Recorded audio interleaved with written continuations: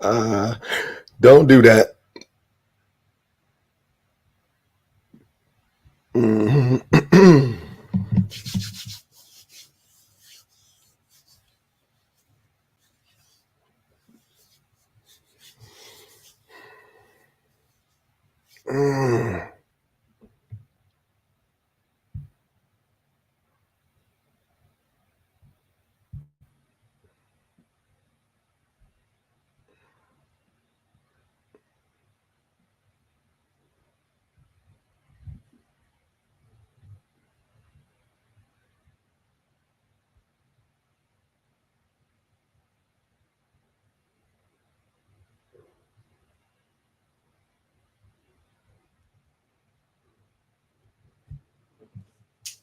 Yeah, that looks better. What's up, y'all? What's good with it?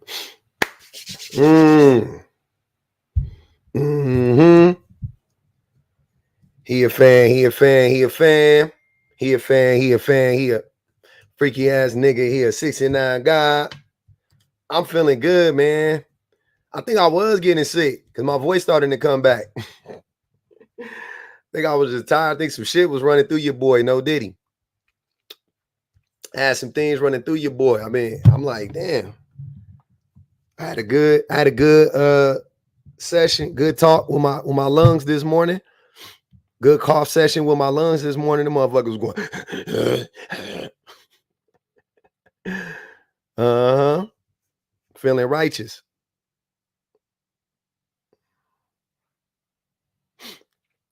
A feminist man dating profile. Be careful. Be careful. Now you gonna run into a Ramses from Love Is Blind. Niggas with the dangly earrings. The dangly earring, nail polish niggas. You know what I mean? Dangly earring, nail polish. Damn. I'm describing myself, except for I don't got the dangly earrings. I ain't gonna even hold you. But damn, be careful. Be careful. Be careful. That's all I'm gonna say is be careful. Be careful. I'm lagging already. Damn. You good. You good. You good. Pom said they got something on right now. Hey man, you good. Don't worry about it. You good, man. You good. Hey, you guys, he's good. Don't worry about him. No. Oh my goodness. What's going on though, man? It's a Wednesday. We good. It's early in the morning. My vocals is warmed up. Hey, JP, tell them stop playing with me. They always asking for solutions. Here you are.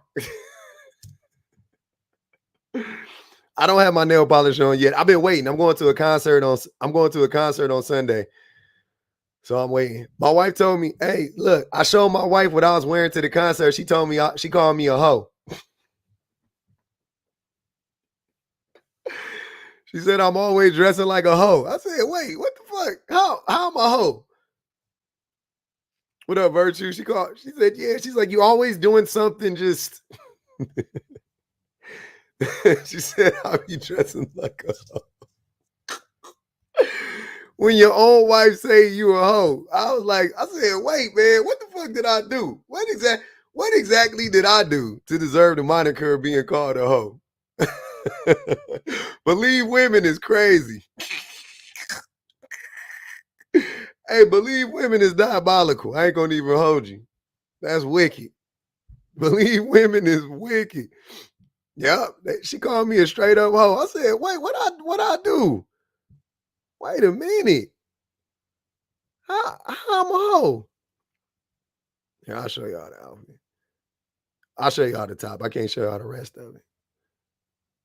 This is one of the looks. This is one of the looks. I just came with one look. This is the look I chose. I was like, cool, this is what I'm gonna do. Boom. So this is the look. This is the look. This is what I'm gonna wear. I got a few outfits, but this is what I'm gonna wear. And she said I'm a hoe.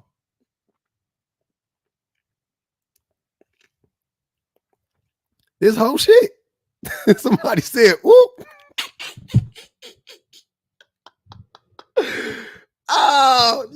Somebody said, "Oh, y'all 304 for sure." Y'all not my real friends. Y'all not my real friends. Hold on, I'm gonna show y'all over here. I'm gonna show y'all real quick. All right, let me show the YouTube so they can key with us.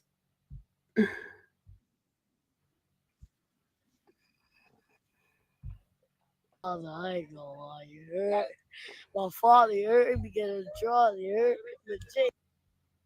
That woman said I was. I said, hold on, wait a minute. Ain't no taco meat out. Ain't no taco meat out. I don't even got chest hair. My beard don't connect. I done told y'all this. I'm a young old man.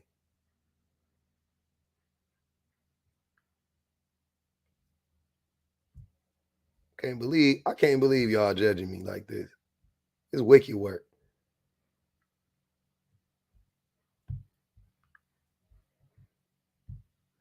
Where my shit at?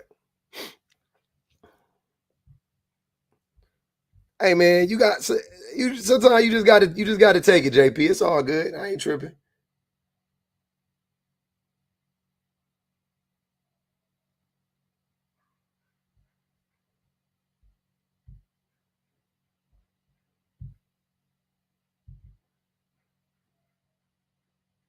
All right.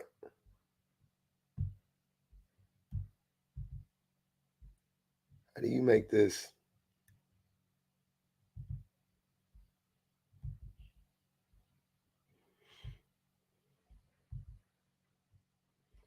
I don't know what to do. I don't think I can show this on.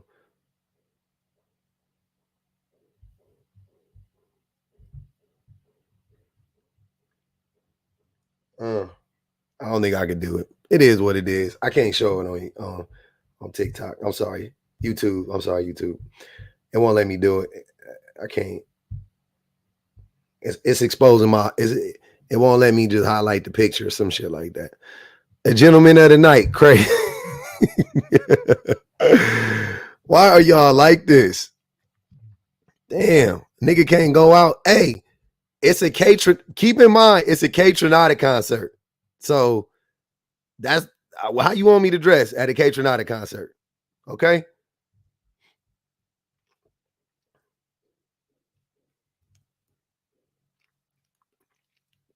And I ain't even look, the jeans is baggy. The jeans, I ain't wearing jeans, but the pants is baggy and all of that stuff. That's what I'm saying. If you know K Tronada, it's the vibe. You gotta have the vibes ready. But anyways, let's get to it. Oh, guilty angel. Hold on. She said, is anybody else wondering why men wear only black? Now, I don't wear only black, but I do like wearing only black. I got a lot of I bought a lot of black clothes for the wintertime. Let's put it like that. I'll be looking like a nigga straight out of Copenhagen for the next about 4 or 5 months. I got a lot of black. I go through moods. I got like styles and shit like that. I go, you know what I'm saying? But I got a lot of black stuff. Very slim. I got a lot of black stuff. Not goth. It's not goth. It's just black. I'm not a goth guy. Maybe. Keo said the prompt is true. Next question. Yeah, black is in right now. That's the thing. Roxanne by the police. Yeah. Jazz, stop it. That's crazy. You telling me I ain't got to put on the red light? My wife loves black too. She loves wearing black clothes. But let's talk about it. Every working class man should be a feminist, especially black men. Absolutely. And the answer to all of our problems is feminism. I'm not doing one lock in the back. I think that is for that type of man. I don't know what type of man that is, but that is a different type of man. That I'm not that man. My wife would hate it if I did that, by the way. I don't think she would like it too much.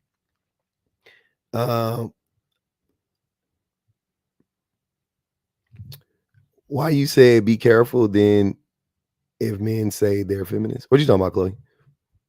I was talking about be careful of those types of men. The men that be having like one lock, one braid, long braid, dangly earrings.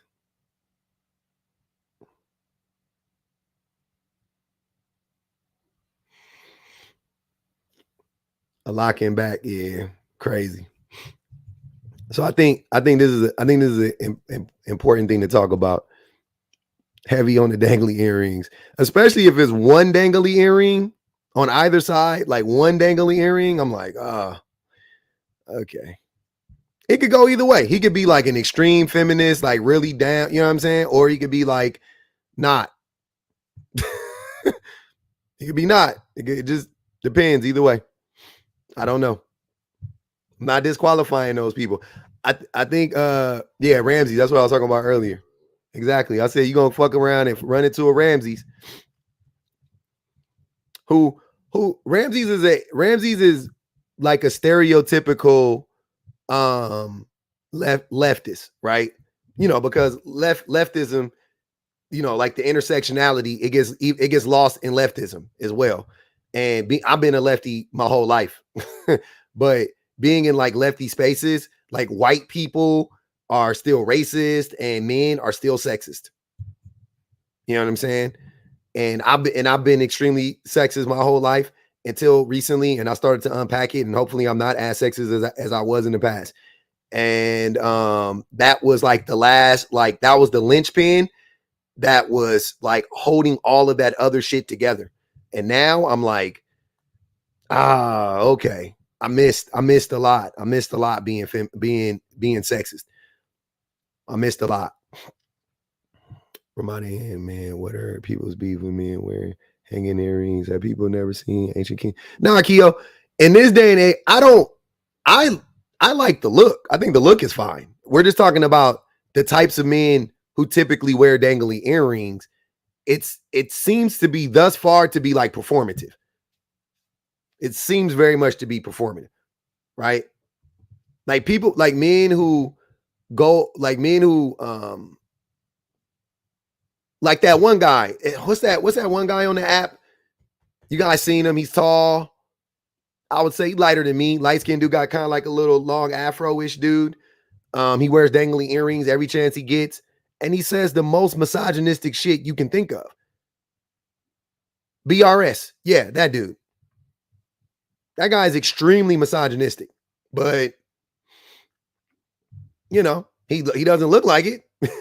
Right? He embraces the feminine look, but he doesn't embrace femininity. Right? He embraces the look, but not the actual femininity. See, me personally, my shit is backwards. Like, I'm working on like embracing more of my feminine side. I'm saying, and it's starting to manifest itself physically because I feel more comfortable doing things, that would be considered to be feminine or have like feminine, like the picture I just showed y'all, stuff like that. Like I'm working on myself. So it's slowly starting to happen. You know what I'm saying? Like I can paint my nails now. I'm not like, oh man, what are guys going to think about me and all that stuff? Because I did think about that for a long time, how I would be perceived. And in certain times, I've always been like a little ahead of the curve. Like I wore skinny jeans before any of my friends did, and I never cared about wearing pink. And you know what I mean? Like there's like little light things that's never made me uncomfortable. But then there's other things that have. But for me, it's more about the internal. It's not about me like looking the part necessarily. Like I look, I present like a masculine man. You know what I'm saying? I wear back, like they make fun of me. They're like, oh, your clothes are oversized and da-da-da. Yeah, I wear baggy ass clothes. I dress like I'm from the 90s. You know what I'm saying? Like I dress like how I used to dress when I was a teenager. But underneath it, you know what I mean? I'm trying to be, I'm trying to get in touch with femininity. Like every day, I'm trying to embrace femininity more and more and more and more. Like as much as I possibly can. Because to the prompt, feminism is the answer. And I know it to be the answer to all of our problems. Feminism would cure all of our problems. It is the one shot that'll cure everything. We don't need to fight 19 different fights. We can fight one fight and it'll take care of all the rest of the stuff. It'll take care of all the rest of the stuff, because it'll always come back to the equality and equity of the genders. So therefore, no hierarchy can exist, right? So if we actually embrace feminism, a hierarchy can't exist. Therefore, capitalism can't exist. Therefore, classism can't exist. Therefore, you know what I mean? Ableism can't exist. If you just go to feminism, it'll knock all of that shit out. It's the one pill that we got to swallow, no diddy, that'll knock all of that shit out. Right? It's the end. You're good. You're done. We fight for feminism. We're good. We only got to fight one fight. It's one huge fight. Don't get me wrong, but it's one fight. It ain't a bunch of, it ain't like, all right, let's get rid of capitalism. Okay. All right, we did that. Okay, now let's get rid of racism. Okay, we got rid of racism. Now let's go. Like, no. Just feminism. Boom. Equity, equality of the genders. There we go. We win. Everybody wins. Right?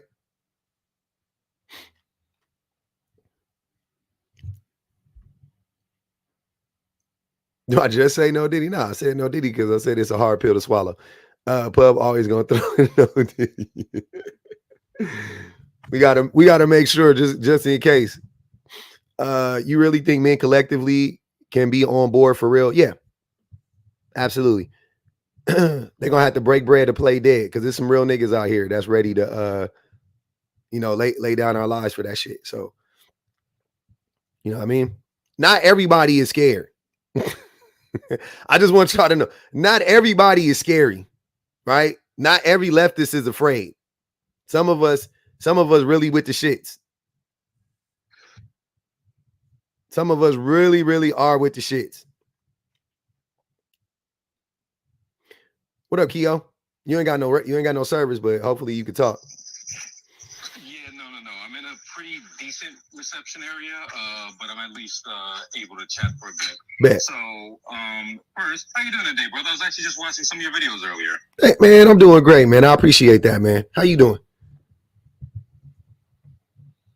I am very, very tired. I'm not gonna lie to you. And then I got lost in a conversation about something about dangly earrings, and then I got agitated. Yo, leave my fashion alone. Leave me the fuck out of this. Like, what is happening? What is this? It ain't you, man. Not every man with a dangly earring is problematic, but every man that's problematic seems to be having on a dangly earring. I don't know what it is. No, listen. I'm sitting there and I'm trying to make sure I understand. I get it's like it's optics. I don't disagree with that whatsoever. So I just guess we're gonna put that one to rest. Yeah, it ain't you though, Keo. You my guy. You my man, 100 grand, man. Hey, man, I do what I can. Yeah. But the answer to the problem, absolutely, the answer to our problems of feminism, right, is feminism, because I think a lot of people, men, women, and technical in between, don't understand how intersectionality works. I think Black people have been doing this for quite some time. Every movement that we've pioneered has inevitably positively benefited and affected every adjacent group attached to that. I.e., queer movements benefited women. That also would benefit men as well. Things and like Black people. Queer movements benefited Black people too. Absolutely. That just goes without saying. Every marginalized group. Yeah. So if you go to the most marginalized group and you help them, then everybody that's less marginalized is going to get a bump too. That's how it works.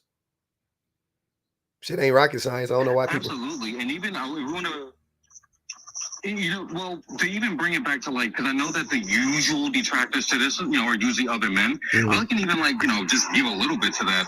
One of the main issues that a lot of men have, and you're broaching about it yourself, you're talking about how you broke past your own certain misogynistic patterns.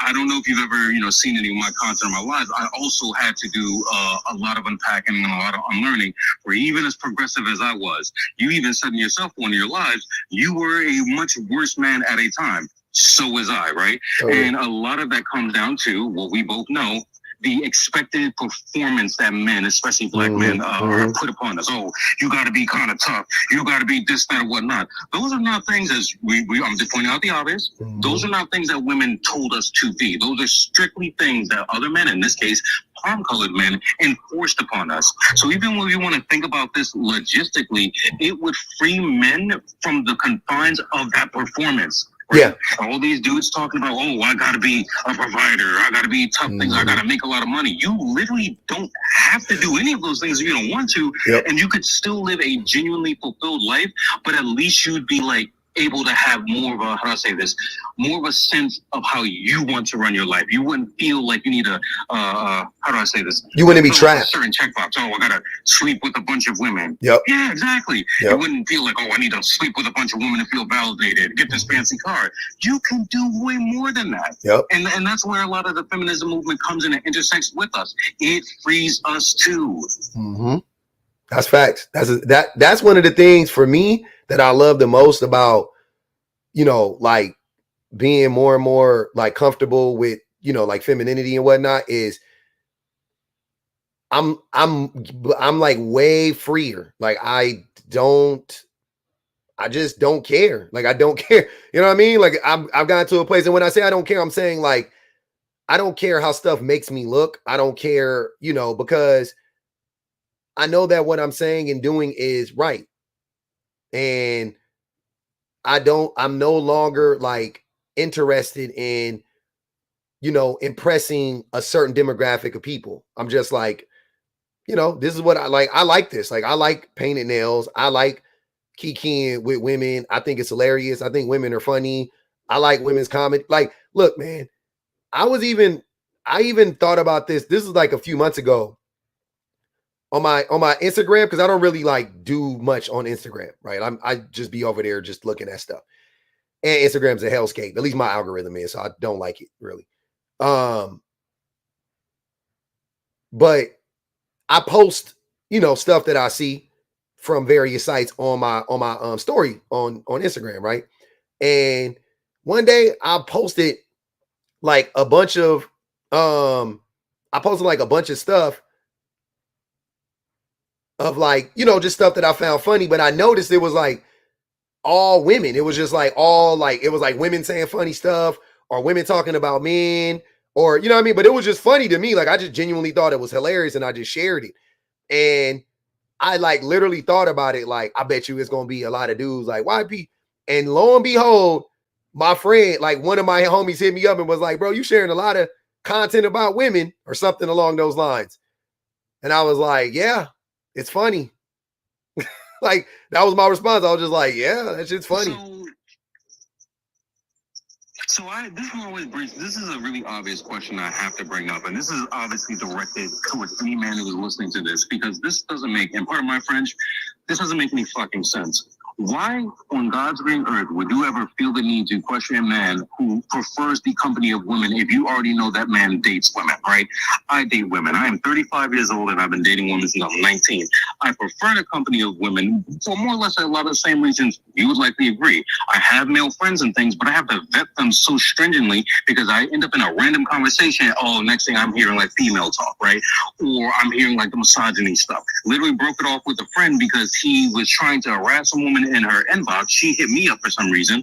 I'm getting screenshots from him like asking, oh, does he eat and things like that? And it's like, this woman has a whole boyfriend. And when I checked him and called him out on it, he wanted to sit there and pretend, oh, I'm at a bar, I got amnesia and things like that. And I called that off, right? But ideally, I want to be around women, because why wouldn't I want to be around women, right? Like you said, they're funny. They're fun to be around. Am I going to want to be around every one of them? No.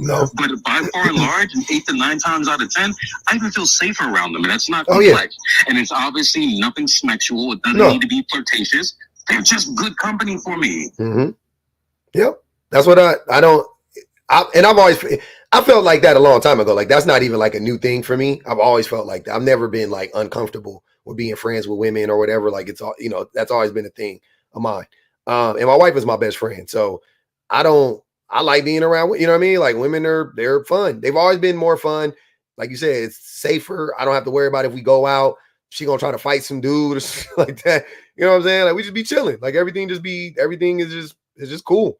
And it's just, the conversations are better and you get more in-depth conversations. And, you know, even when you're like, even when you're talking about nothing with your, with like a female friend, it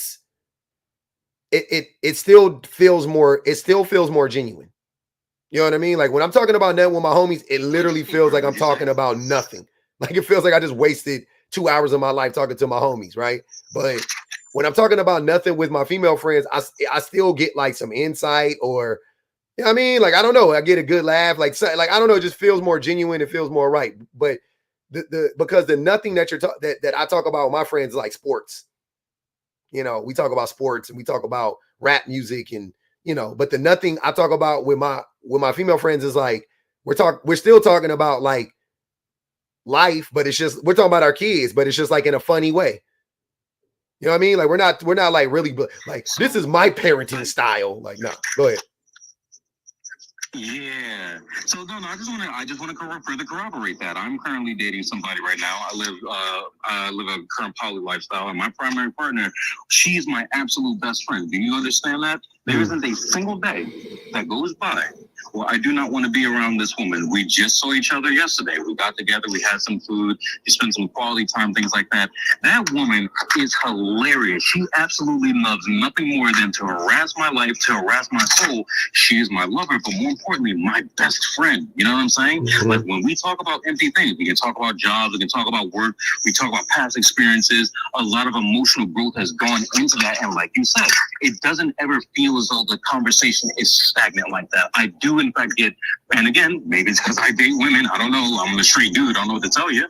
But I just usually feel a lot more even emotionally stimulated more often than not when I'm talking to women. When it comes to listening to me, even so much as listening to men talk, 9 times out of 10, I get annoyed because I'm sitting there and thinking to myself, you're not talking about anything that I fucking care about at all. You are boring me right now. I don't care about your sports. I don't care about your cars. Can you tell me something of substance? Oh, hey, you want to bring up a relationship thing. And the first thing that comes to mind, what did you do? And now I got to sit here and coach your stupid ass because you're bringing to me a problem that you caused.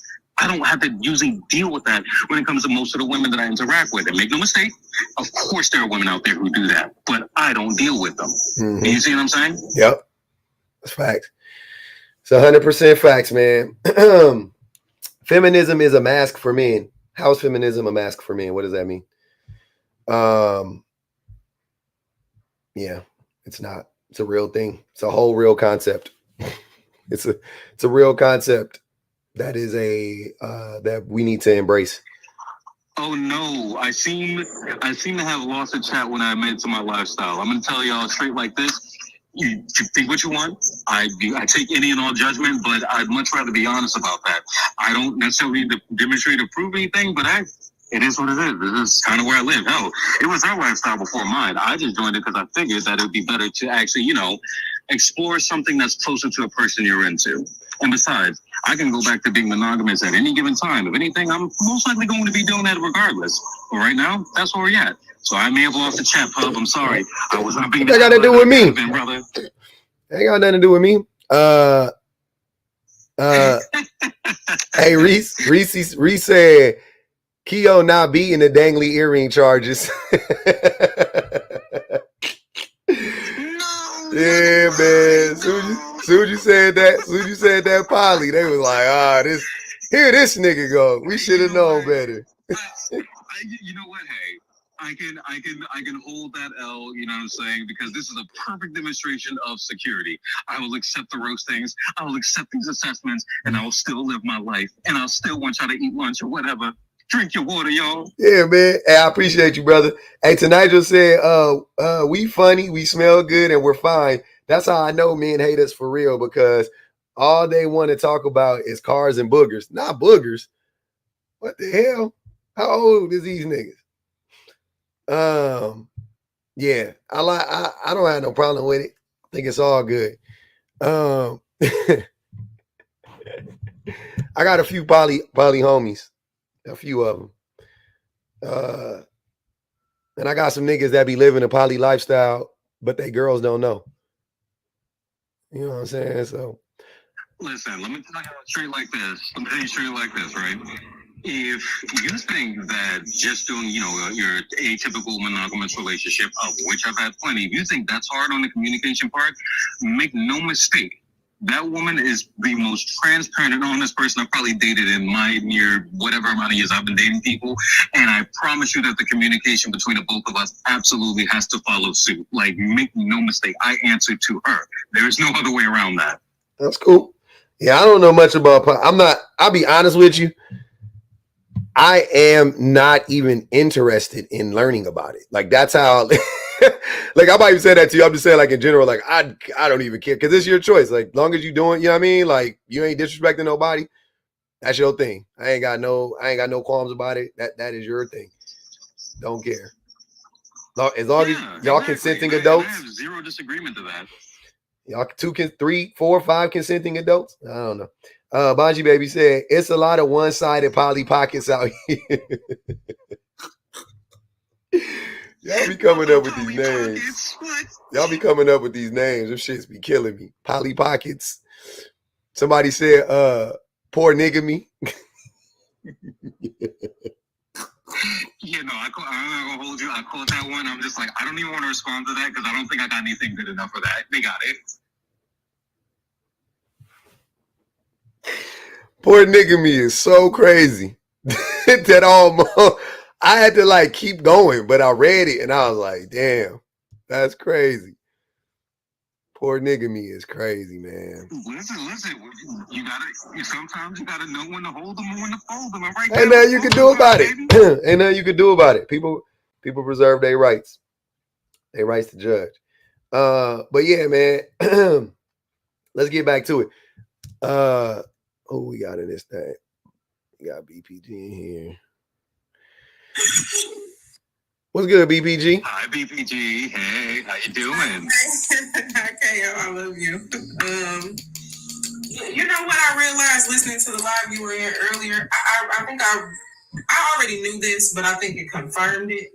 What men's issue with feminism is, and they hate the idea of having to compete with people who are less than them, and having to be like, it's one thing to be a man and to do a thing and to do it masculinely and for it to validate you, but when you lifting something real heavy or something that's like real, should be real difficult, and then you turn over and you see a woman lift it with ease, I kind of see why that would piss you off. Like, I kind of get it, because this is where I got my validation from. Like, this is where I had rooted everything in who I am in. And if you telling me that a woman can do the same exact thing that I'm doing that is supposed to make me a man, am I even a man? Like, I gotta stop this. Like, this can't go any further. Like, this has got to be eradicated, because if the women can start doing men things, then they won't need us, and they won't, they'll have very, very high standards for us, which is what feminism is essentially doing. And it's saving the world again. And I think for a lot of men, especially particularly Black men, I think the best thing that I stumbled across was books by that guy France Fanon, because a lot of what he talks about is Black men and their insecurities in a white supremacist system. And for a lot of Black men, they're trying to prove that they are, these former warriors, because of the fact that they didn't free themselves from slavery. They had to be released. White men released them from slavery. So they are constantly in this battle of like, no, this time I'm a free the community. I'm gonna get us out this time. And when they start seeing women being able to do that, it's another blow. Like, it's the same thing all over again. Let me read this Cash App. Kelly said, nigga knees and niggonometry is why these niggas broke.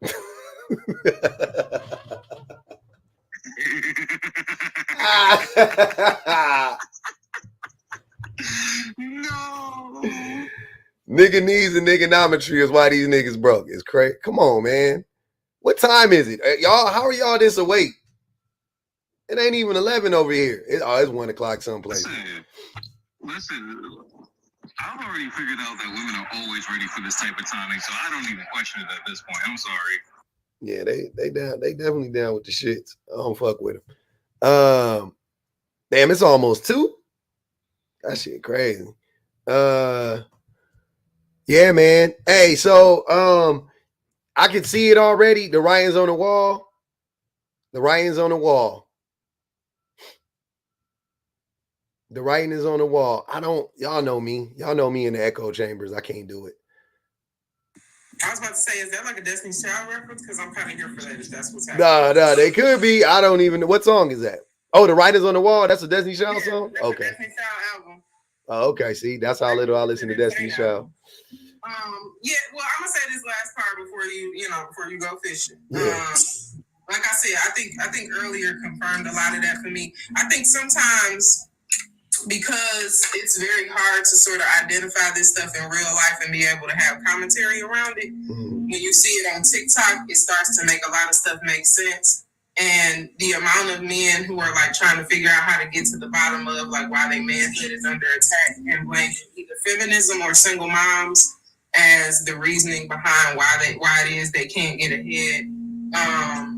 I think it's very interesting seeing how that number sort of has grown. That's why I even brought up the reference yesterday about Candy's husband Todd, because you start to see like these pretty cool, average, everyday kind of guys start to sort of turn the corner and be like, "No, I'm a man. I should have this. You should be submitting to me. You should be loving me. Like you should be worshiping me." I think it's interesting to see in real time how many men that actually represents.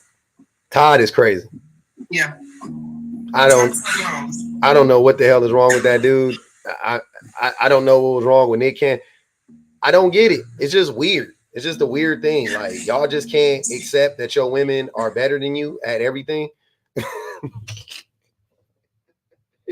You niggas is mediocre, but she like you for some reason. Thanks, Bianca. Appreciate you. Hey, she with you for some reason. Whatever reason that is, probably because you lied to her. But I don't know, man. Yeah, Todd is Candy Burris' husband. Little short nigga. Micro mini pimp. His arms are short. Nigga got little arms. Little micro mini pimp?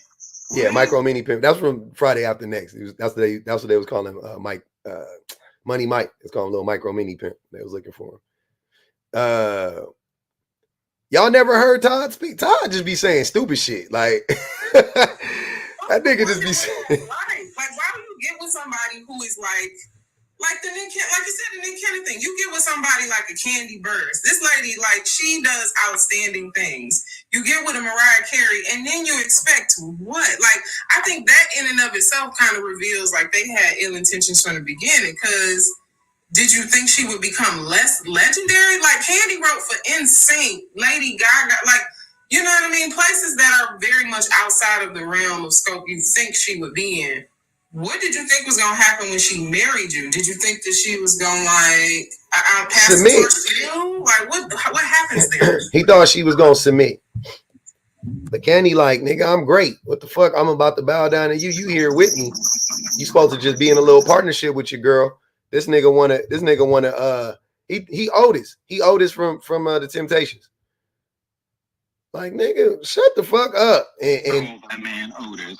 Yeah, he Otis, man. I'm sorry to interrupt. Are you good? I just caught wind of that whole Nick Cannon thing. That is like the textbook definition of just like dumb nigga ideology, because it's like you literally have a woman who has demonstrated, knowing this disparity, because women do this even on a macro and macro and microcosmic level. I remember you were using that word the other day in another live. Women will be more than willing to go the distance, right? Give you the world in any capacity off the power of them loving you or liking you. So why would you shoot yourself in the foot? She clearly liked you. You saw those flaws. You had those glaring flaws. She clearly didn't give a shit about that because her status in life was obviously able to compensate for that. And it's not as though that he didn't have anything for herself. It's just she had more than him. And again, obviously, could not handle it. So what kind of sense does that make? It don't make no sense to me. I don't get it. That shit, I would never.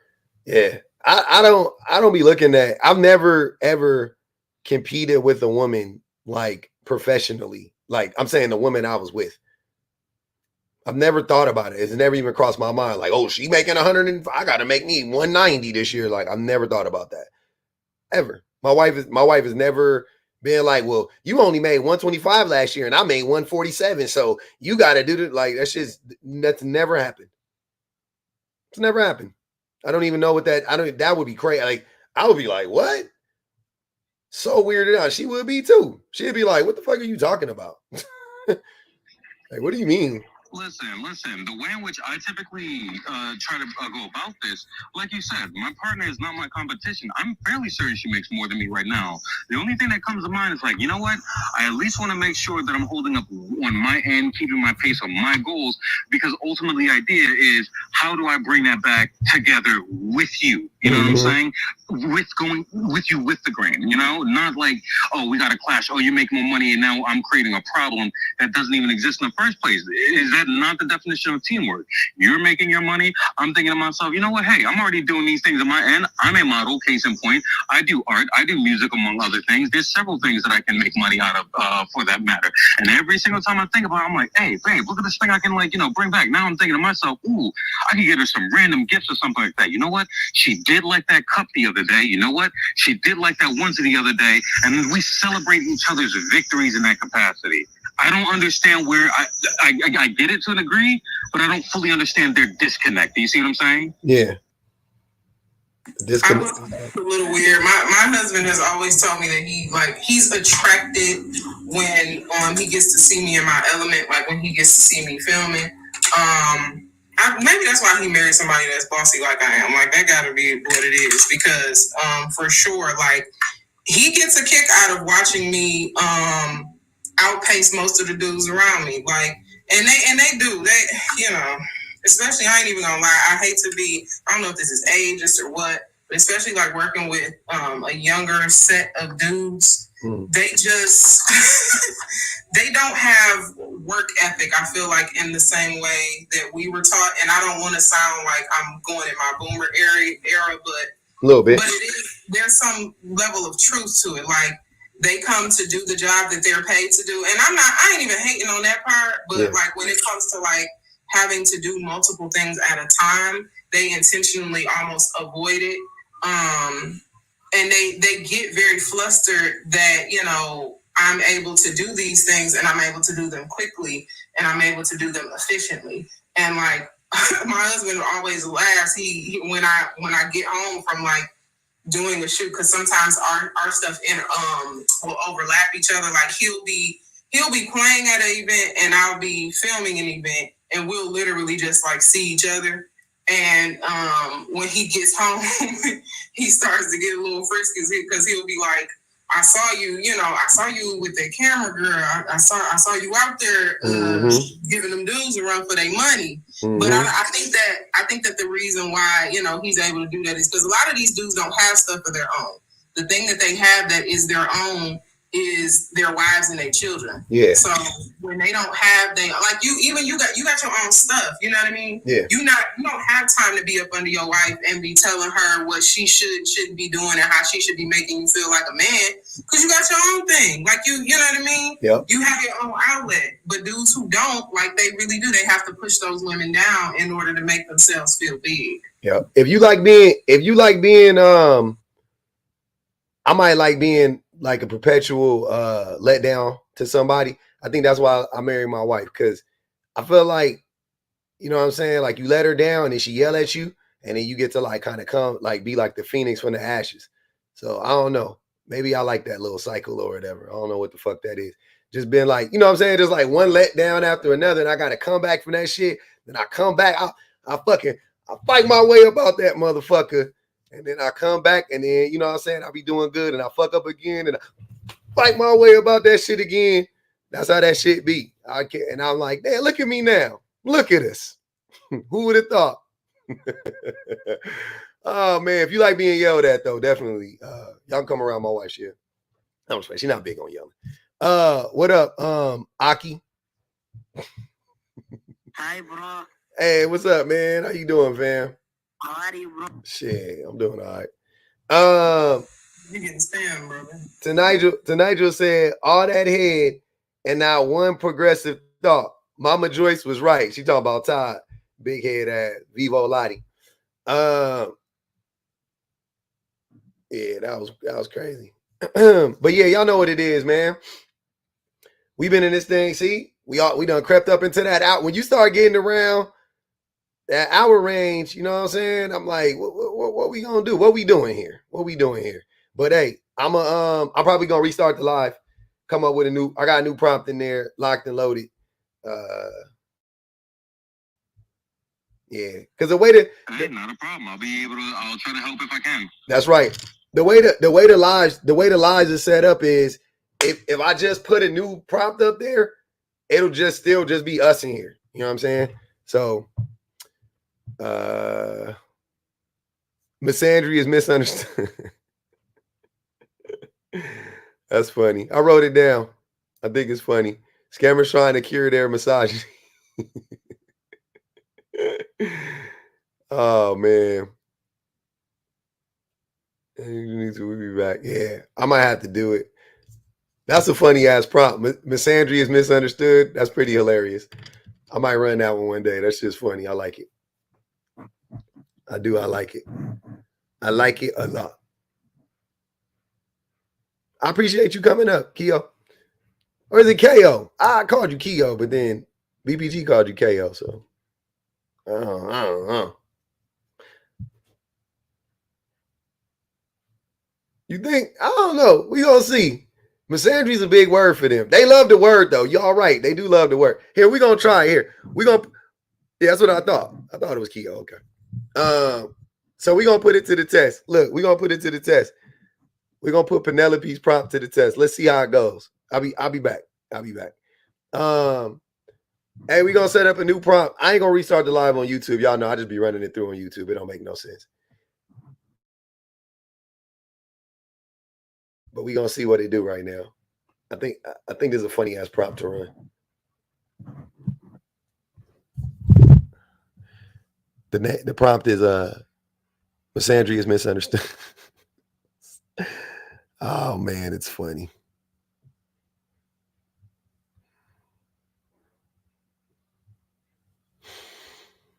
I'm already laughing at it.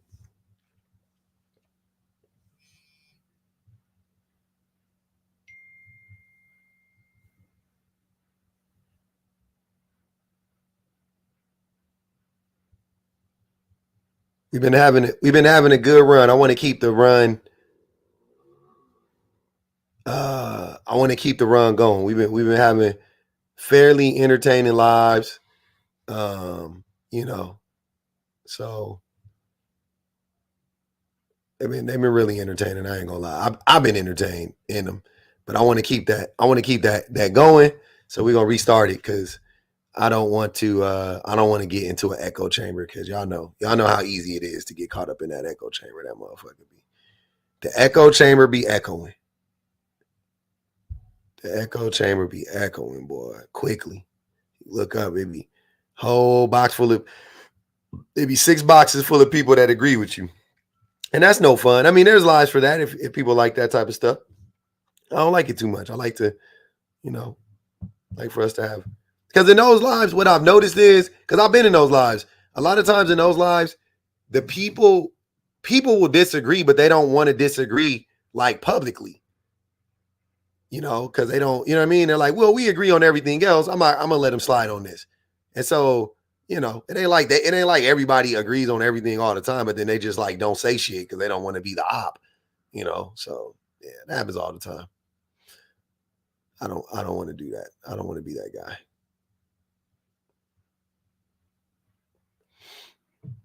I want us to have robust conversations. Robust conversations is the key. It's the driver. It's the point of all of this. All right.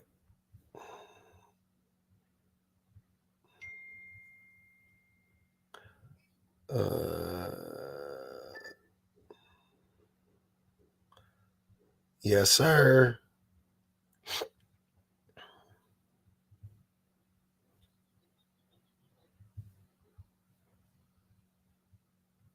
Yes, Sirski. All right.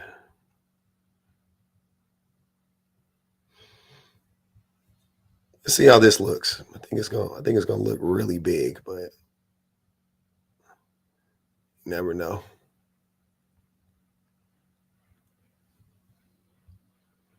Oh, it's not bad. Yeah, we'll keep that up. Let's do it. All right, here we go. Pub, you toxic. Oh man.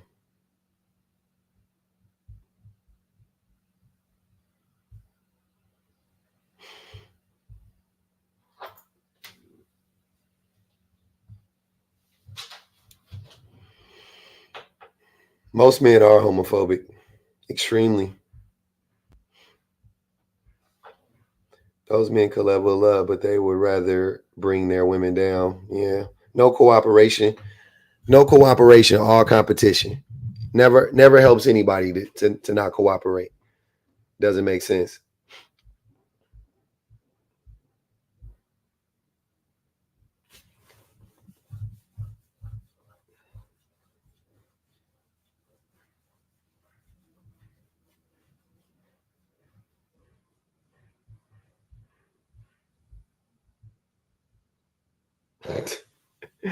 Men literally watch each other.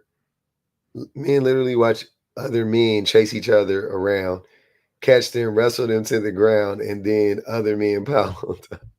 That's one way of looking at football.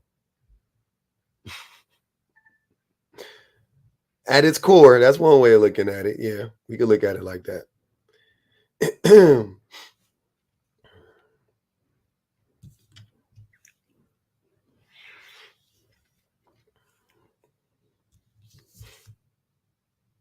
I like watching football. I played it my whole youth, 8 years old to fucking 17 or so. So, yeah, football's always been a part of my life. I love it, but I haven't been watching it at all this year. I think I've probably seen like 2 games, start to finish. I watch more baseball, and I watch very little baseball this year. But I've been watching the Dodgers because that's my squad.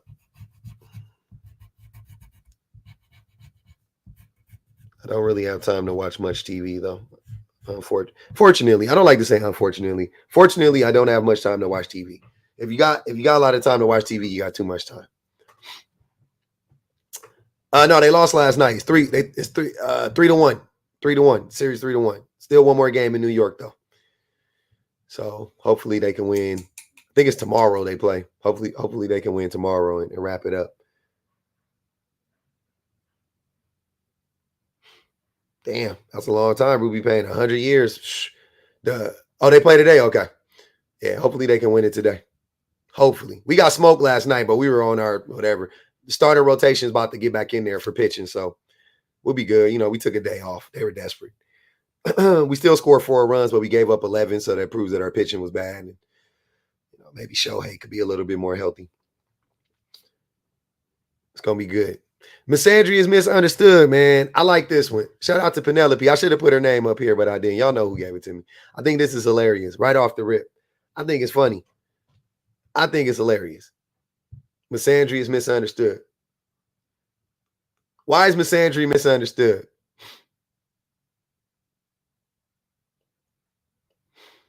Yeah. We already smoked Garrett Cole, though. So we'll be all right.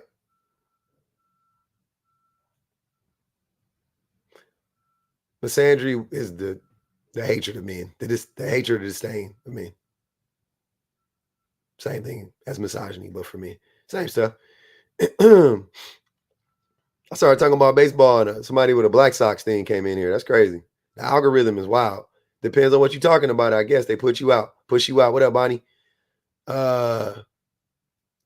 Yeah. Do women shower after sports together in the U.S.? I don't know, but I believe so. They don't got separate locker rooms. So, but I believe they do. I don't know. I used to shower. I don't care.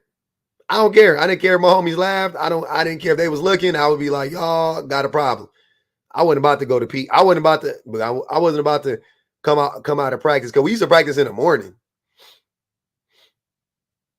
So we had practice in the morning and in the afternoon. I'm not about to go to school stinky and musty. Can't do it. Never been my thing. Never been my thing. Thanks, Ava. Never been my thing.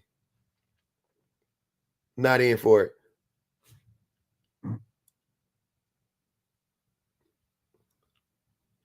Right, Jay?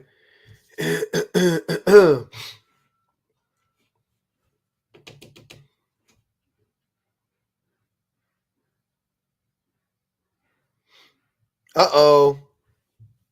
Raquel said, I just found out my boyfriend thinks Kamala winning means women will act too egotistical. Ooh. Is that a red flag or no?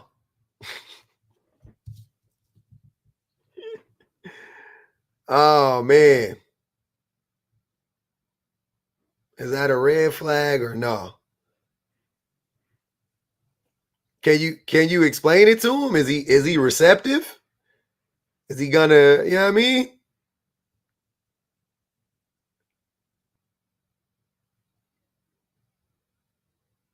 Is he gonna, what's he gonna do? I'm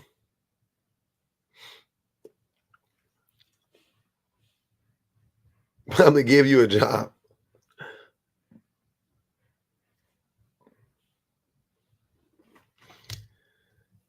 I don't know. That's a little crazy.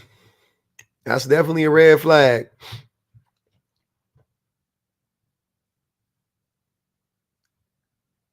He don't got one what? What don't he got one of? A job?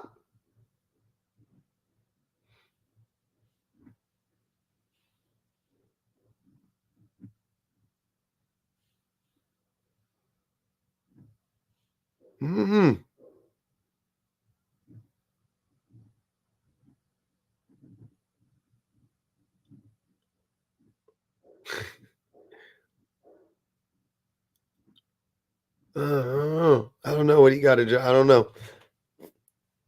Oh, he don't have a daddy. The chat said, leave that man. I don't know if I'm going that far or fast. My babies are dressing up as Deadpool and an astronaut. Jax is gonna be a Deadpool. No, Jax is gonna be an astronaut, and Lennox is gonna be Deadpool. But we don't go trick or treating. So, I'm out. This is the last transition. You mean transmission? I told in there, help with your TV show too, probably. What job are y'all talking about? What TV show? I ain't got no TV show. We are on TikTok and YouTube. If Roku come knocking, I'll let y'all know. Yes, I do get unalive threats from men.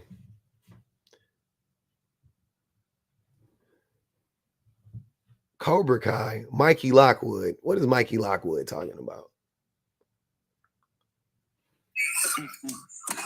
How you on, Val? Nah, man, I'm good. Okay. Mikey Lockwood was a character. I had to see what he looked like. I'm sorry. I had to see what he looked like. Some told me. Usually I denied all of them requests. Some told me, let me see what Mikey Lockwood looked like. He sound that man looked crazy as shit. That was crazy. I just wanted to see. I just had to see. Oh, he was white, definitely.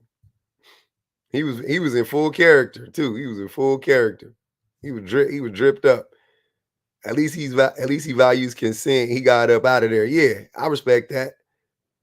I do. I fuck with Mikey Lockwood. Shout out to Mikey Lockwood for respecting people's boundaries. He didn't even say, "Oh man, for real." He said, "Okay," and disconnected. I love it. I love it. I thought you all what?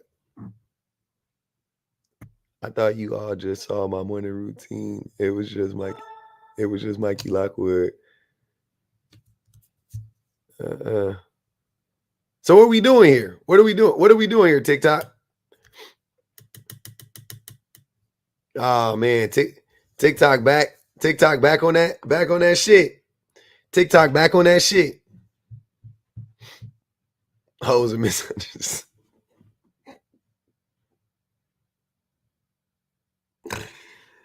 Oh my God. Damn. I might have to end both these live shit. I'm gonna if they don't want to play, I can take my ball and go home. Okay. I got some stuff I gotta do. I need to go send a package off. I need to go to the mall. I gotta do some things, man. If they don't want to come and play, man, I'm gonna take my ball and go in the house. This shit crazy. What's my skincare routine? This is when you know the live. This is when you know the live is ain't alive. The live ain't alive. Let's share the live, y'all. We only got 13 shares. Let's see if we get up to 50. Skincare routine. I wash my face with some kind of soap. I don't even know what it's called. It's a cleanser, not a soap. I got a new one. And then I put rose water on it, and then I put moisturizer on it. I spray the rose water on it. Now I do like this. I let that shit dry. Then I put a little moisturizer on it. That light skin routine is crazy. Y'all so goddamn disrespectful. Rose water is a what's the word for it? It's a toner. Yeah, rose water is a toner. No, I told you I let my nails heal up. I just got a pedicure last week. Manicure. I got a mani-pedi last week. Yeah.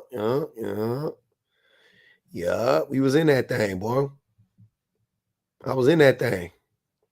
With my toesies woesies out. Getting my feet tickled by that lady in the chair. She was spinning that thing on my feet. I was like, oh! I hit that motherfucking I hit that Maxwell note. Woo! I was in that thing howling like a dog. Trying to stay still. She did it on the outside. I was cool. And when she went in the middle of that motherfucker, she went in the middle of that motherfucker. My feet said, My feet said, no, sir. Pumpkin gnome, what's good? Good. I'm good. Thank you for asking. How are you? I'm good. Just chilling, having a good time. Good. I think, well, when you look at the etymology of the word misandry, it literally is miso, which is hatred, and andry, which is man. But I think if you look at a more colloquial and sort of modern definition of it, you would have to ask yourself, is it really hatred of men or is it caution? As when you look at femicide rates, when you look at the leading cause of death for pregnant women, it is men. And it's necessary, just as Black people, when we ask ourselves, does racism towards white people exist, or does caution towards white people exist? Mm-hmm. It's the same thing. And to show caution with something as a human being is a smart thing to do. It's part of our survival instincts, especially when we know that something can be dangerous. I think we also have to take into account, just as we do with Black people, that historically, now maybe in ancient times, I don't know, but historically, women have not led campaigns to unalive men. Never. Sort of genocides based on maleness. Women, on maleness. Mm-hmm. And so I think that we really have to look at that.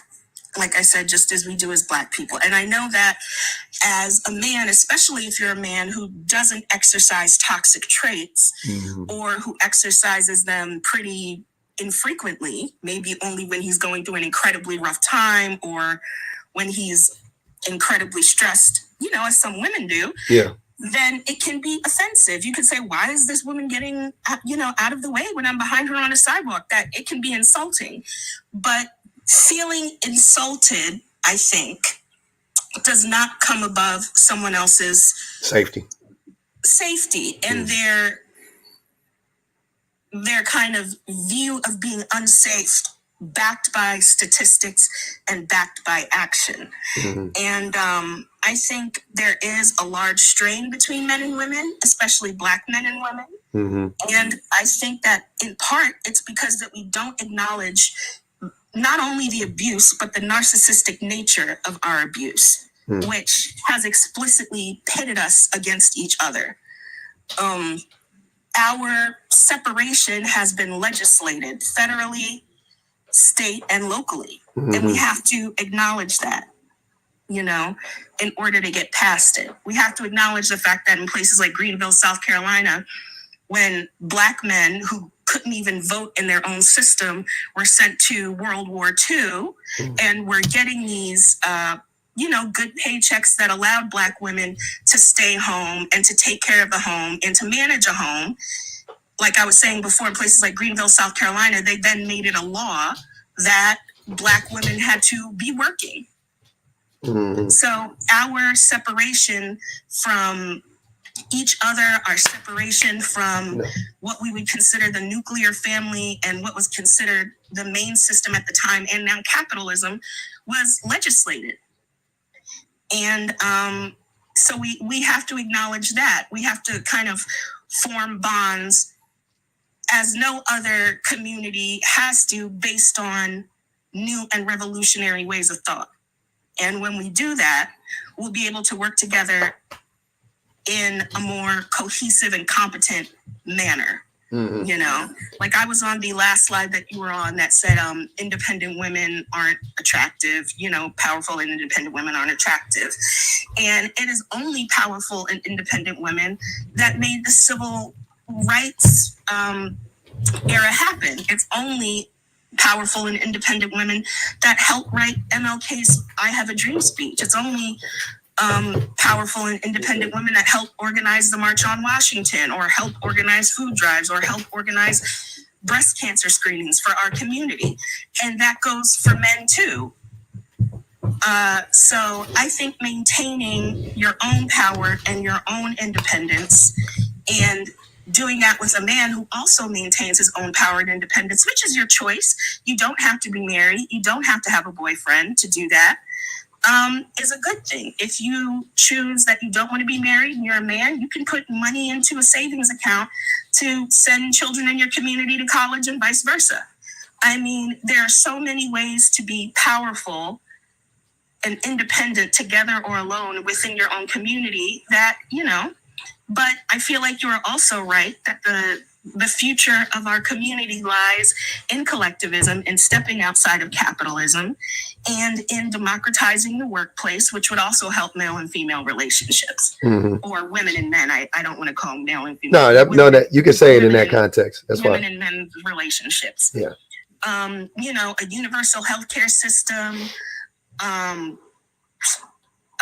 income for all, you know, food for all of those help that. Yeah, 100%. Immensely. So thank you very much for having me. No problem. Thanks for coming up. I appreciate that. Skeet was good, man. Man, what's up, man? Dang, I wish she would have stayed, because I wanted to ask her, does she feel the same way about misandry? I mean, my bad. Misogyny? Misogyny. I wonder if she felt the same way about misogyny. Is it just that man is just being cautious of women? No. I just wonder if she... So the meaning for that, for misogyny, is actually what it means. Yeah, without misogyny, misandry wouldn't exist. Wow. Well, yeah. So like I was telling him, the etymology of misandry, same thing for misogyny. Miso is a Latin root, it means hate, and andry means women.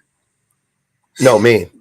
Oh, sorry, men. Sorry about that. You're good. But in misogyny is usually rooted, I would say colloquially, in misogyny is a system. Misogyny is it's systemic. Misandry is personal. Like at worst, it's a woman hates a man or whatever the case may be, but nothing comes of it. She just hates men. Misogyny looks like wealth inequality. It looks like women in poverty. It looks like children starving. It looks, you know what I mean? Like that's what misogyny looks like. Misogyny looks like men being abused, right? That's what misogyny looks like. That's crazy, man. Man just can't win in this world, bro. Like all the stuff I hear in my 32 years of living, bro, it's like, man, I might well just take my life away, bro, since the black man ain't good for shit for nobody, bro. And my thing is, why would a black woman keep birthing him, bro? Like I don't get none of this stuff, bro. Like how when it comes to men, it is what it is. But when it comes to women, no, we gonna favor them. We gonna figure out a loophole. We gonna do whatever it takes, you know what I'm saying, to make women look great. And that's just what it is. And it's like, I'm just finding that mind blowing, bro, and I just get confused and more confused every day. Like, it's so much double standard, bro, in the world when it comes to man and woman, bro, and it just don't make sense. Like, so I'm gonna use this. Like, if a woman just straight up got loud and obnoxious in a man's face and felt the need that she could strike him, and he popped her ass back up, all of a sudden, he wrong. It don't matter. She's a woman. She should be able to do whatever she want to do. You a man. You should be able to take that and just walk away and yeah. And who is all of these? Hold on, let him finish. Who created that hold system? on, wait. Let him finish, please. I want him to finish. Go ahead. Okay. Go ahead. I just be wondering, like, who is all of these individuals to be trying to tell a man what a man is or how a man should be? And ain't none of them a man. So we listen to Sigma males, simps, all of them immature, undeveloped boys on top of with female dictating and being a dictator of what a man should be. Bro, if that's the case, bro, man will forever be doomed if he got to listen to little boys and a female and none of them is a man. Like, I just get more confused every day, bro, with this stuff. Like, it just be confusing, man. It just really confusing me. So I think women being cautious and misogyny is, oh no, a man really just hate women. So if I tell a woman, listen, baby girl, you know you're not stronger than me. Oh, he got a problem with women. If I tell a woman, hey, it's not nice to be just going out in public dressing like that. Oh, he got a problem with women. Like whatever I say is, oh, he got a problem with women. He hate women. It's something with his mama, his trauma.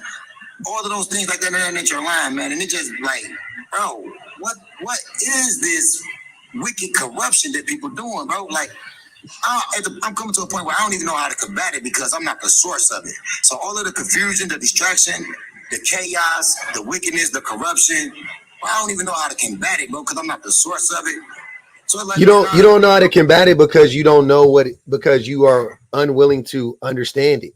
You're not trying to understand it, right? I ain't the source of dumbness, stupidness, bro. I ain't the source of that, so I would never know how to combat that, bro. Like, wait. I don't think you're the source of anything, right? That's not what this. That's a statement. Doesn't even mean anything to me. But I got to mute you up. You got a lot of background noise. But what I will say is you contribute to the stupidity and the dumbness. So you may not be the source of it, but you contribute to it. And you not being able to understand why, like, my thing is with the men that love to say they're men and separate men and women and be like, I'm a man and we listen to the Sigmas and and all that stupid ass shit, which don't mean, you don't even know what any of those words mean, but that's neither here nor there. I thought that in the minds of men, that men were supposed to be leaders, right? So how much of a leader are you if you let somebody pull you out, make you do things outside of yourself? When you allow people to make you react to things that you should otherwise not pay attention to, then how much of a leader are you? Now I get it, we're all human, right? And we all make mistakes. But I'm saying to the thing you brought up, which men like you are obsessed with, committing violence against women, right? You dream about that shit. So you like, oh yeah, you know, if a woman touch me, I'm a fucking body slammer. Like that's y'all love that shit. I bet you two little drops of sperm came out when you started talking about that shit. You love talking about that shit, right? Even if a made up scenario, men like y'all can't fucking help it. You can't help it. We're not even talking about violence towards women, and you just instantly go to like, yeah, so what should a man do if a woman slap him in the face? Walk away. I thought we was leaders. How you gonna let a motherfucker pull you up out of your skin, make you be a completely different person? Aren't you a leader? Are you a man or not? Learn their lesson though, public. How do they ever learn their lesson that there ain't nothing cool or ain't nothing pleasant about attacking or walking up in no man's face, bro? How do they ever learn a lesson if everybody gonna keep giving them a pass and making them feel that they is right and ain't nothing wrong with them being and acting and ain't nothing wrong with them acting in that manner to leave them alone. How do they ever learn their lesson? The lesson you can teach them is, since you so great and mighty and powerful and they need you so much, leave them alone. Why deal with them, right? Secondly, the majority of the time when a woman hits a man, it is a reaction to that man abusing her. That's just the reality. Protection for women, bro. It's crazy, bro. Like women, this is how come the devil get away with everything, because women just can't do nothing wrong. Bro. Hold on, Skeet. You just said something. And here's why I don't know if I know you're not thinking about the things you're saying. But I'm gonna use the thing you just said 3 minutes ago. Did you or did you not say men are stronger than women? You said that to your woman. You said, well, if I tell a woman I'm stronger than you, which is stupid, why would you tell a woman that? But I'm just taking that because you believe that about men, right? Men are stronger than women, right? Yeah, that's a fact. I was just saying that. Okay, I got you. No. I'm just saying. Okay, so men are stronger than women. Men are stronger than women. Okay, cool. If men are stronger than women physically, and then men use that physical strength against a person who is weaker than him, what do you call that? In any other form, any other context, any other situation, what do you call that? If he ain't doing it for defense, it would be taking advantage of a person, bro. Even if it's for quote, no, because it's not for defense, right? Because you're stronger than them. So you don't need to defend yourself against them. You can walk away.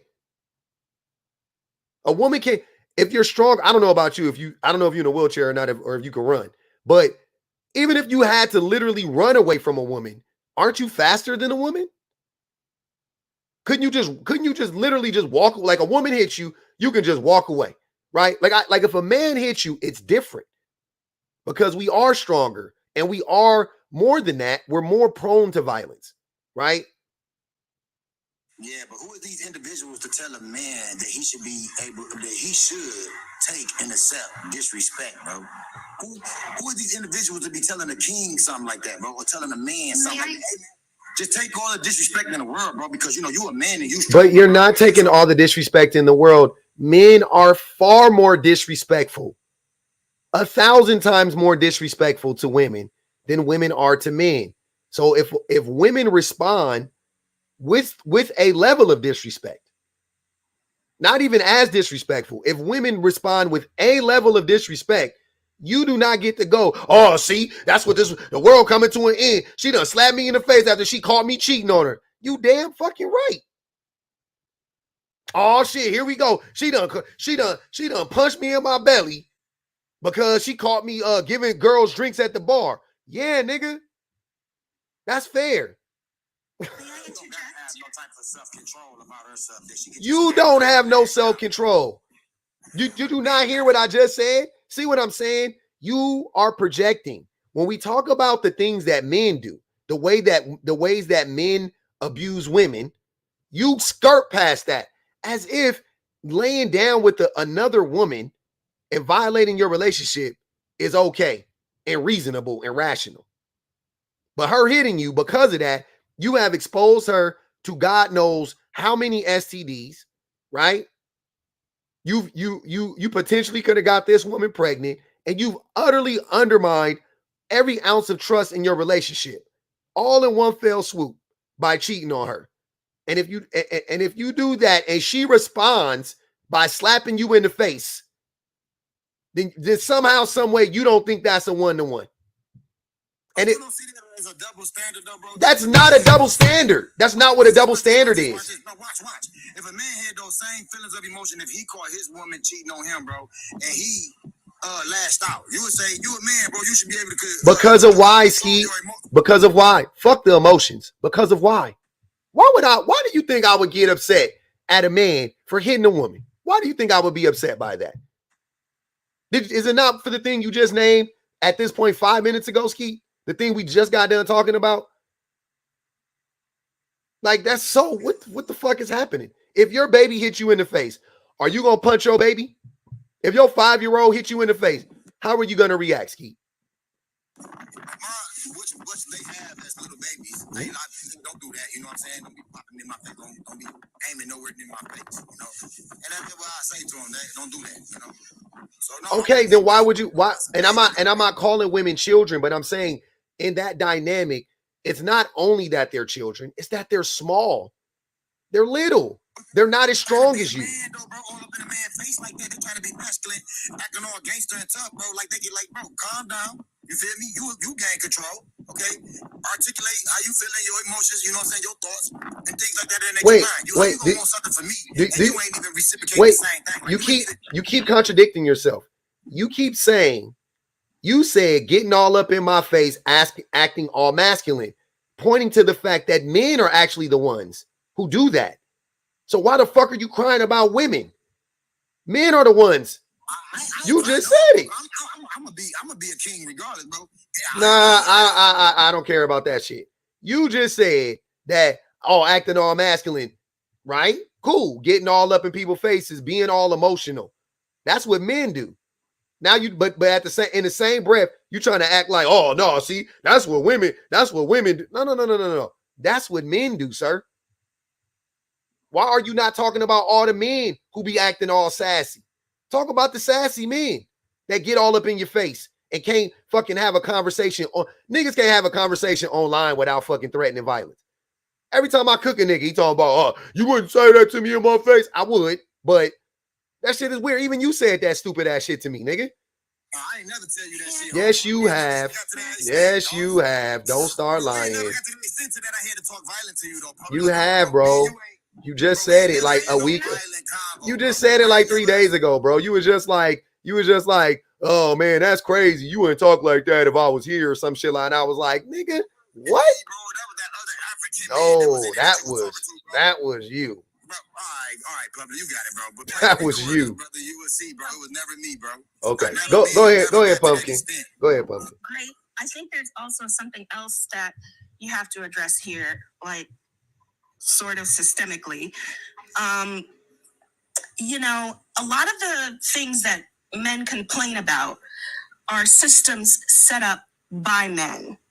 If we had a more egalitarian society where men and women were given equity, the rule would be if anyone hits you, if law enforcement would help Black people, which I'm not of the belief that they necessarily will, but in a perfect world, you could call law enforcement and bring that person to account. But since we live in this society that considers men and women on 2 different tiers, that is the rule. And you're saying constantly, you know, that's not king behavior, I'm a king or whatever, which I don't think, if you don't like this rule, you should be allied with. Kings usually meter out an incredible amount of violence among their subjects. Being a king includes in being a monarchy, which means nobody gets a choice. No one should want to be a king. You should want to be an egalitarian leader. That's what you should want to be. He don't want to be a king. I mean, he want to be a king, but he don't want the responsibilities of being a king. And also, like you said, being a king is shit. Because he don't know what being a king is. He think being a king is a Disney fairy tale. Like, I get to tell everybody what to do. And it's like, all right, get your motherfucking dome chopped off. I mean, being a king is no. Being the chief of a tribe, no. I mean, you should want to exist sort of in a collective, in sort of symbiosis with a woman. But can't nobody exist without the king, though. So why should I? That's not We're true. existing without a king right now, right? That's not true, sir. Right now. No, everybody that's alive is alive because of a man. No, all right? Everybody. No. And everybody who's alive is also alive because of a woman and because of her womb and because she may have had breast milk or had the ability to get formula because she maintained the baby's homeostasis, because she ate the right things. And to be quite frank with you, and I don't mean to be insulting, there is a measure of time after a man is deceased that you can harvest sperm from him.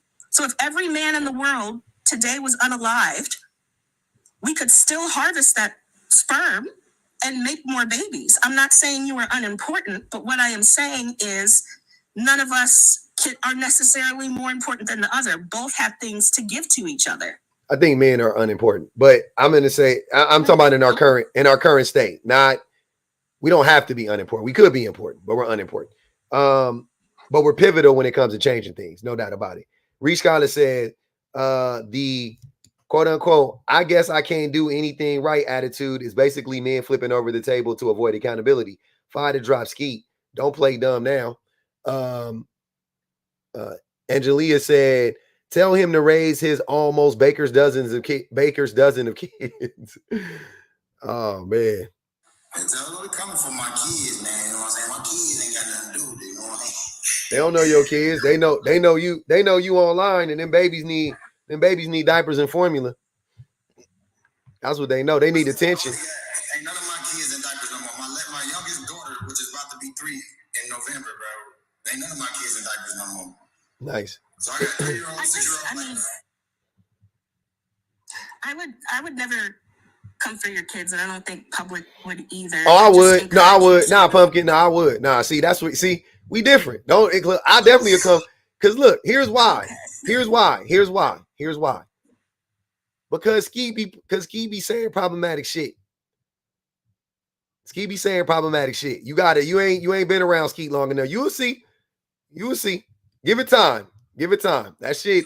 Yeah, like when y'all was talking about when she said that you was in a live about independent women being undesirable. Man, I wish I could have found that live because I don't understand an independent woman mindset. Because why, if you so independent, don't need a man, is even trying to find a man to date or to be with. Like you so independent, you don't need a man. That's not what women. I know.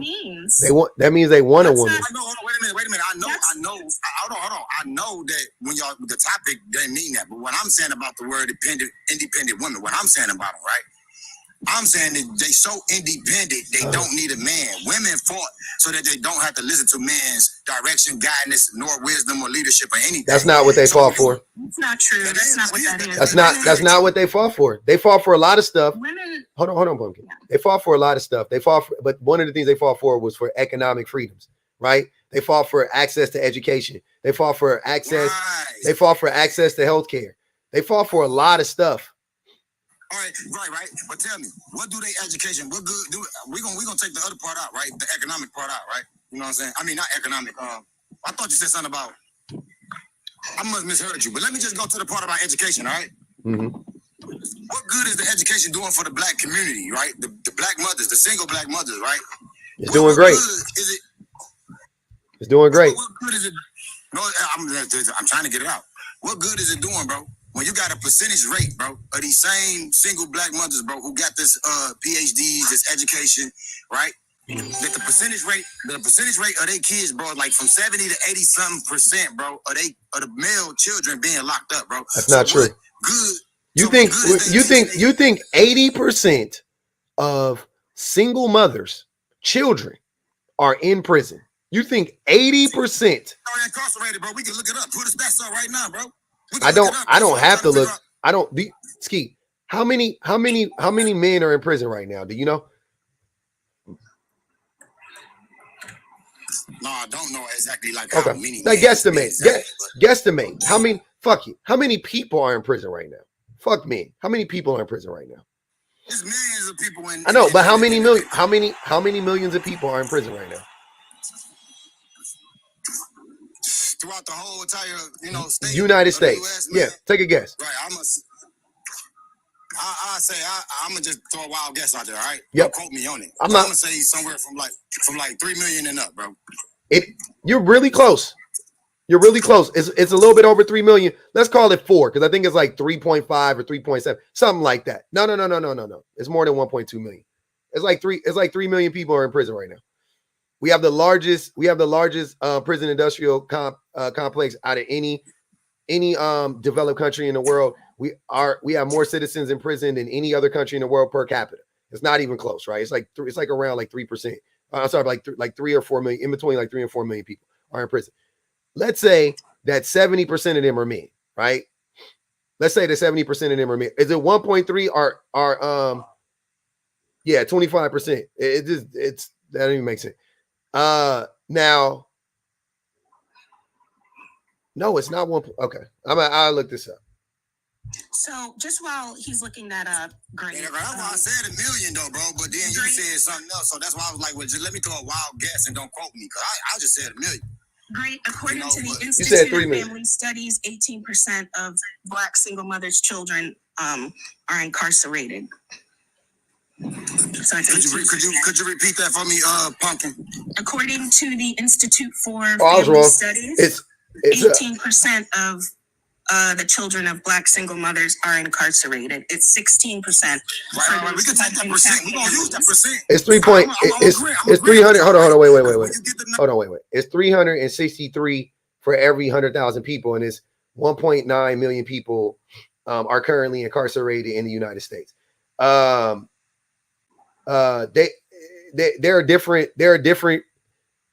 There are differing numbers on this, but I'll take 1.9, 1.2, 1.9.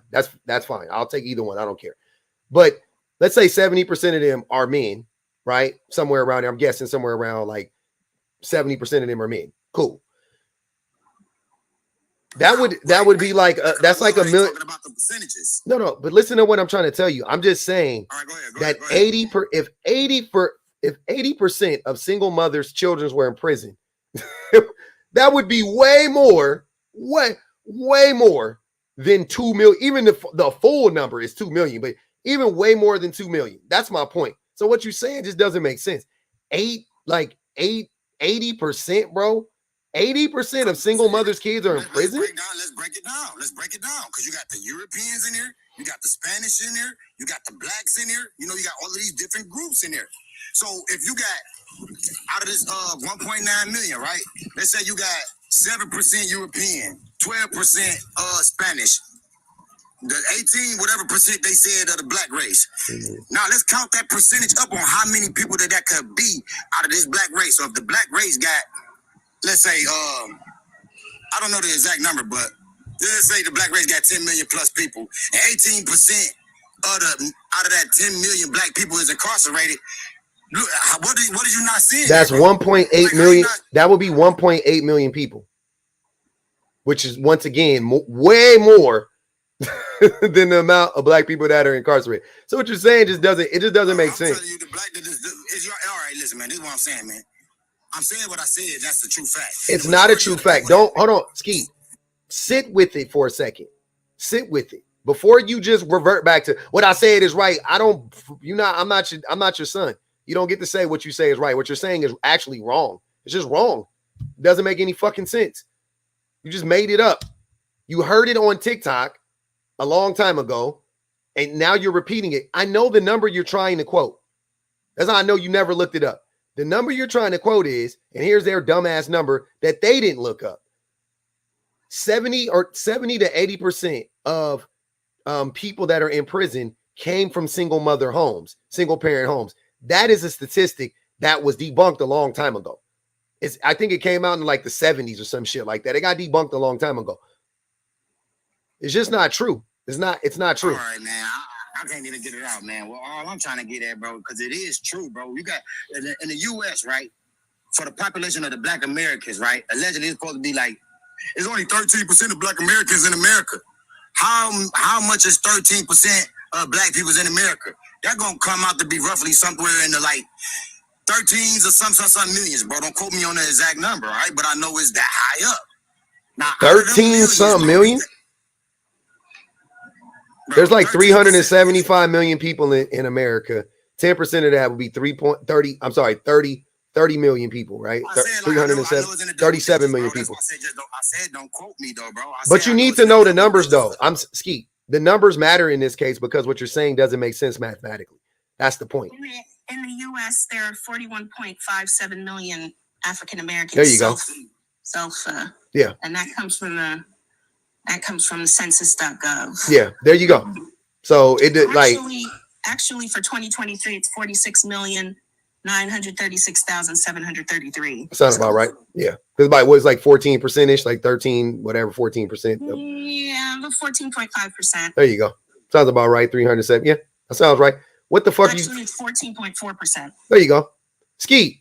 Now you see how 14-something% of the population of black people in America, bro, roughly equals out to 40-some plus million people, bro. Okay. Right? Now you look at the percentage rate of the black people that is incarcerated now, bro. How many black people do you think are incarcerated? The percentage of, like I said, of the single mother incarcerated children is from like 70-something%, bro, to 80-something%, bro. What? That's I don't not know it. what.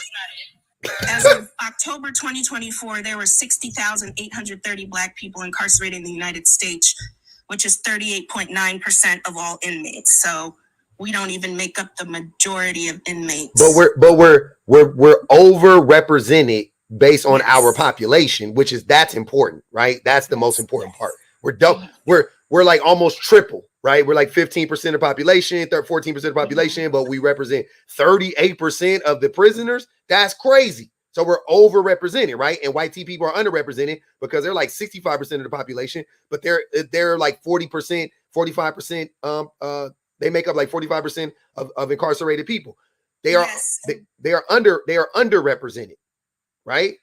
Yes, and if Great looks up studies like the Nightshade study, where they studied police traffic stops in the daytime where more black people are pulled over, at night when it's harder to see what race someone is. They pulling everybody over at night.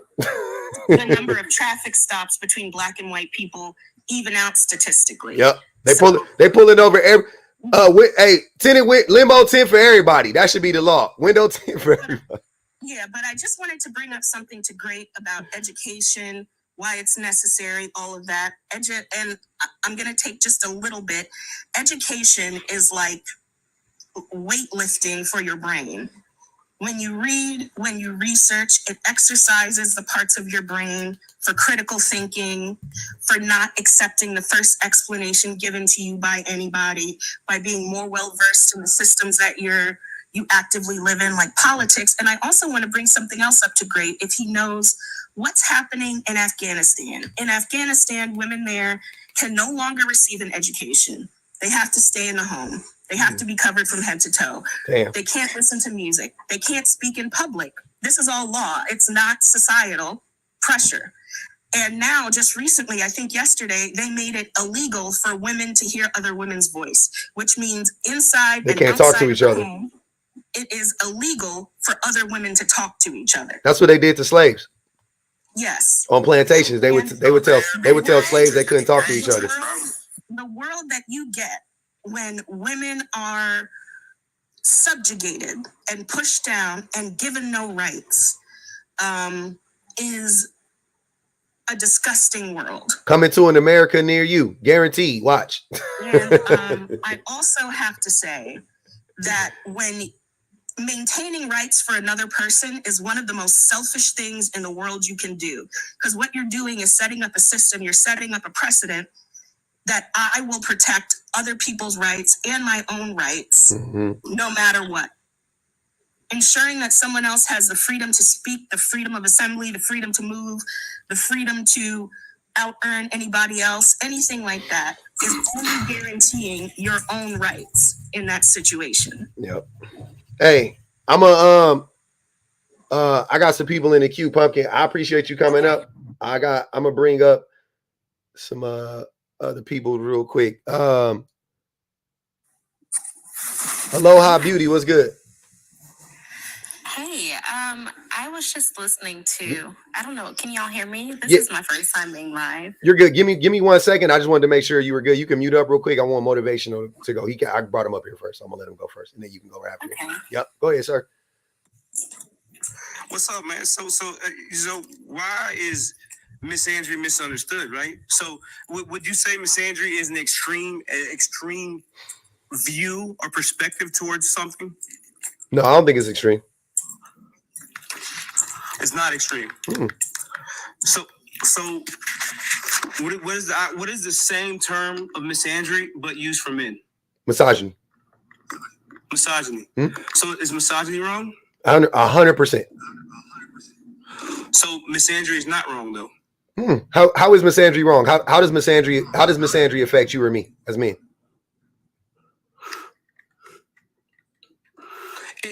It's an extreme view of hate towards men. I know. I asked you, so, how does that affect us? No. How does it affect? It doesn't necessarily affect me because I don't care what someone thinks about me.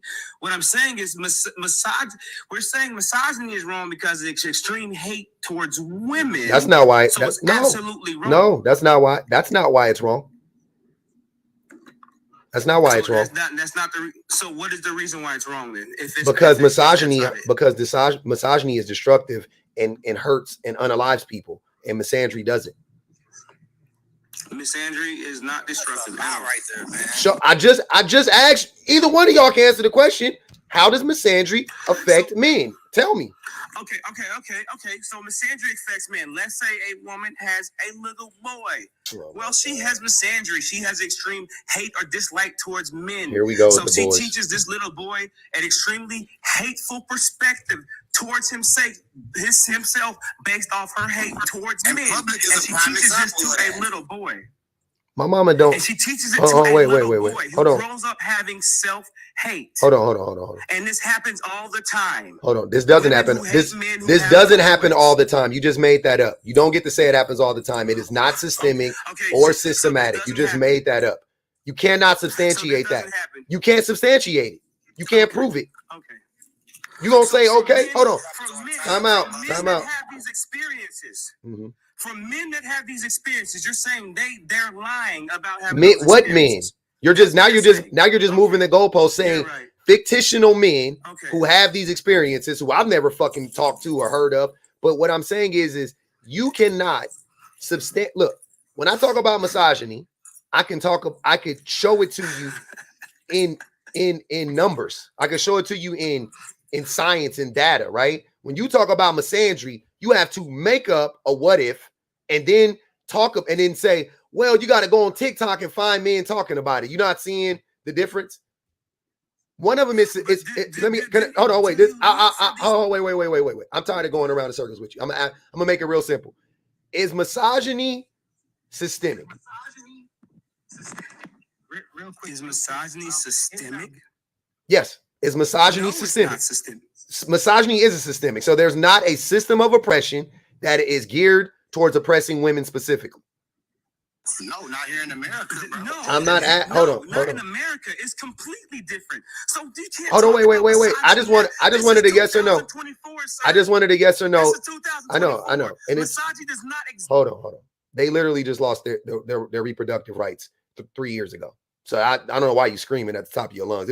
This is an easy one. Y'all will lie when the truth will do. When you lie when the truth will do, I no longer respect your opinion. There's no need to lie about it. It is okay. If you respect my perspective, honestly. I know, but you got to stop. No. Hold on. Don't get defensive motivational. I'm saying I want to then listen to what I'm saying. I want to respect what you're saying, but you cannot lie. I want us to have a respectful conversation. And as soon as you start lying, then I know we're not having a respectful conversation. So don't lie. Okay, so let's go back. I'm gonna ask you the question again. I'm gonna ask you the question one more time. Please be honest. Don't try to win an argument. Don't try to save face. Just be honest. Is there not a system, or do women not suffer systemically from oppression simply based on the fact that they are women? Women can do Shut the fuck up, great. 2024. In 2024, yes. If you want to talk about the The law, that law, I don't know what the rules are. You're going to talk about that law. Yes, that law was passed. But you talk about all the rights that women have in 2024 in the United States. We are not a Middle Eastern country, period. That is the reality. That's not what I asked you. You're moving. Hold on, motivational. Hold on, motivational. It is not. You see how you have to expound? Nobody asked for all of that. I'm not comparing us to another country. I'm comparing us to America. And you lied again twice. I gave you the opportunity twice. So let me ask you another question. Are black people, is there no systemic oppression of black people in this country anymore, motivational? Is we free? Yes, we're free. Is there a system that we need to be aware of? The legal system? Absolutely. Do we have to be strategic and smart how we move? That's not. Why can't y'all ever just answer the fucking question? Bro, I am answering. No, y'all want to keep going because you know what you're saying is a lie. So you try to code it in all of this other shit.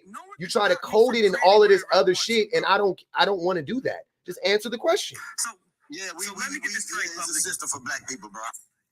Go ahead. I'm not saying that public, but someone can stop you from winning. That's public. What you're telling me is based on. Yes. No, they can't stop. Yeah, they did. Hey, brother. I grew up in the project. Hey, you can go look up the numbers. You can go look up the upper mobility charts for any developed country, right? America is almost dead last. There's very little upper mobility in America, meaning if you're born poor, you die poor. And more black people are born poor. Is that because black people just can't get it together? Are we just that stupid? Are we just inherently bad? Or is there a system of oppression in place where even if on paper it says black people could be president, but I ain't voting for a black person.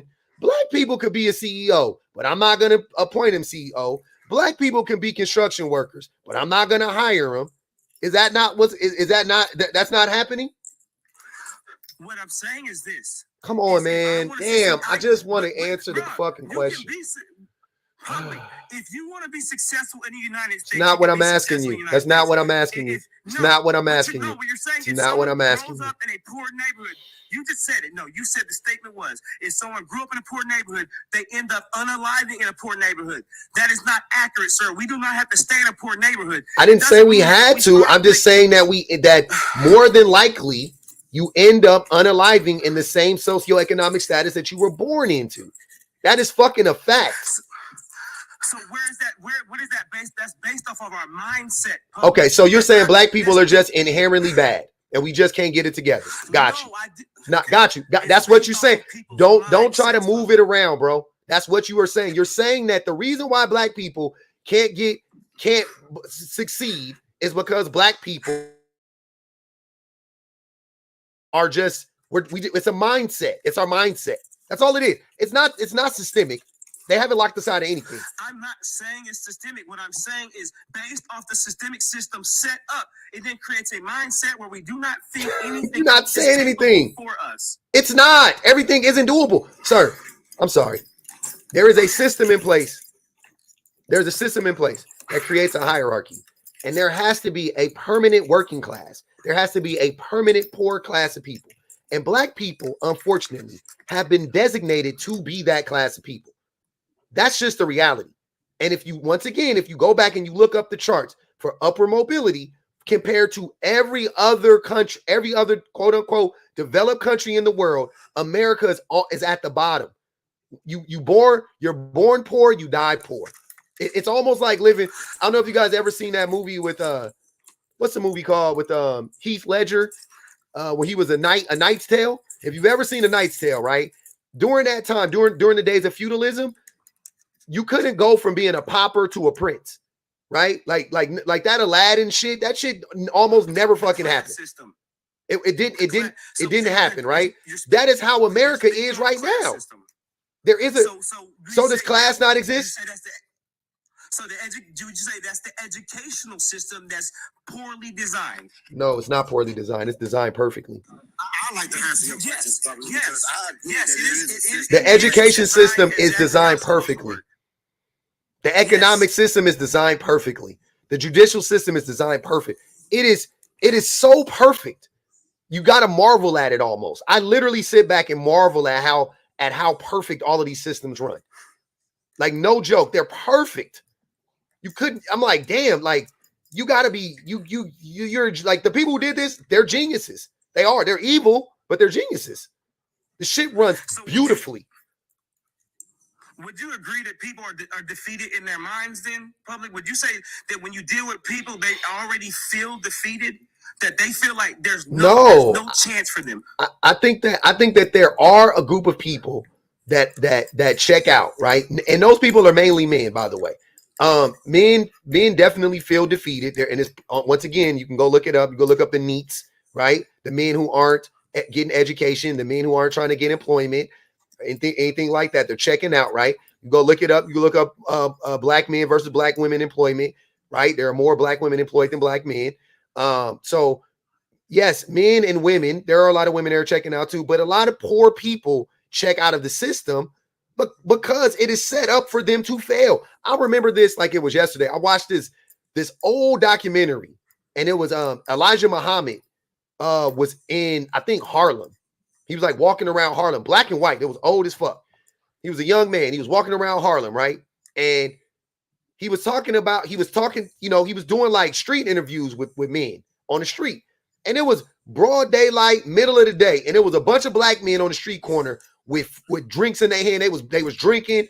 And he said something to the effect of like, and I don't want to misquote him, so I'm not going to quote him verbatim, but he basically was like, these men, people look down on these men, but these men are smart, because what they have seen is the system doesn't work, and it doesn't work for them. And they're just trying to deal with it. Right. And this was back in the 60s. Men were already checking out of the system. Yes. You see what I'm saying? Because if generation after generation after generation, you just see like despair, right? It does do something to you mentally, but that's not the reason why we're not getting ahead. That's stupid. The reason we're not getting ahead is because of the systemic oppression. You see what I'm saying? That's all I'm saying. Like, you're conflating two things. You're trying to act like, well, they're just all checked out mentally. No. Black women are trying to get ahead. Black women are trying to get their education or whatever. And this is no shade to black women or whatever. And I'm not saying don't stop or to stop doing it. But I said this earlier. We cannot get, there's not enough degrees we can get. There's not enough houses we can buy. There's not enough. We will never, ever, ever get out of this shit doing it that way. Personally, though, I'm all for people getting their education, striving to get a good job. Like, I'm for all of that shit personally. But if you asking me systemically, fuck out of here. That is not the cure. So let me ask you a question. So what do you think is the answer that starts to create better options for black people, for African Americans? To acknowledge that the system is set against us and realize that we cannot win in this system. So we need to get rid of the system. You can't go to the bankers and expect the bankers ain't going to give you the loan to get you out the system. The education ain't going to give you the education to get out the system. The government ain't going to give you nobody's going to give you that shit. The only way for you to do it is to flip the shit over and to create a whole new system. That's it. So create our own system that will work for us. Work for everybody. Okay.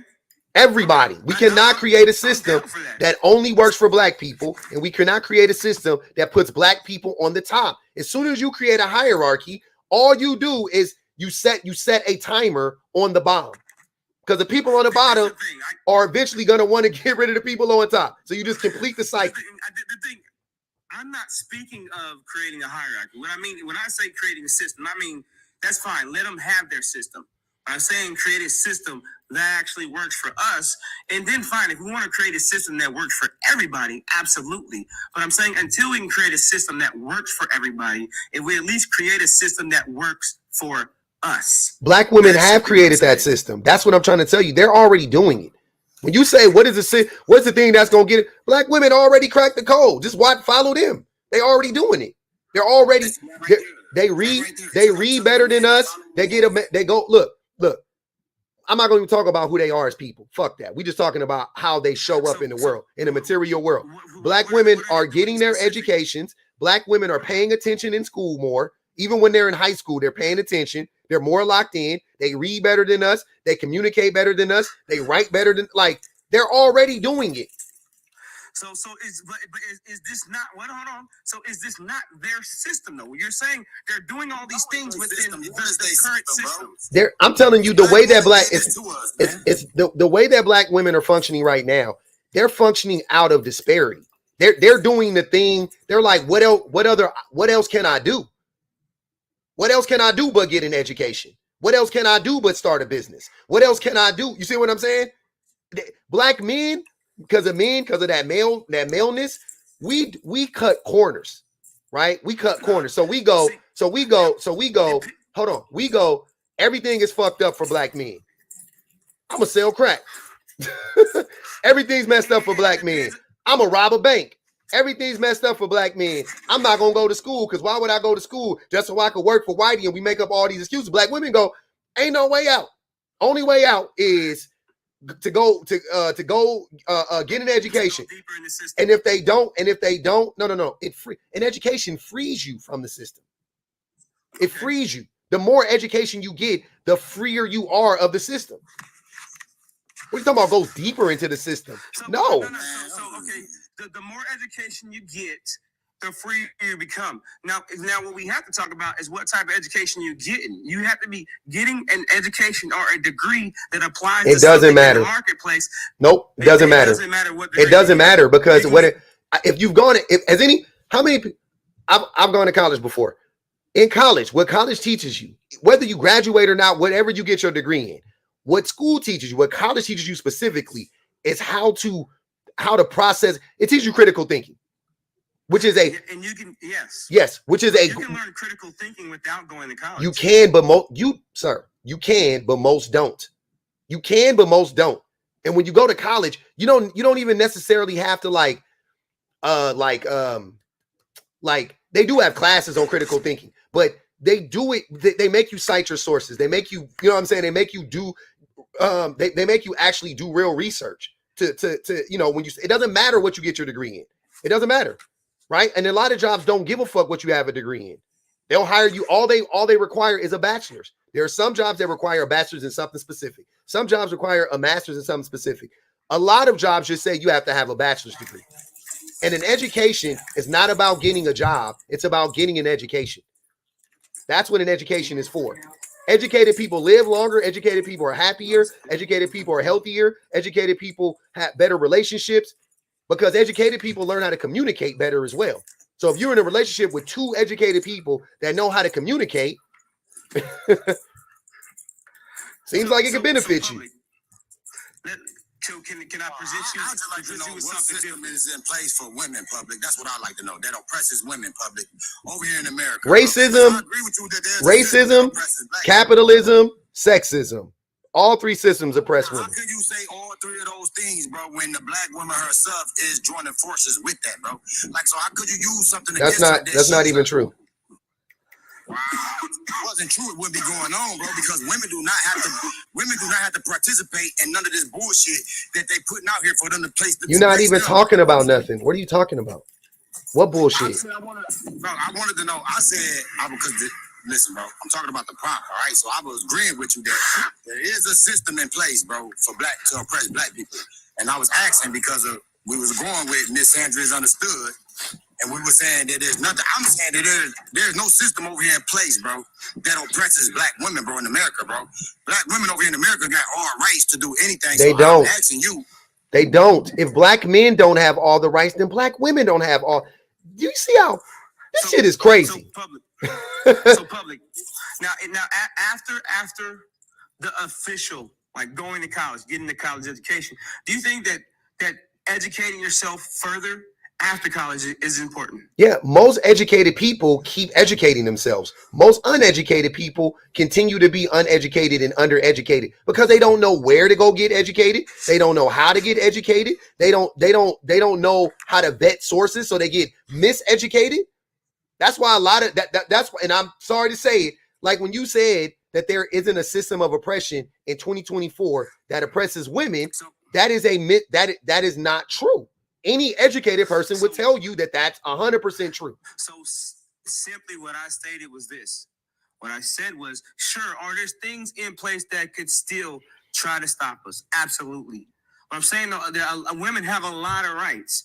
So it's not, again, we're talking about the rights of people.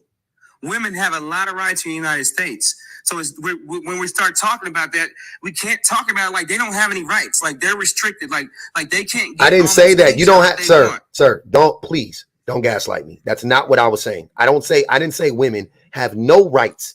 That's not what we're talking about. That's not what you were saying.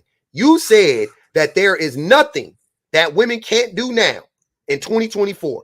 They have full autonomy. That is what you said. Don't try to don't do it now. Brother, I know, and I know exactly what I said. So besides the ability to delete a life, what other rights? You mean abort a baby? United States? You mean abort a fetus? What other rights do they have? So the way, yeah. So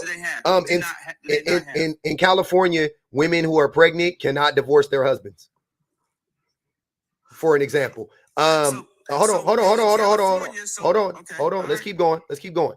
Also, women are not women. The way that oppression works is not on paper all the time, right? Like, you know, so I'll mention Donald Trump, right? Donald Trump and his father was sued back in the 70s and the 80s twice, lost both times. U.S. government sued him for racially discriminating against people, right? Yep. Okay. He lost twice. It was proven twice that he was racially discriminating against people. Okay. So it on paper, though, it's illegal to racially discriminate. We know that. But yes, it is. But we live in a racist society. So you don't have to tell white people to racially discriminate. You just have to raise them to be racist and they will racially discriminate. And then you just have to turn a blind eye when they racially discriminate, which they do, right? So so stop looking for this smoking gun, because that's what they did. Like that's the genius part about the system, is that on paper, it's like, oh, women can do almost anything that men can do, almost, even though that, you know, they can't do everything that men can do, right? But almost, right? Even then that's bad, but we'll take the almost. But then you start to look at it and you start to look at how it manifests itself. So you mean to tell me that the group of people who are the most let me ask you a question before I say this. Do you think that educated people make more money than uneducated people? Formally educated, I'm saying. No, it depends on the No. Generally speaking, do uneducated people make more or less money than educated people? Okay, so you're talking about are you talking about university, or are you talking about like Jesus Christ? Like, if you have hold on. I'm gonna make it real cut and dry for you. Do people who have degrees make more money than people who don't have degrees? Not necessarily. I would say yes, because of the percentage of the people who don't have degrees, even though they make money, is not a high percentage of them as it is educated people. Okay, so you are correct, public. You're talking about you're talking about electricians. You're talking about plumbers. That's not what I'm talking about. I just asked you a simple question that I'll ask again. God damn, this can't be this difficult. Do people with degrees typically make more money than people without degrees? That's all I want to know. Yes. Okay. Motivational. What do you say? Man, it really depends on. It doesn't depend. Generally speaking, doesn't depend on the specific job. Generally speaking, that's not what I'm. Generally speaking. Man, I'm always. It depends on the job, yes, bro. Man. Teachers. Let's talk about teachers, man. Let's talk about teachers. Hold on. Wait. Why is this? Why can't you answer this question? I'm very curious as to why you are evading this question.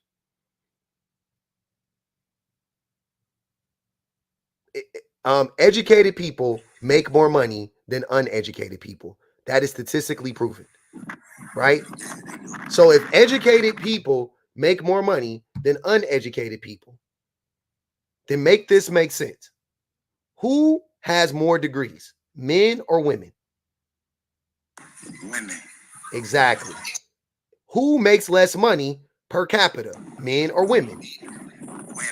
Women. So, if you typically make more money when you have a degree, but the people who have the most degrees typically make less money. They don't make as much money as the other group of people who have less degrees. Then wouldn't that tell you that women are at a disadvantage? That women are actually being targeted and being oppressed. That women are actually being targeted and being oppressed. That is what it is.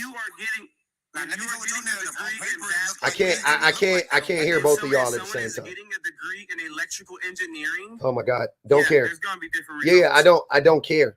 I don't care. That's not what it is. They actually control for that. It doesn't matter the field. A woman, if you go look it up, women in engineering make less money than men in engineering.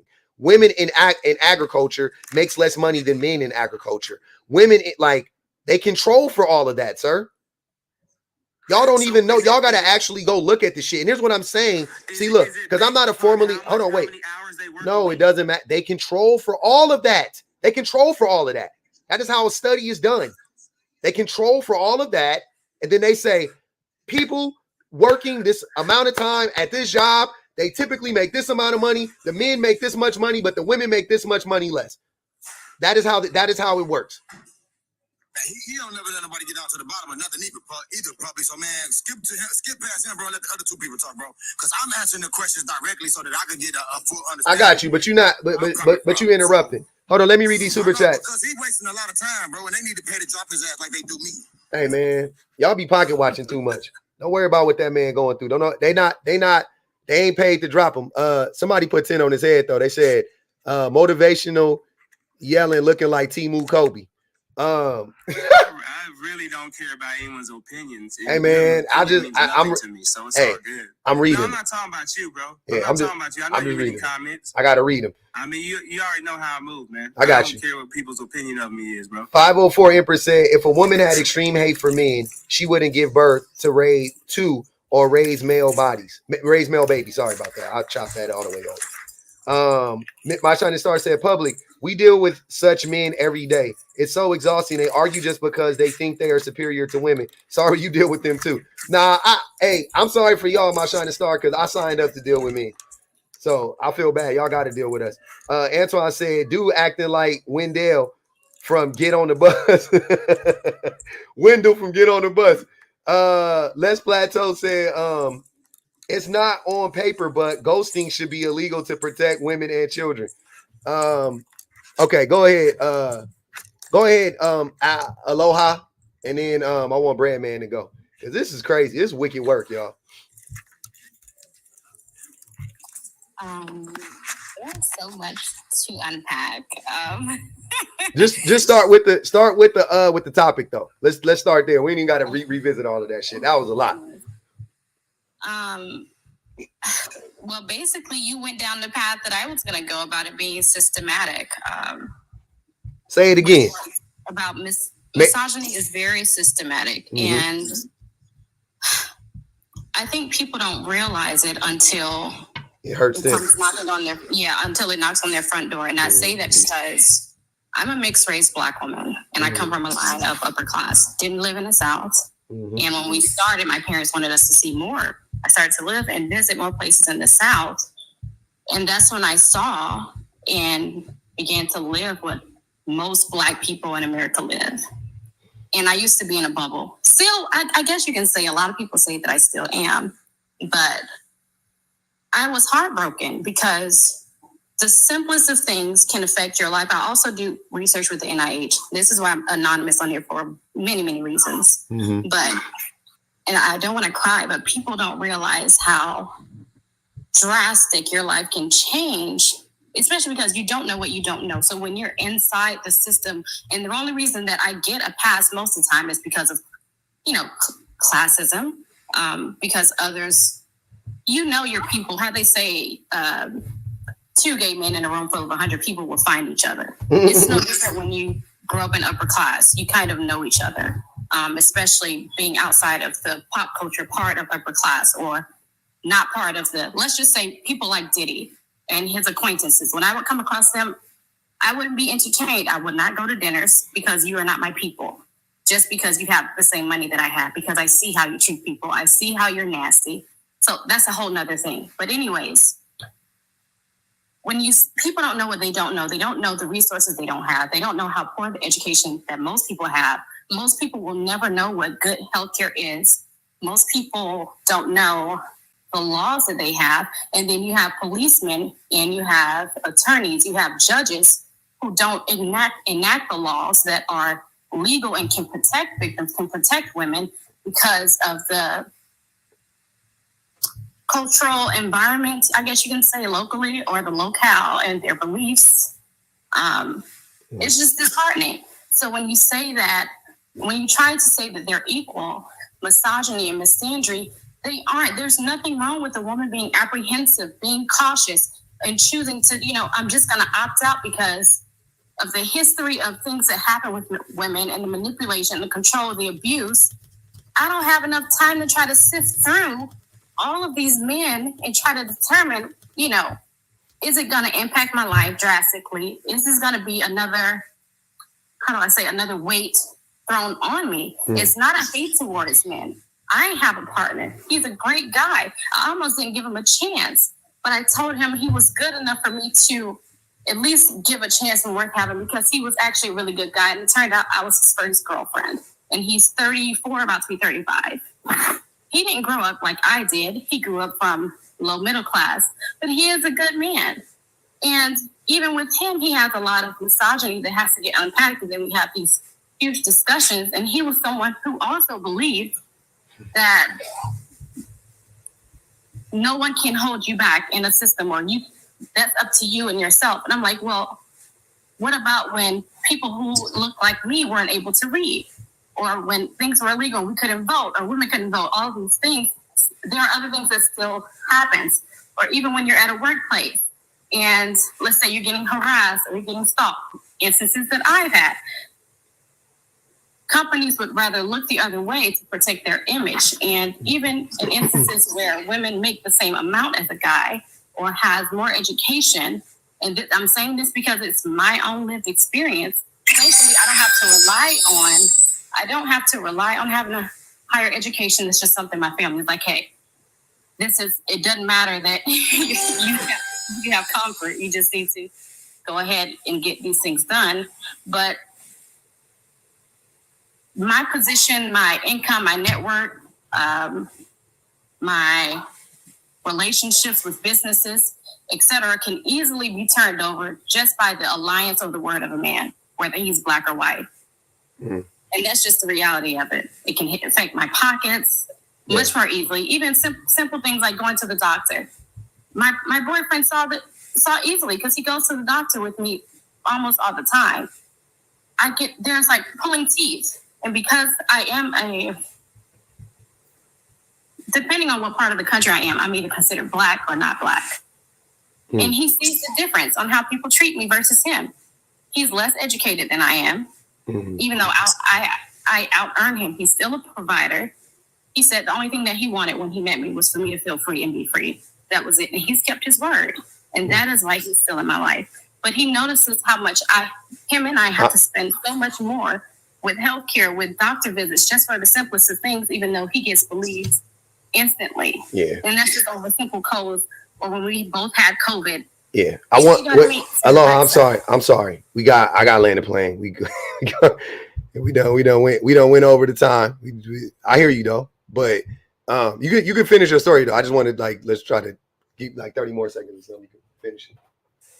No, but my point was that it's just a system issue, and there are women also who uphold these biases and prejudice against other women, even themselves, whether they see it or not. Yeah. What up, Brad man? Go ahead, brother. I appreciate you coming up. Aloha. What up, Brad man? If you there. Who there? Nobody? Okay. All right, go ahead, Skeet. I know you wanted to. I know you've been trying to gap. Like I was saying earlier, man, the little boy was kind of irritating me, man. I was answering all the questions directly. Okay, hold on. We moving on, brother. We moving on. Keep going. Come on. Let's go. Look, I want mine to be answered directly, and I ain't heard no direct answer yet. You know what I'm saying? And maybe you did say it. From what? What's the question? About the misandry being, the women, right? Is being oppressed over here in America, bro. I'm still trying to figure out on where. Only thing I heard you did say was the deleting part, bro. I just seen a woman 2 days ago, bro, get an abortion. So that Roe v. Wade shit is not in effect. However anybody is trying to say it is in effect. It is. First of all, second of all, it doesn't only affect some abortions. It affects overall healthcare for women.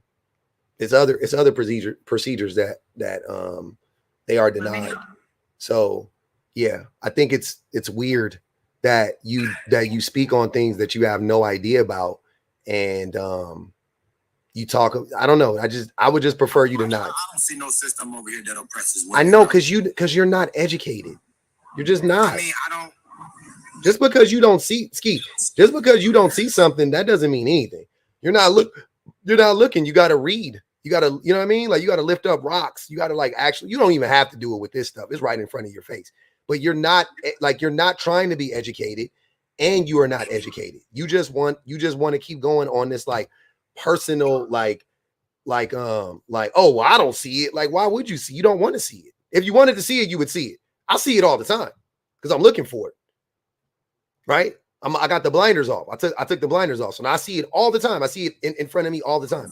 What I do see is you being a prime example of what motivation was explaining about misandry. You feel me? The woman raising her little boy and instilling that into him and making him disliking his own stuff and not knowing what a man is or how to be a man. So that's why you always advocate for women, bro. No. You got the same, y'all share the same. You see why? So just so y'all know. That's why you act so much like a girl, bro. Yeah. And you always defending, protecting, and advocating for them. I got you, Ski. And they can never do no wrong in your eyes, bro. I got you. Hold on, Ski. This is why. I hope she's in here still, but this is why I said I don't give a fuck about Ski kids. I talk about them all the time. Fuck them babies. That shit crazy, bro. So hold on, wait. So here's what I'm saying. First of all, I ain't gonna talk about my mama like that. But my mama didn't raise me to not like men. My mama, let me put my mama. Hold on, bro. Hold on, be quiet. My mama loves men, right? And that's all I'm gonna say. If you know what that means. I ain't about to talk about my mama on here, but my mama love me. That's all I'm gonna say. Now, my mom also never told me anything bad about my dad until I became a grown man. She always, oh, your dad was great, and da-da-da. Oh yeah, she let me live with anytime my dad wanted to see me, she was like, yep, here goes his bag. Where do you want to come pick him up at? You want to go live with him? When I told her I wanted to go live with him when I was in the 7th grade, she was like, yep, you can go live with him. Right? And she wasn't like on some like get out of here. She was like, if you want to go live with him, I'm not gonna stop you from living with your dad, right? Straight up and down. My mom never taught me to hate men. My mama loves men a little bit too much, if you ask me. My mama loved men, right? I don't hate men now. What I do end up having though, from talking to men like you, I do have a level of contempt for men. Right? I have developed a level of contempt for men because men are so incorrigible and men are so destructive and disrespectful and disingenuous. And it's really hard to tolerate men in this way. It really is. They put $5 on Ski Head. It's very hard to tolerate men for this reason, because of how entitled men are, how violent men are, how uneducated and undereducated men are, how erratic men are, how incoherent men are, but how much they talk, right? For a group of people to not have they ain't read the ingredients in they kids' baby food, they gonna sit here and wag their finger and talk about shit that they don't know any fucking thing about. The hubris is crazy. It's utterly disrespectful. And yeah, I could feel that way about women too. I could feel that way about women, but women don't do that. I'm not saying no women do that. I'm just saying, generally speaking, women don't do that. Women listen more than they talk. Women don't just talk out of their ass. And most of the women that I talk to personally are educated, formally educated. They're more formally educated than I am. They communicate better than men. So it ain't about, oh, women can't do no wrong. Yes, women can fuck up too, Ski. Does that make you feel good? Women do all of the wrong in the world. One thing you said that I don't understand is when you're talking about men. Go ahead, motivational. That was dumb. Women do all the wrong in the world. I do have a question for you. You said that women listen more than they talk. Yep. Actually, statistically, clinically proven that women listen more than they talk. Yeah. That's a lie, man. Look how mad you getting. Look how you can't. Hold on. There is a woman up. There's two women up. Nobody's coming off of mute. Skeet ain't shut up yet. But go ahead, motivational. That's the only question I had. I guess the caveat to that, I guess it depends on what type of women you deal with. I hate when you add that caveat, because I don't need to add a caveat when we're having a general conversation. You keep wanting to add needless caveats to this conversation. We don't need them. It goes without saying that not all women listen more than they talk. You don't need to add that caveat. That's a dumb caveat. We already know that.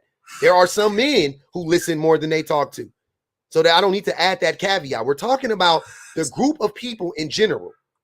I don't know if you guys are familiar with this concept. No, generalizing, yes. Generalizing can be dangerous because the thing is you're generalizing saying that the majority of women listen more than they talk. They have to. I'm going to agree to disagree with that one. Based on nothing. Based on nothing. Just because. Based on your misogyny. Because why? Why would you disagree with that? It doesn't make sense that the group of people that is at risk at all times, when women are in proximity to men, they are at risk at all times. That's just you got to think about it in this way, right? Wouldn't it behoove them to listen to us more than they talk, so that they could actually understand us and know how we move and read us and all of that stuff? Women don't care what men think. Women yes, they do. Want to. They have to care what we think. What are you talking about? They don't have a choice. What world do you guys live in? Women have to care what men think. America, bro. We see what's going on, bro. Women don't give a damn about shit over here, bro. They don't give a fuck about what a black man got to say. They don't care about if a black man was smart enough to articulate himself. They don't care what you niggas have to say, and you think that means that they don't care what men as hold on.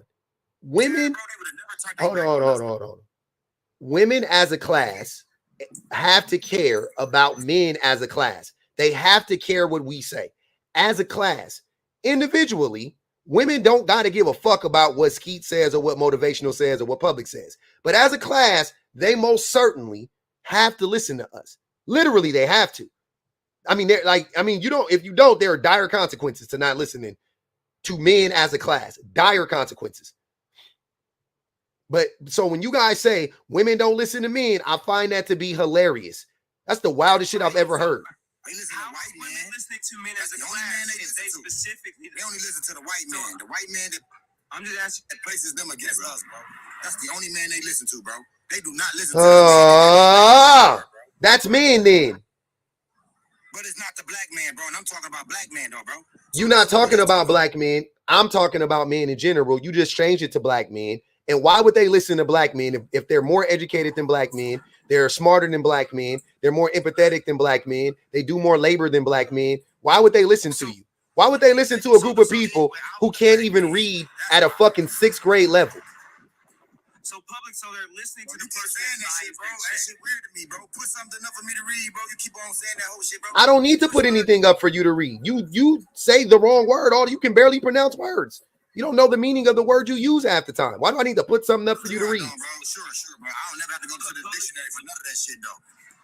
Go ahead. Well, we have had multiple conversations. Obviously, I have no problem articulating myself. You do. So articulation is not an issue. You do, but it's okay. You better than Skeet. But both of y'all have a problem articulating yourself. Okay, if you say so. Factual, sir. Okay, I disagree. That's right. I absolutely stand on that. Okay, I disagree with that. Do y'all mind decentering yourselves for a minute? No. What she say? Could you repeat that? She said, "Do y'all Would mind?" y'all mind just decentering yourselves for a minute? Because everything he says, y'all go back to like defending yourself. Like, I do know how to read. I can't. He said, why would they listen to a bunch of men who can't read past the 6th grade level? He didn't call y'all's names out. But Kick Dogs is hollering though, and that's why when they responded, I said, "Yeah, sure. If you want to have the conversation about you, we can do that." But I wasn't referring to you guys specifically. I don't. It's like we can't get into the conversation because everything he says, y'all start defending it as if he's talking about you personally, and that doesn't get us anywhere. You know why that is, Shan? Because I am talking about them personally, and I'm not doing it intentionally. One man is talking about all men, Shan. I'm not talking about all men. Talking about one woman is talking about all women. I'm not talking about all men or all women. But y'all play double standard only when it comes to men. Hold on. Wait. Hold on, Skeet. Put a pin in that. Here's why I was saying you're illiterate. You just said that you're playing double standard. That is not a term that makes any sense. That doesn't make sense in the English language. I promise you. A person playing double standard doesn't make sense. So I don't need something about one person is not saying something about all people. Like if he says something about me personally right now, all women shouldn't think he's talking about them. That wouldn't make sense. But if you say something about one woman, every woman gonna jump up and have something to say. Like, why are you talking? Because it's like it's an attack on all women. So you can't even call out the immoral behavior of no woman or tell another woman about a woman because it's like talking about her. So you can be like, what the fuck are you talking about? Y'all all right, whatever, man. This right here is gaslighting, bro. Because that's what y'all are doing. He keeps saying men, and y'all keep saying me. You're doing that, and now you're projecting it and saying that that's what women do. That's literally what I just called you out for doing. Like literally 2 seconds ago. Damn, the projection is strong. Hey, I need. Hey, Skeet, hold on, brother. I know you fighting for your life. I want Bread Man. I want P. Cody to get in here too. Go ahead, P. Cody. P. Cody, going once, going twice. All right. Go ahead, Shan, and then we're gonna let Puda go. That was really it. That's all I had. I just want them to decenter themselves so we can actually follow the conversation because I'm trying to follow it and see where we're going. But every time you try to make a point, they start defending themselves, and I'm trying to figure out like what can we stick to the point. The reason why is because when I talk about men not having an education, I'm talking about them. And I'm not trying to talk about them. You see what I'm saying? Like, that's not my intention. I'm just saying that they feel like that because it's true. It's like, damn, that's me. So I got to defend myself. It's like, but no, I don't need for y'all to defend yourself. I'm just stating facts, bro. I ain't defending the education stuff, bro. I could care less about you saying that stuff, bro. I'm still talking about you always get defensive when I talk about education and lack of education. I find it crazy that you always say that. That's the only thing I say, bro. I find it crazy. Why is it crazy when it's accurate? How is it crazy to be accurate? About it, bro. Ain't nothing accurate about it, bro. That's just something you say out of your mouth, bro. I be talking, you interject me. I get tongue-tied on my words. Like, damn, what is this? Interject me?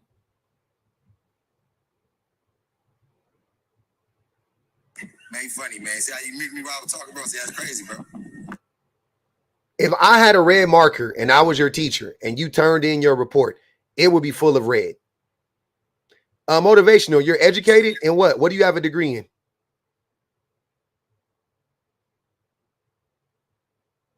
You don't need a degree. You had all you need is Okay. certifications. I got you.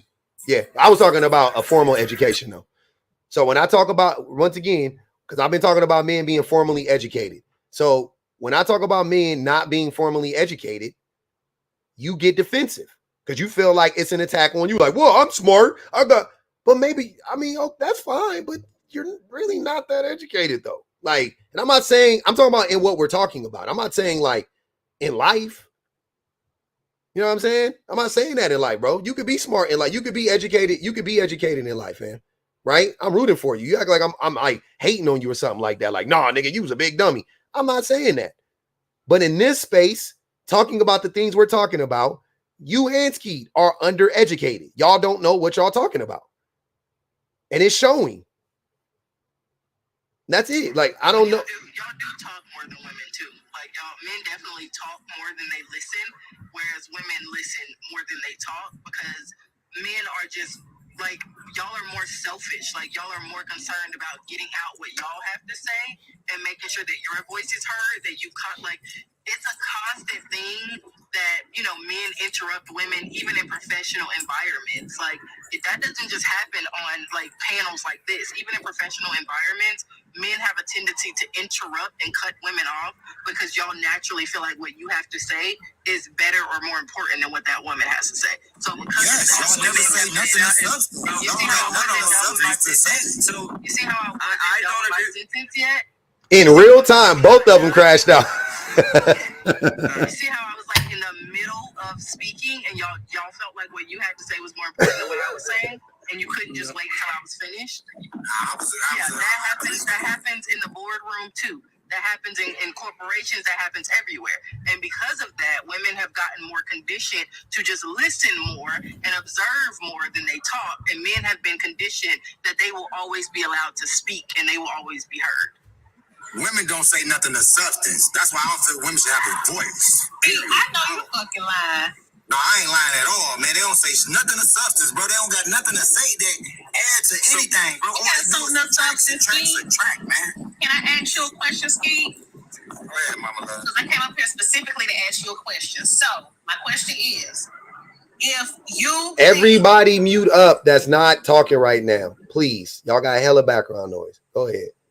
If you think that women are beneath you and women aren't entitled to certain things, then how can women also be oppressing you at the same time?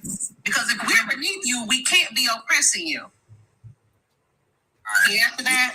When y'all fought to break away from the black man, you took over my whole creation and used it all against me. So now y'all is the system. Him. You feel me? The system ain't using y'all. Y'all the system. Then y'all using them motherfuckers to oppress me and put me through destruction and oppression in my own home, bro. In my own birth home, bro.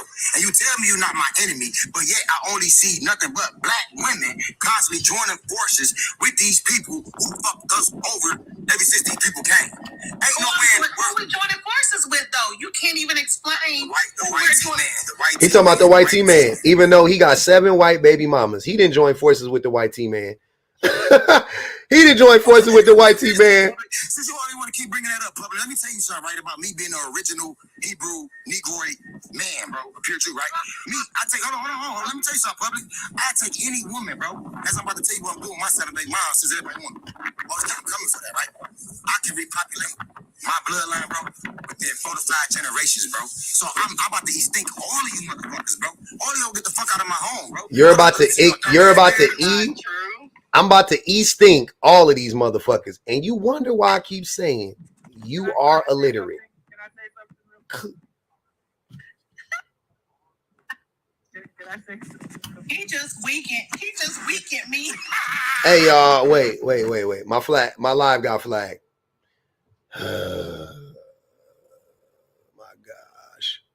I really need for y'all to really watch it, please. Stop us and then let us back up. That was Ski Lily. I'm pretty sure because the stuff he was saying. Yeah, but it was my live got flagged though, but I think it dropped him. But yeah. Let me read this super chat. Let me break it up a little bit. Ask Scoop what he teaches his daughters about ninjas. He gone in. Hold on. Skeeter Lane is upset at his mom for bringing him into this world, and I agree. You can't read, short-tempered and egotistical, big waist, really. Miss Chrissy Baby said, they want us to not be educated so we can sleep in a 1-bedroom with 6 kids sleeping in the kitchen while calling him Kane. She said King, but I had the A in there because I think it's funnier. Same BPG says nothing of substance is insane. I agree. Yeah. Understanding will make, hold on. Let me read this. Erica put $5 on his head, say, take you and your mama issues to a therapist, Skeet. Kiana said, we did it, Joe Fun, to get Skeet out. We had 15 on him if he come back.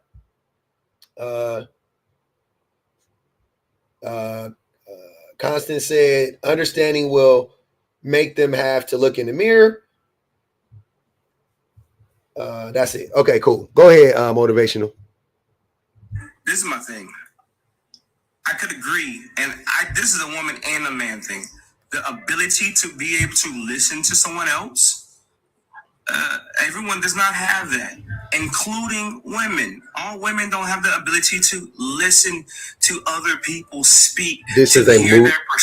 This is a moot point. Listen without this is a moot. This is a moot point. Nobody said all women have the ability to listen. That's not what we said. That is a moot point. You don't need to make that point. It's not what anybody said. Shenanigans specifically said that men do have the inability in general to listen to someone else speak their perspective on a particular topic. Do you know what it means when people say, I know, even her, because I know what she said. And that's not even what she said verbatim, but close enough. Approximation is fine, right? I got to mute you up. You got a lot of background noise, motivational. When she says men, she's referring to men in general, not all men. When she says women, she's referring to women in general, not all women, right? Context clues matter. These are things we are taught in English. I will always go back to this. Literacy is a problem in the Black community. It is. And there is a large disconnect because a lot of Black women are formally educated and they're just more educated than Black men. And Black men are not. And it shows up every day in these discussions. It is literally a communication barrier between Black men and Black women. Literally. And it ain't because Black women don't want to listen and Black men don't want to listen, though those things can't contribute to it. What it is Black men don't know how to they don't know English. That's the issue. Black men we don't understand English enough. This is for educational purposes. Black men don't understand English enough. That is our problem. That is the disconnect. You can go look up the literacy rates in America between Black men and Black women. It is vast. It's vast. It's not that close. And then when you listen to Black women speak and you listen to Black men speak, you're like, I see. Okay. I see. And then you imagine that in a relationship. Now imagine that in a relationship, because how many Black women are with uneducated men? How many formally Black women are with uneducated men? Most Black women, educated or not, are not with educated Black men. They're not. Most of the men they have are uneducated formally. You don't think that's adding to, you go look up the numbers, 2 educated people versus an educated person and an uneducated person, or versus 2 uneducated people in a relationship. 2 educated people faring way better economically, but also just internally in the relationship because of the communication. That's all I'm saying. I don't know how else to tell men this. And you can say I got this great but you really don't though. You're not, like, you literally are either intentionally misrepresenting what Shan said, or you don't understand. And I think you just don't understand. I don't think you intentionally did that. I think you literally just don't understand the difference between men and all men. Men is most. All men is all men. That's what I think. And I have to say this every live 20 times to Black men specifically. So at this point, the jig is up. It's obvious that there's an educational divide. Right? Also, Pub, that's what I came up here to say too. Not only that, motivation, but you want to talk, like, you're talking about that men listen better than women, or that we're equally at a disadvantage when it comes to listening. Okay, if that's the case, we'll go with that, even though I think that's untrue. Not only is the education gap screaming at y'all and like pulling y'all down the wall, right? But the comprehension gap in general, because I know plenty of educated men who have very poor comprehension skills. Like they it's like y'all hear something different. Like public conversations are about men in general. Black men get on this panel every day and turn the conversation into black men. And it's like y'all hearing him say black men, black men, black men, but he's really saying men. And another thing y'all do is y'all think that public is on here pandering to women, talking to women. When what is the truth is he's on this app to talk to men. He wants to talk to men. Women come to see him talk to men. We come to support him talk to men. Y'all don't seem to understand that. Like, y'all can't grasp the concept. To the people who are recording this right now, I don't understand how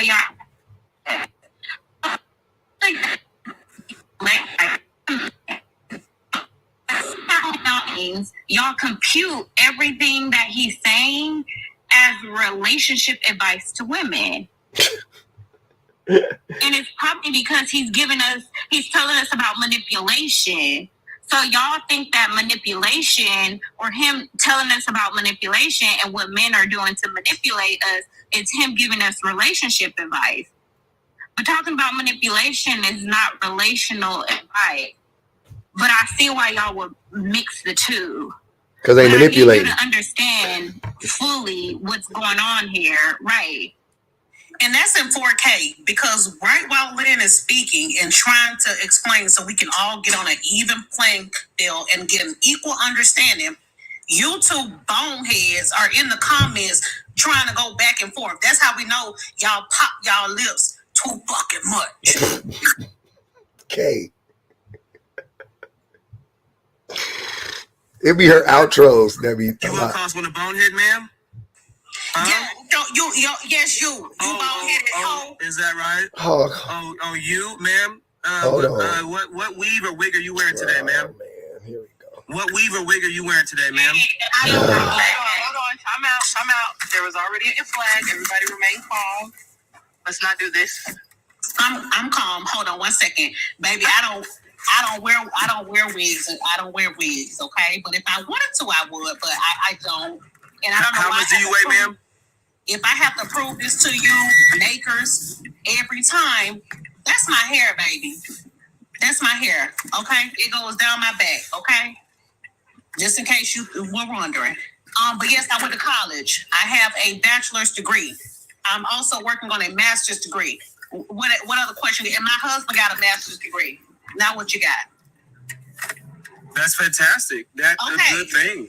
Yeah. Okay. Her calling you a bonehead. Ma'am, you called me a bonehead, ma'am. You insulted me. No, I know. That's so you started this. You didn't hear anything else he said. Yeah, but hold on. I just want to be fair. Call it. I hear that you felt insult, and she was insulting you. I get it. And I'm not rationalizing, justifying it, whatever. Y'all had that discussion. Y'all two grown people. But I'm just saying though, she called you a bonehead, and then you attacked the way that she looks. You know what I'm saying? Like, why? Like, I don't understand. What'd you say, Brand Man? So this is the reason why you called me a bonehead. She called me a bonehead, right? So at this point, I deal with you a certain way until you dictate and decide that I deal with you differently. Once she called me a bonehead, there was no more respect. Well, no, I get that. She decided that. No, I get that. I get that. But I know, I get that. But it should be a one-to-one. Calling somebody a bonehead and then having somebody ask them how much they weigh. And I'm not saying can't give a fuck about answering the question. I'm just saying, like, it just proves I'm just letting you know you're proving her point. That's what I'm saying. Like, well, also, Kay doesn't have a picture up. Like, her picture is obviously not her, but you automatically jump to, how much is that weave or wig in your hair? Why? Because she's a black woman? Why did you assume that? And she called me a bonehead, man. Again, right, but that wasn't racially charged. There is no fairness. Wasn't a racially charged insult, though. She called you a bonehead. Ma'am, I am a highly intelligent individual. When you insult my intelligence, stop interrupting me. Yeah, I got you. I understand. I'm not saying that you're wrong. Y'all going back and forth, cool, whatever. But she called you a bonehead. That wasn't a racially charged insult. And then you immediately jumped to wigs and weaves. And how much do you weigh? And do you weigh? That was very racially charged. All of those are racially charged. So the bonehead was based off my intelligence level, correct? If you were talking to a white tea person and that white and you called him a stupid head and he said, when the last time you seen your daddy, I would have the same thing to say. Yep.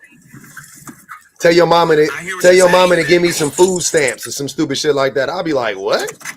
Tell your mom to get off of welfare, bro. Hold on, okay, hold on. Like, what? I just want to say that she called you a bonehead. She gave you context in the sentence, in the explanation. She called you a bonehead because you weren't paying attention to a word that I said. But it's clear that you weren't paying attention to a word she said either, because you're saying, well, why did she call me a bonehead? And she literally told you why she was calling you a bonehead. So you keep proving the point that you are a bonehead. Again, loudmouth. Yes, loudmouth again. When she crossed the line and she decided to be disrespectful. There's no rules of engagement on disrespect. You understand what I'm saying? I understand what shenanigans is saying. I understand that. I do shenanigans. But when you cross a line of disrespect, the disrespect you get in return, you don't get to decide what that disrespect is going to be. Okay. The only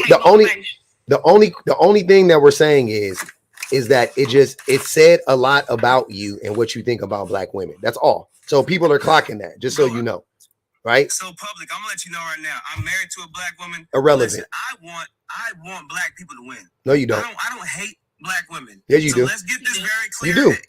You do hate black women. This whole thing. I do not hate black women. We don't believe you. Black men and black women are phenomenal. So first of all, let's get that straight. People want to make assumptions about who you think I am and what my perspective is. Loud mouth, please. People want to make assumptions about what you think and how I feel and my perspective on certain things. Let me make it clear. I will white, black, green from Mars. If you get disrespectful, I get disrespectful back. That doesn't rationalize. That does not rationalize your anti-blackness. That's all we're saying. You don't get to be anti-black and say, well, because she called me a bonehead. You're still anti-black. That's what I'm saying. And look how you don't like to be interrupted, yet when other people are speaking, you can't control yourself and stay on mute. I called you a bonehead because that's typically what teachers say, or a knucklehead. We're in class, we're having a conversation, and you're engaging in the comments instead of listening to what Lynn was saying. That's why I called you a bonehead. But here's the thing. And to add to your disrespectful thing, I ain't gonna do that to get public live clip because I can. But baby, from my mouth, you haven't heard disrespect, okay? And I'm gonna leave it there. But I will tell you, if I see you somewhere, hey, if I see you somewhere else, and when this live pop back up, you come in here tomorrow, I'm gonna show you disrespect. How about that? Hey, you haven't heard disrespect either. Okay, man. I've been rather respectful. All right. Okay, hold on. Time out. Let me read these real quick. Jazzy said he a bitch ass Negro. He's sensitive to name calling. Clarice said, okay, thick tongue crybaby. Catch Me Outside said, Pub, call him bonehead one time for the culture. Keo Mary said, Skeet, you are a liability to any woman. You don't create anything. Life doesn't exist without us. That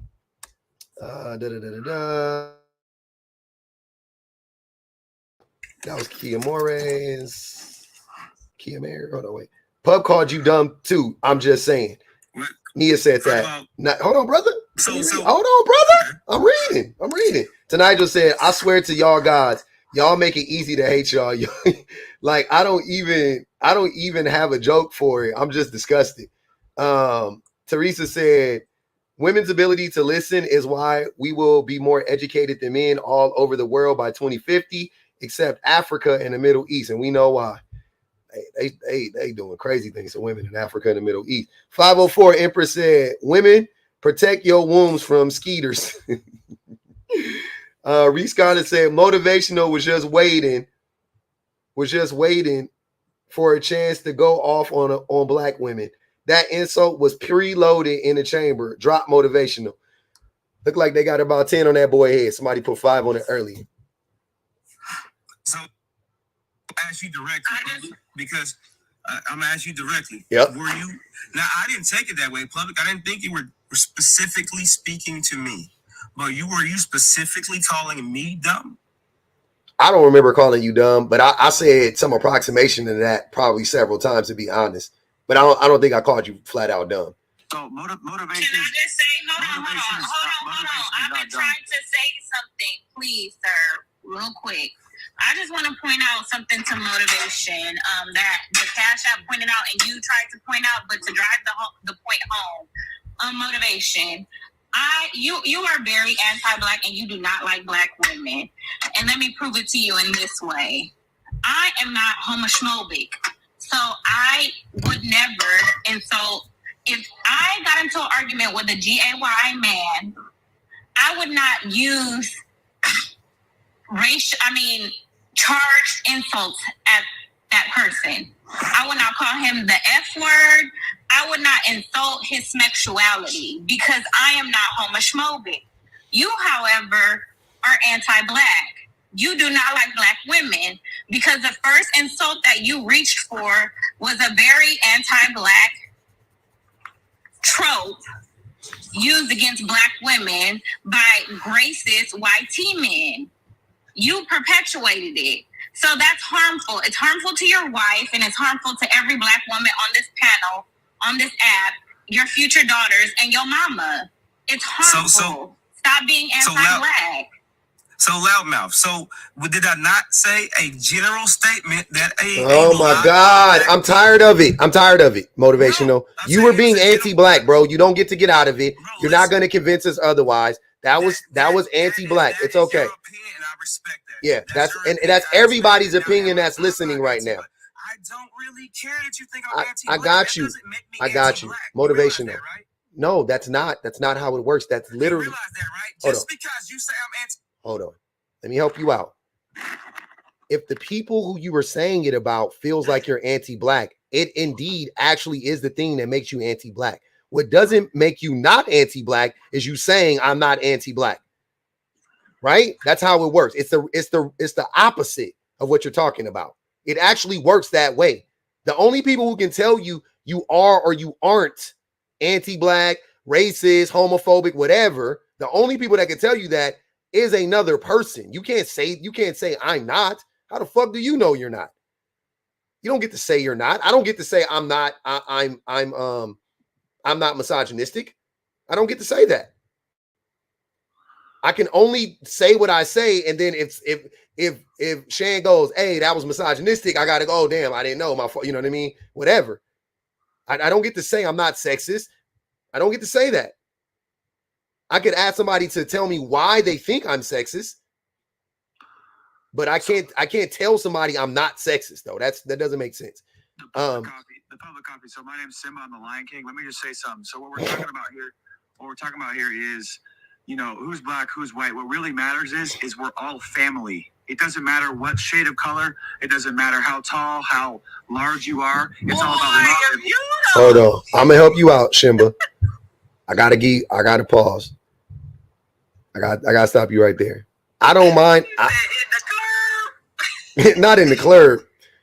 I'm him. I'm the Lion King. I got you. You lying. But here's the thing.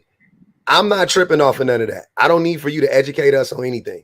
You can answer the prompt if you want to, or you can respond to something that you heard. I really don't. Public coffee. What is the topic that we're talking about? What's the topic? What did you call me? Public coffee. Is that your name? Public coffee? No, public offender. Oh, public offender. So. Oh shit! I never heard anybody call you public coffee. Yeah, it says C. That's why I was like coffee. All right, go ahead. What is the topic that we're talking about? You look like that. That's. Hold on. You can't see this? Y'all can't see this? Is this blacked out? Is my prompt blacked out? Live goal 370 missionary. Okay, so listen, the topic that we need to talk about is Jesus of Nazareth. He's him, correct?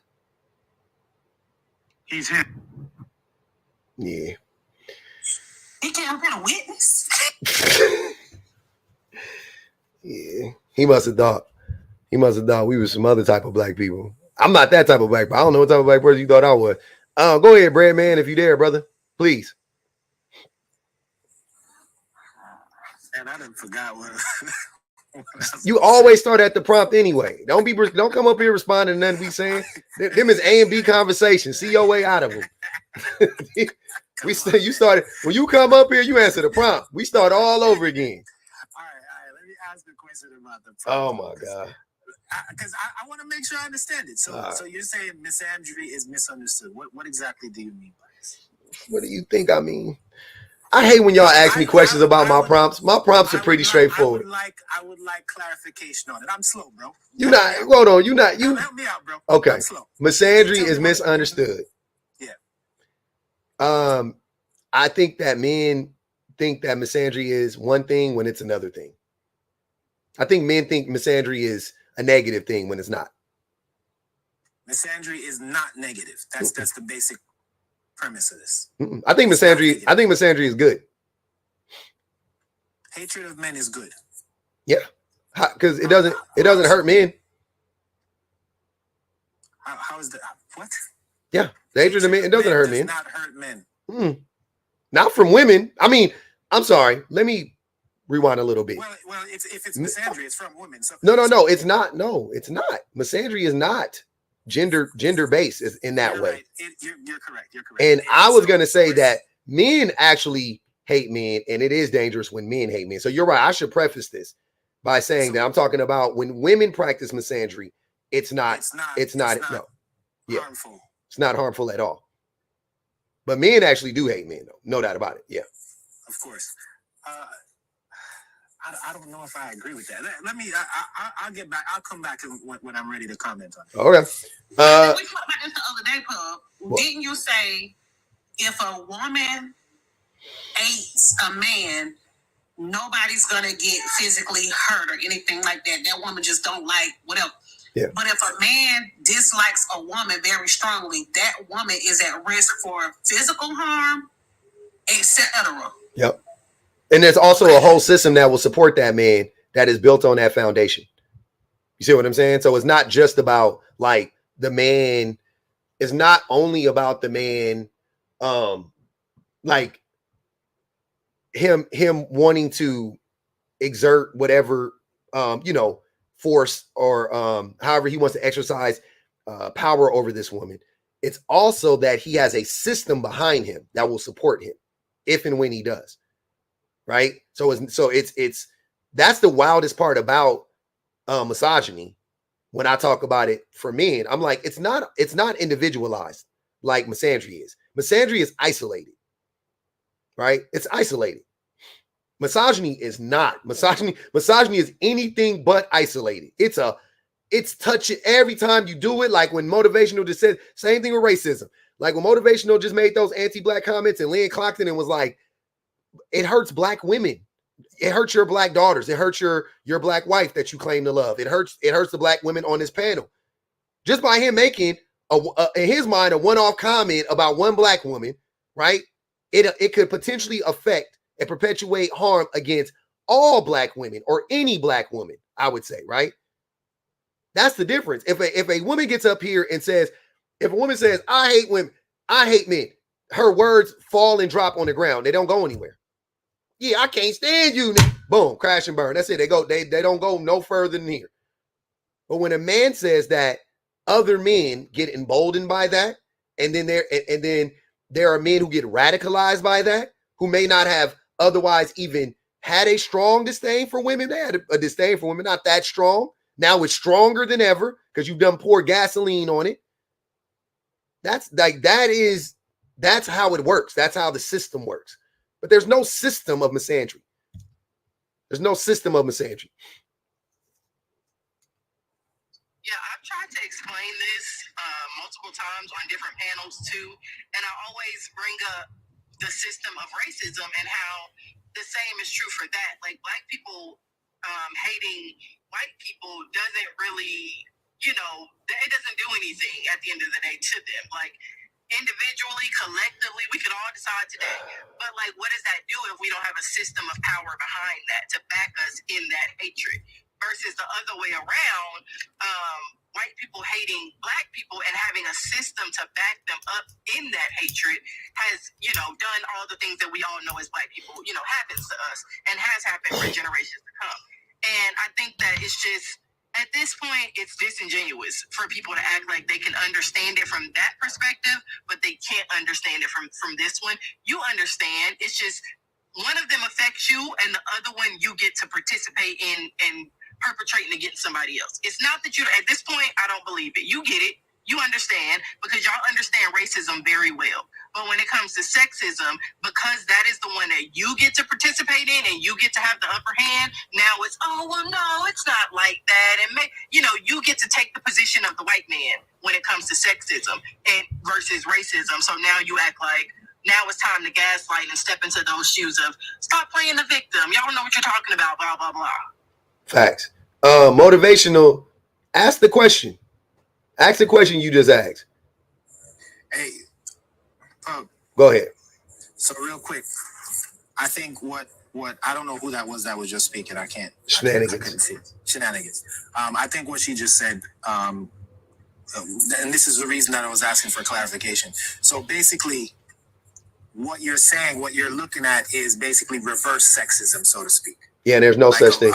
Exactly. Because there's no such thing as reverse racism. Yeah. As she just mentioned. So yeah, that makes sense. Yeah, there has to be a system in place for the things to harm, like the group, right? Motivational. Hold on. I really want to get them. You can participate in this too. He says, women's words don't have any power. Who said that? Women's words don't have any power whatsoever. Who said that? Okay, you just said that when a woman says something, like, it just falls on the ground, like it doesn't go any farther. There's not any impact in society if a woman says certain things. There's not. Where? Show me where that happens. How and where? Like, asking the question isn't good enough. I need for you to know the answer to it before you ask me the question. Okay, but in answer, I say this is simply it. When women have perspectives, they speak on those perspectives. Those perspectives get passed around, and more individuals, more women have that same perspective. Can you be specific? So can you give me a specific example? Please. Okay. Please help me out. So for instance, misandry. Mm-hmm. If you have misandry women, right, and they speak on this topic, misandrist, yeah. If you have misandrist women, speak on the topic, they speak on their dislike of men. Mm-hmm. They go on a live, they go on a panel, they have that panel. 400 women go on that live. They will be influenced by this woman saying that. We can't say that we are not influenced by someone else's words, because many times we are influenced by the things that other people say. Whether we're being honest or dishonest about it, we're being influenced by the words that other people say. Influence / versus causing harm are two totally different things. If a woman goes into a live, can you stop breathing in the God damn? If a woman goes into a live and she talks about her disdain and dislike for men, and there's 400 or 500 women in there, the most you're gonna get out of that is 300 women gonna leave that live and say, you know what, I'm done with men. She right, they trifling. And y'all lose access to 300 women. If a man goes into a live and starts preaching anti-woman rhetoric, being real, like, just aggressive, like talking about men, kind of like them Andrew Tate people, and the Fresh and Fit people, when they start talking really bad about women, if you notice, it empowers men to then physically assault women. Because they say, oh, you can't say no to me. I'm a high-value man. Mm-hmm. You have men in the name of Fresh and Fit and Andrew Tate out here harassing and assaulting women. Yep, being radicalized. Women ain't going out here assaulting men. You know what I was gonna say? I haven't seen one person commit an act of violence in the name of Princella the Queenmaker. I haven't seen one woman get radicalized by Princella the Queenmaker. Not one woman. I haven't heard of one. We haven't seen a manifesto from a woman where she unalived her family or she pew-pewed up a public transportation, some form of public transportation, and then we read her manifesto, and it had direct quotes from from Princella the Queenmaker in there. Now, I've never seen it. Now, see how you vacillate? So you want to, now it's, do the majority of men do that?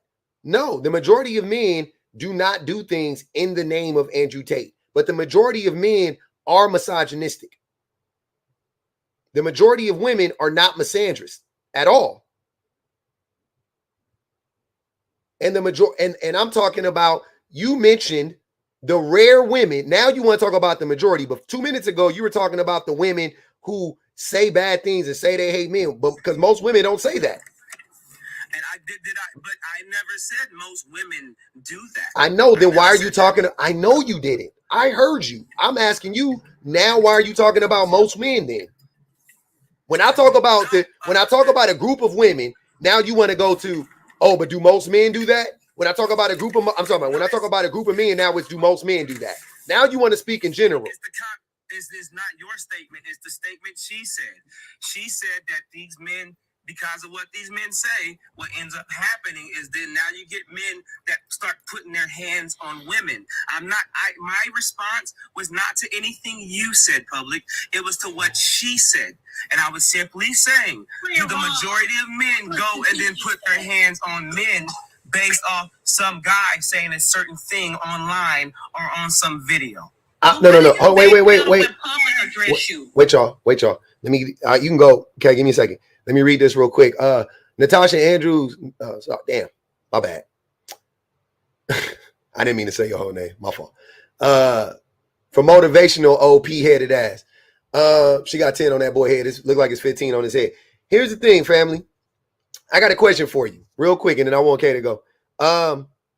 If women's words matter so much, why don't men listen to women? Why does it seem like the only time men want to bring up what women say and how men receive it is when she says something that he perceives to be negative about men, right? All of a sudden, that's, oh, them words affect us. But when the women be screaming in your motherfucking face, when your own wife be screaming in your face, telling you to check in with these kids or telling you to pay more attention, or when the women online telling you that they don't give a fuck about a protector and a provider, and they want a kind man, they want a generous man, they want a smart man, they want an educated man. When the women are screaming at the top of their lungs and telling y'all that, y'all going la la la la la la la la la. You Stevie Wonder to the bullshit, right? But then you expect me to believe that all of a sudden women's tongues is ginsus and they cut deep. They cut me real deep. Shrek, like, what the fuck? Why? How is that always? How is it that convenient? You listen to women so much, but you never hear them when they tell you how to fucking be better. When they tell you, hey, motivational, you should go back to college and get you should go get a formal education. When they say, hey, you should read this fucking book so you can understand where I'm coming from. Hey, you might want to look up what misandry means before you talk about it. When they tell you that shit, you don't listen to them. But when you don't listen to them, and here's what I'm saying. Here's how misandry is reactionary. Because when they're telling you all of that, and then you're going la la la la la la la, and then they go, well, fuck it, I don't like none of y'all. Then you go, oh shit, see, you cut me deep. That shit is mad corny, wicked.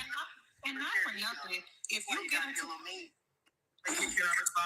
yes. If you get into yes, let him go. I wanted him to respond. You go ahead. I just want him to respond. This is the thing, public.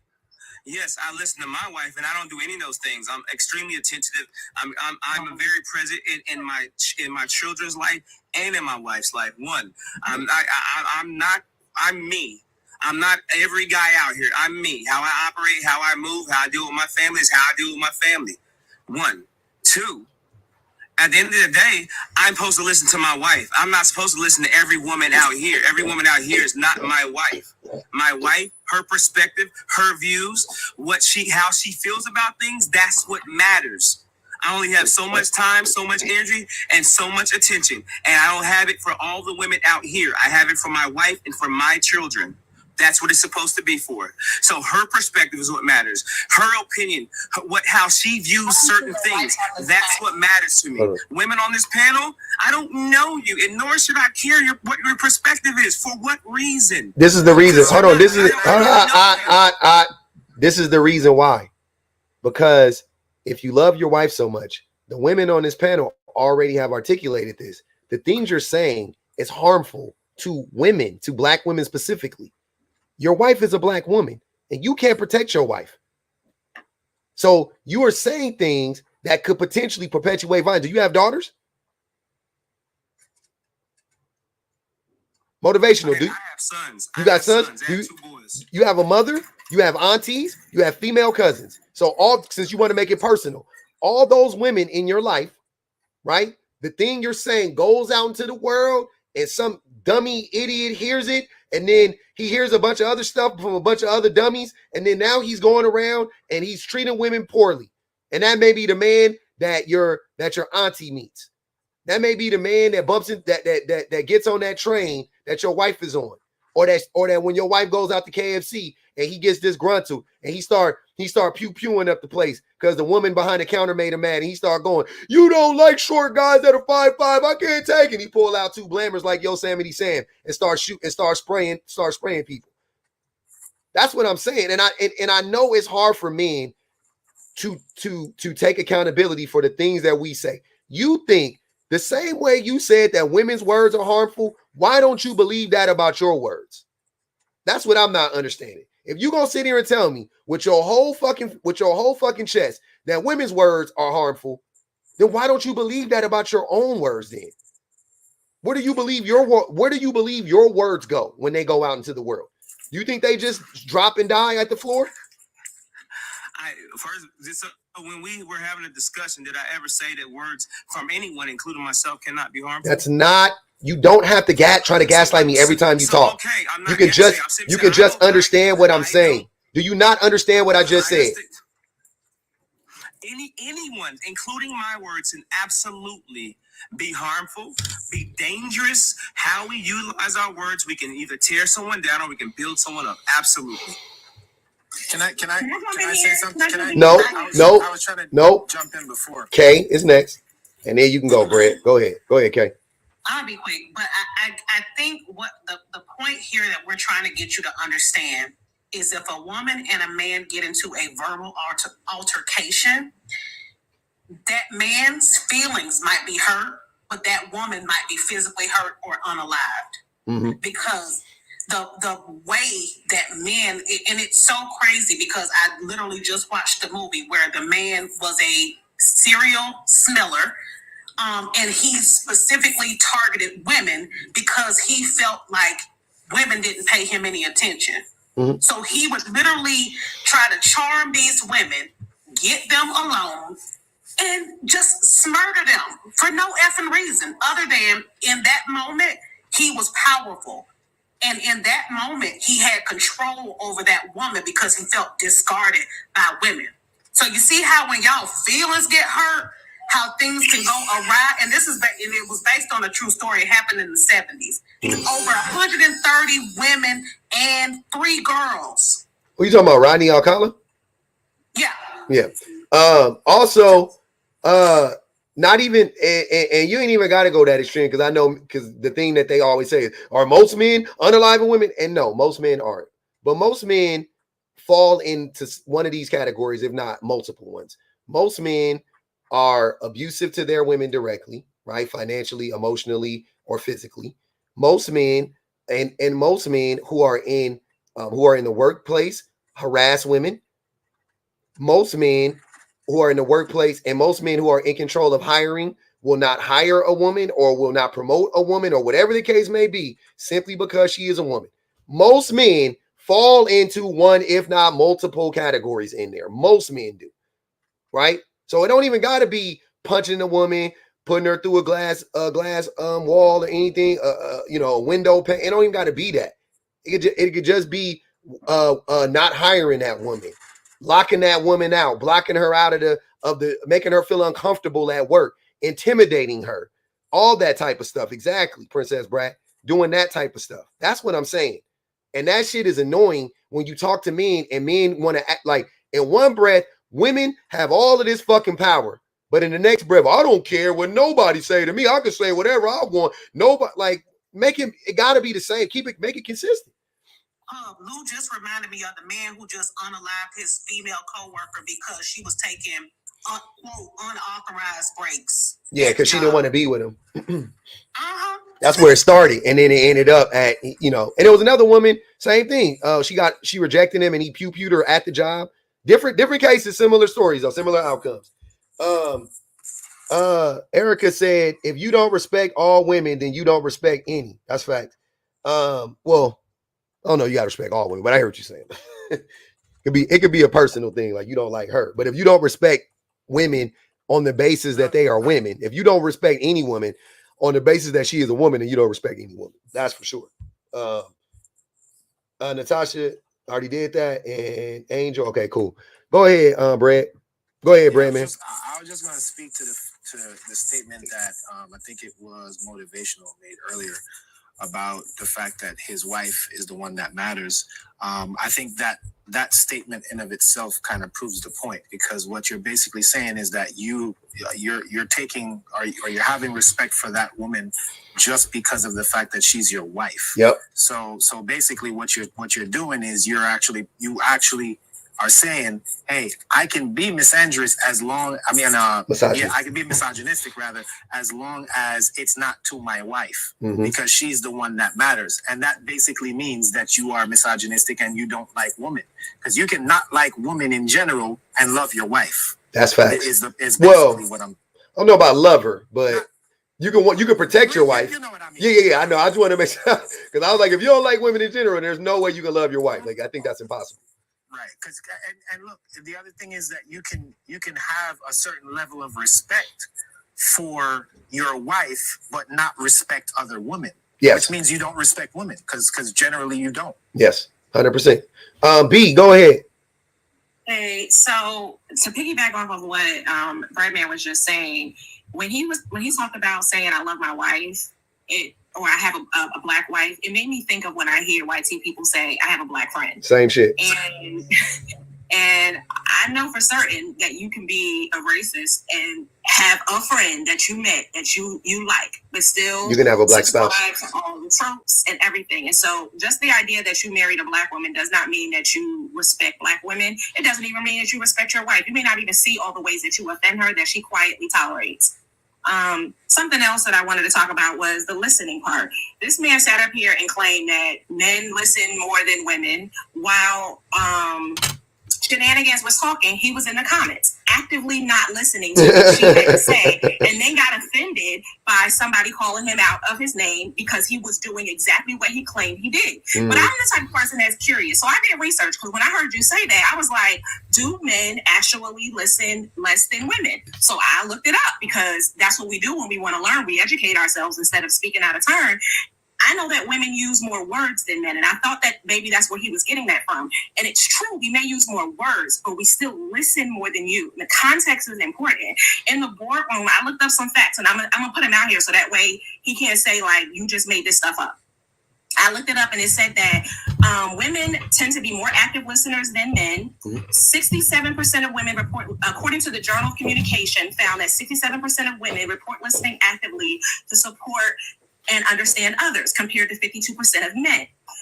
It also highlights that women are 25% more likely to retain what they heard, and women are 28% more likely than men to say things like, I understand, and that makes sense, to validate the speaker's feelings.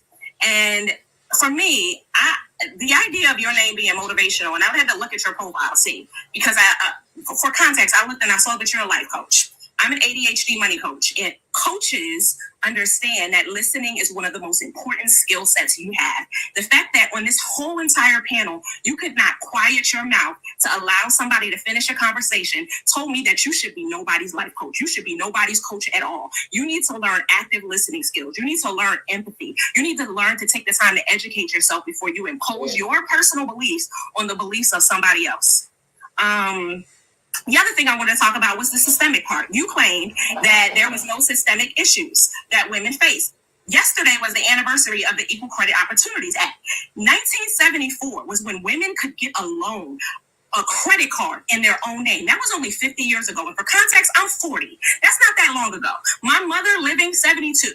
Okay, she was married and couldn't have a credit card in her name for a good chunk of her marriage. Now, I want you to understand the context of this, because we understand that the systemic issues, we talk about reparations for Black people, right? Slavery happened, Jim Crow Act, and it takes generations for us to recover from years of being behind the eight ball, of not having ownership, of not having funds of our name, not being able to have ownership, right? So women, until 1974, could not have credit in their name. That means that they couldn't own businesses, they couldn't get assets in their name, they couldn't build wealth on their own. So systemically, while you might say right now you have the right, we're playing catch up. We need reparations just like Black people need reparations. And there I land my plane. Y'all can go. Well, you ate. I just want to say that. You did. Go ahead, yo. And I ain't gonna hold y'all because I'm about to go. I gotta prep for a call. But you know what I like? I like when a nigga come on the panel and try to call me bald head so I can stun on you hoes every time with my real hair, ho. Hey, let me read the super chats. Nia X said, "Oh no, women allowing the fright." The Brass Doll said, "Men consistently try to compare their hurt feelings with women experiencing acts of violence and unaliving at their hands and wonder why misandry exists." Comedy, exactly. The dismissal is what the way that men dismiss the real world lived experiences of women is one of the major contributors to misandry. Because women are like, well, fuck you, like you can't even hit, you know what I mean? Like you can't understand that we out here being unalived and da da da da da. Well, fuck you then, right? That's how it goes. To Nigel, the Brass Doll. To Nigel said, "What does a man who loves women and doesn't consider himself to be misogynistic gain from discarding women's real life experiences?" Fair question. Miss Chrissy Baby said, "It is the words coming out of your mouth, the colorism, anti-Black things, fueling racism. We are not influenced by your actions on this panel, and we want to see in society." Panel and what we see in society. I'm sorry. We are not influenced by your actions on this panel and what we see in society. Nia X said, "Look how calm he is talking to Pub, y'all." Oh, y'all funny. Super chat. Clarice said, "Police and plural forms are men's biggest ops." Ain't that the truth? Where we at? 227,000. Let's keep tapping. We get up to 100,000. Let's get up to 100,000. Wow. Not your moms in the comments manipulating us to tap. Come on now. I do not like that. What they saying? If y'all tapping the screen, you want to give motivational summer cake. I ain't even see it. Go ahead. BPG. I also wanted to say, like, it's funny that motivational wants to tout how much he loves and respects his wife and how he doesn't give a crap about us while being on a panel expressing his opinions and trying to get us to understand him. I don't understand if you don't give a crap about us and what we have to say, why you would waste your time on a panel having a conversation with us about a topic. Like, we are random, meaningless people in the world. So why be on the panel trying to convince us of your thought process? It just doesn't make sense to me. Because you could just be having, conversations that relate to you and your wife and your household in order to better your household. But it seems to me that you actually care. So, okay, have you spoken your point? Yeah, she's done. Clearly. Okay, so let's speak on that. What I specifically said was this: the opinion that truly matters is my wife's opinion, perspectives, and feelings. Now, can me and you have a discussion? Absolutely. Now, how you feel will not determine why I make the final decisions I make in my mind about specific things, as well as being. Then why have a discussion? Let's go ahead and speak on that. BV, whatever. Why have a discussion motivational with any person? Why talk to any person if in your mind you have already made it up that you're not going to listen to anything that they say? Why talk to them? See, and again, so public that I say I would not. I didn't say I would not listen. The determining factor of the decision I make, depending on who you are in my life, it depends on how much influence you have. Now, everyone doesn't have the same amount of influence. My wife will have a significantly larger amount of influence in my life, and any decision I make. That's not what we're talking. Motivational. Can you, sir? I'm sorry. Simple. I'm sorry, brother. Is there any time in your life that you talk where you're not trying to gaslight everybody? Is there any time? And I'm dead serious about. Do you know how rampant it is? Like, I'm not diagnosing you. I'm not gonna call you a narc or nothing like that. But all you do is gaslight. You haven't been honest this whole conversation. You literally just said you literally just said.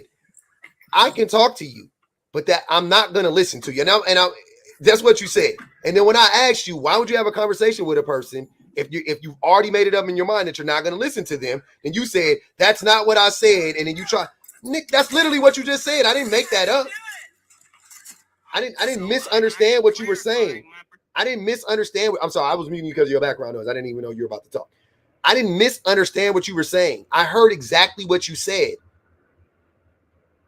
It's like it's like you say. So this is what I think is happening, right? You say stuff that like you're masking. So you're trying to mask, and then when your mask gets exposed, when we pull it back, you go, oh shit, they got me. I need to change what I said now, right? You can't just deal. You can't accept it. No accountability. Like, okay, they caught me, right? And we've been clocking your shit this whole time. So can you stop masking for a second and just be honest? Because we're not making no sense. Like, I'm dead. Like, I want us to have a productive conversation. I really do. I don't want to shit on people. I don't want to be disrespectful. I just want us to have a productive conversation because I listen to the things that you guys say. It actually affects my daily life. For better or worse, the things that I hear on these panels affects the way that I think. It's impossible not to. It doesn't make any sense. Of course, I'm going to be affected by having conversations with people. Of course I am, right? Why am I not listening to people? And then you go in the comments and you try to gaslight in the comments. That is literally the case. That is what you are doing. And instead of you sitting with it, you're trying to lie even more. Just stop, bro. Just stop lying. It's pointless, man. It really is. It's really sickening, to be honest with you. It really is. It's disgusting. Like, I don't know what to tell you. I'm just like, ugh, like, God damn.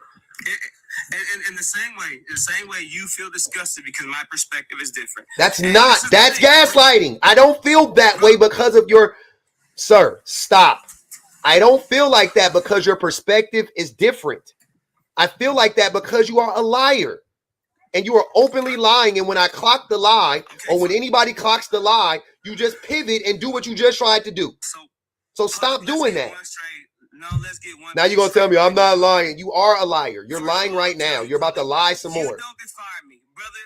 I'm not a liar, brother. I am honest. I speak what I know on. So if you deem me a liar, that's your perspective, sir. It doesn't make it true.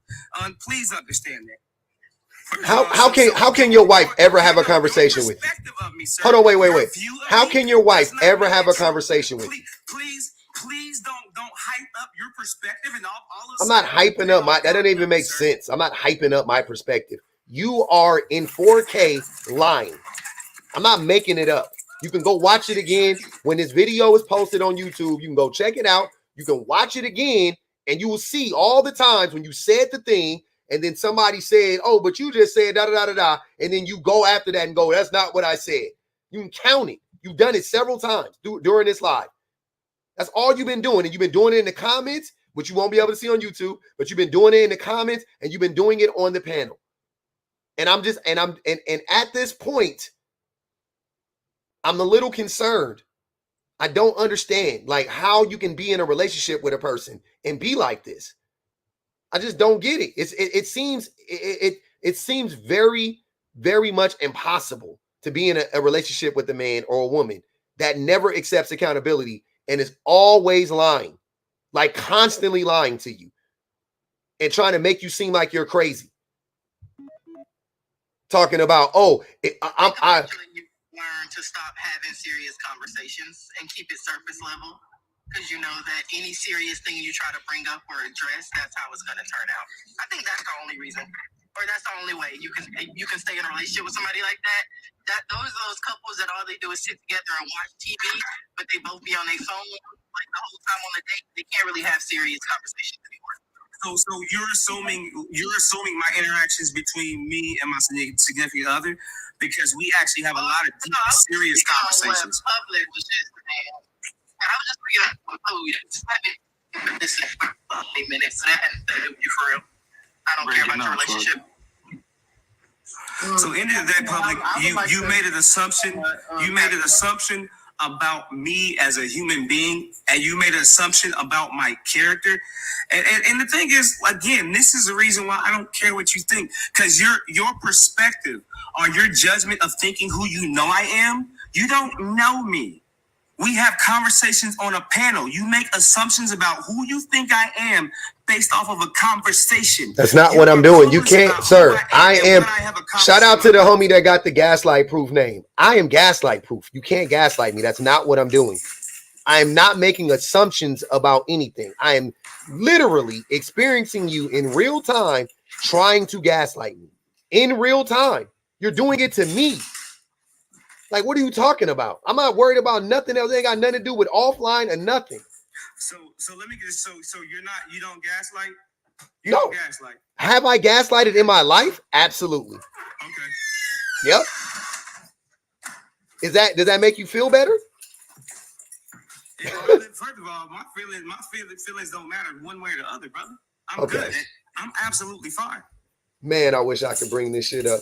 Yeah, this is crazy. His truth. What? We got another gaslighter. Who is this? He's not entitled to his truth, public. There's no such thing as his truth. There's the truth. There is no his truth. That's something a liar would say.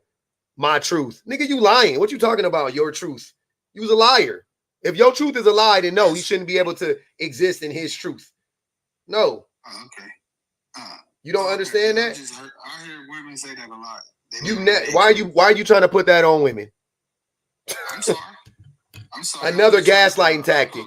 Another gaslighting tactic. Oh, I've heard a lot of women say that. Like that was gonna make me be like, oh, really? Women have said that. Like, what the fuck you think I am? Not from a woman. This is not something that is women don't say, I want to live in my truth. That is not something that is gender specific. People say that shit. That is a common phrase that I hear a bunch of lying ass niggas say though. I just heard and what will cause you to on this panel and to start like cyber slurping this man, like the circle jerk is crazy. Get off of your knees and stand up, because you don't know what the fuck this man did, and you just immediately jump in and start like caping for him. He could have said. So the same way y'all back each other left now. Hold on. I just said he lived in his truth. But you immediately start protecting him and caping for him.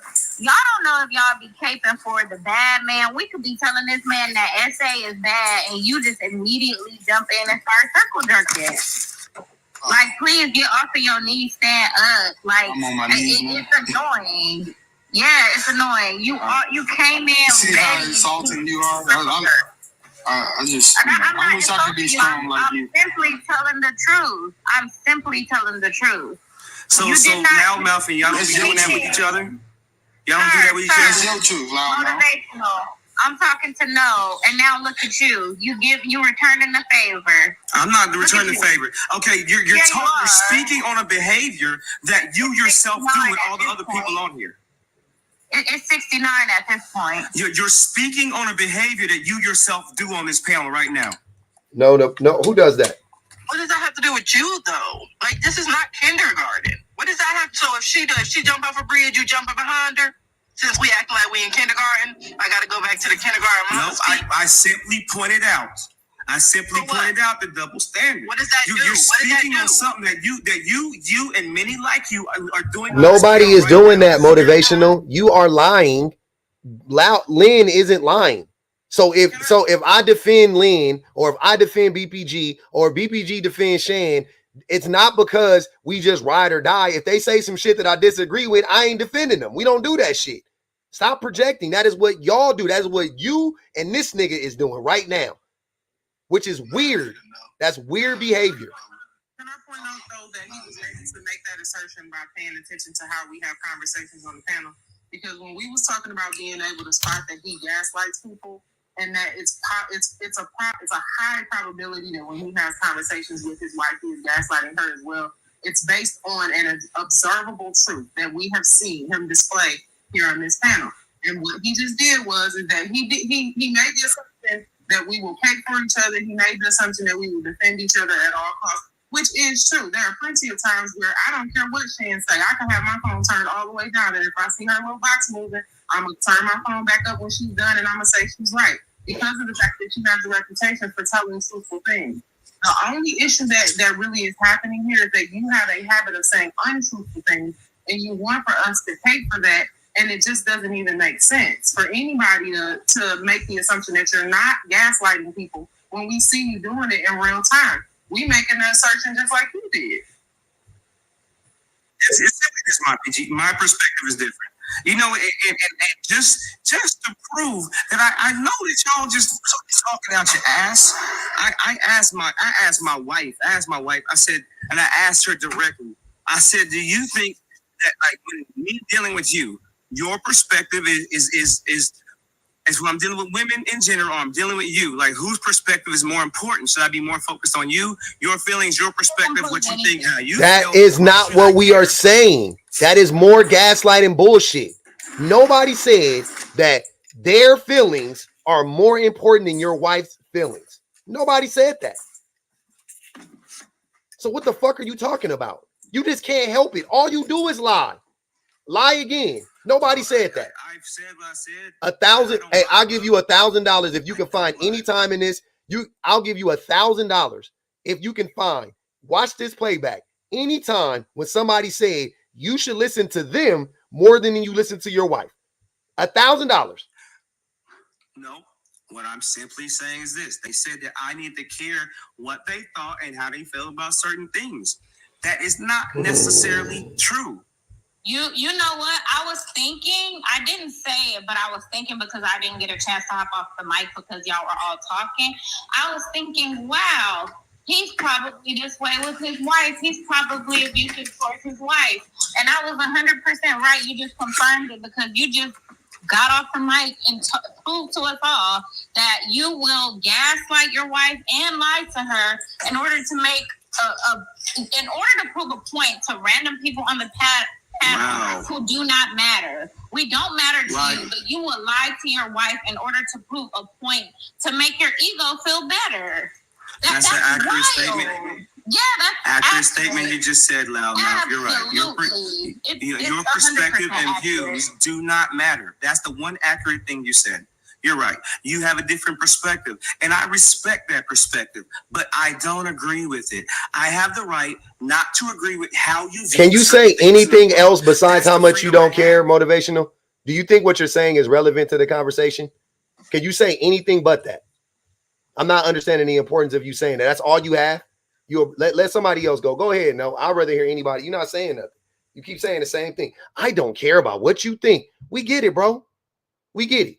You a liar. You don't care if people know you lying. You don't give a fuck. We get it. Go ahead, no. Go defend it.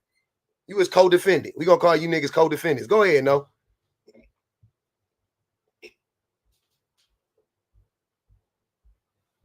Defending a liar is crazy. Could never be me. What's up, bro? What's up? What you need? What you want to speak on, family? I was just looking at the title on your live, man. Bet. And how is it misunderstood? That's what I'm trying to figure out. Is that the title of the live, right? Yep, that's the prompt. Do you know what misandry is? Hold on. Let me Yeah, it's almost like a gaslighting by It's not you don't know what gaslighting is either. It's not a gaslighting. What is gaslighting? You just use the word. You tell me. What is gaslighting? No, you use the word. There you go. You don't know. You don't know what the word is. Be quiet. Y'all just made it up. So we made up the word gaslighting? Yeah, that wasn't around when I was in school.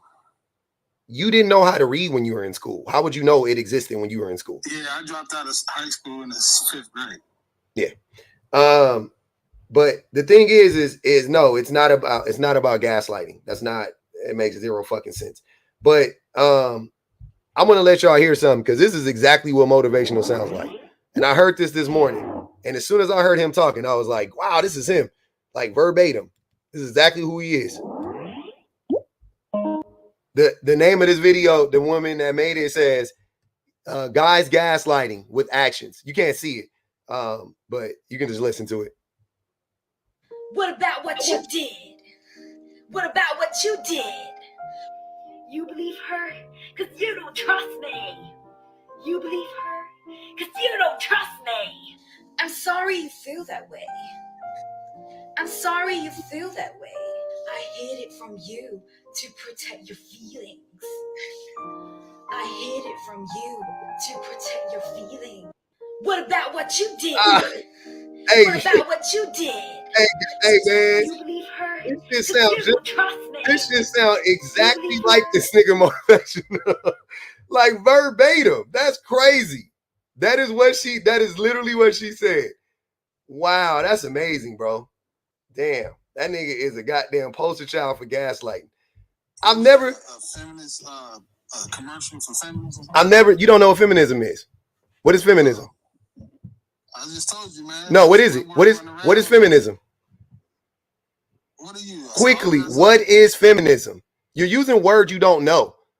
I don't know, bro. Exactly. Don't try to look, sir. Hold on. I know. I never. Feminism is when a dude try to defend feminine women. That's not what it is. Oh, okay. Yeah. It's funny that you're so egotistical that you think just because you didn't know a word existed when you were a kid that it didn't exist because you didn't have the knowledge or the comprehension skills to recognize that the word was around. Like it wasn't in your vernacular. So now the word didn't exist. And excuse me, sir, I don't understand why you think that I'm done speaking. I don't understand. I was right in the middle of a sentence. But the word has been around. The word has been around. You just didn't understand. You didn't have the word in your repertoire. So say that. Don't say it didn't exist because it did exist. You just didn't know it. You don't know how to use it now, and you cannot comprehend it now. Okay, I'm dumb. I was a slave. Okay. See, the funniest thing is he don't even know that like everything he's doing is gaslighting. Like that whole like, well, I guess I'm just stupid as hell now. Like nobody. I mean, you said it, I didn't, but I'm just saying though, like, just can y'all look? This what I want. Shout out to my man Motivation on that. Yeah, this what I want. This is what I want from the men's for one day. I want y'all for one day to remove your ego, right? And actually engage in a conversation to learn, like listening to learn, right? Like go into the conversation going, I probably don't know what the fuck I'm talking about. I should probably learn. I should probably listen to learn, right? And I should ask genuine questions so I can learn. Like, I just want you to try that shoe on for a day and see how it makes you feel. Because I bet you it'll make you feel like a better person at the end of the day. You'll learn so much. You know what I mean? Like, it'll be crazy. Like, believe me. Let me read these super chats. Miss Chrissy Baby said, why is he talking to people he don't care about? Why he keeps centering himself? Want attention? What is the point? I don't know what the point is. Teresa said, he's not smart enough to do what he's trying to do, which is gaslight everybody. You can't gaslight like 800 people, man. Shit tough. That shit is tough. Miss Chrissy Baby said, you ain't gonna say excuse me, bro? No. Miss Chrissy Baby said, his wife is listening. He think his wife is listening, but the poor woman is exhausted from the wild amount of gaslighting and being extremely toxic and disagreeable. Teresa said, Gaslight was filmed the year Joe Biden was born. God damn. God damn, that motherfucker 80 years old, 78 years old, whatever. Ali said, I just know his wife got a policy out on him, talking about motivational. Yeah, man. Go ahead, so no. when we talk about ego, right? Do women have ego? Or women yeah, of course. Women can have egos too. Very, very much so. I agree with that because this is. I didn't say very much so. You said that. So we're not agreeing. Come on, man. Can I get my thoughts out? No, you don't try to look, be accurate. You said very much so. I don't agree with that. You asked me, do women have egos? First of all, everybody has an ego, right? Everybody does. Not really.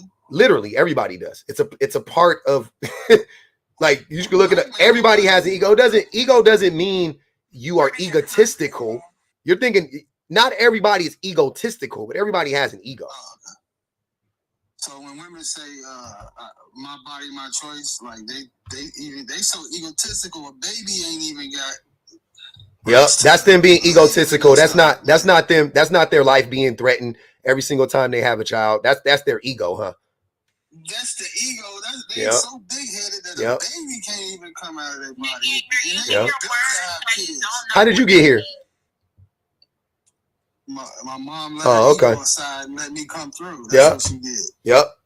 I mean, do you think more women have babies or less women have babies? So when you think less pregnant women have babies than pregnant women have babies? Oh, you mean pregnant? Yeah. Well, shit, you be lucky. Well, wait. I'm sorry. The majority of women. Hold on. No, the majority of women have babies. First and foremost, I asked the question wrong. My fault. Do most pregnant women actually get to full term and have the baby, or do they abort, or do they smort the baby?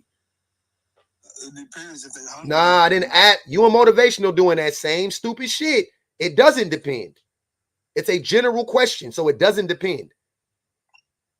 It does depend. It doesn't depend when you ask a general question. Go back to open up the schools. Open up the schools. God damn.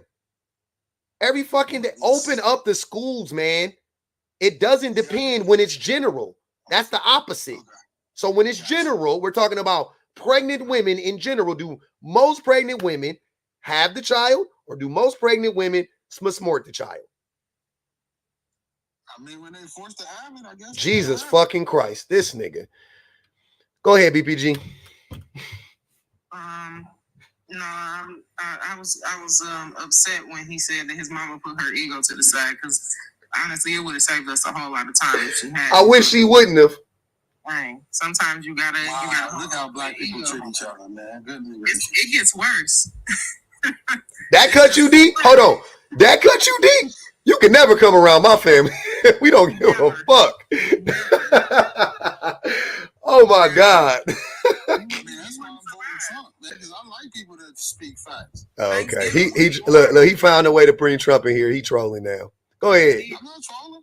Okay. Thanksgiving would absolutely be gaslight. We still talk about my daddy had a box in the cabinet. Can't even defend himself, poor man. He get cooked every lie by BPG. That shit be funny. You think you won't get a slice of the pie? That's crazy. I'm an equal opportunity. I didn't hear what he said. You got a big No. Don't repeat it. I don't care.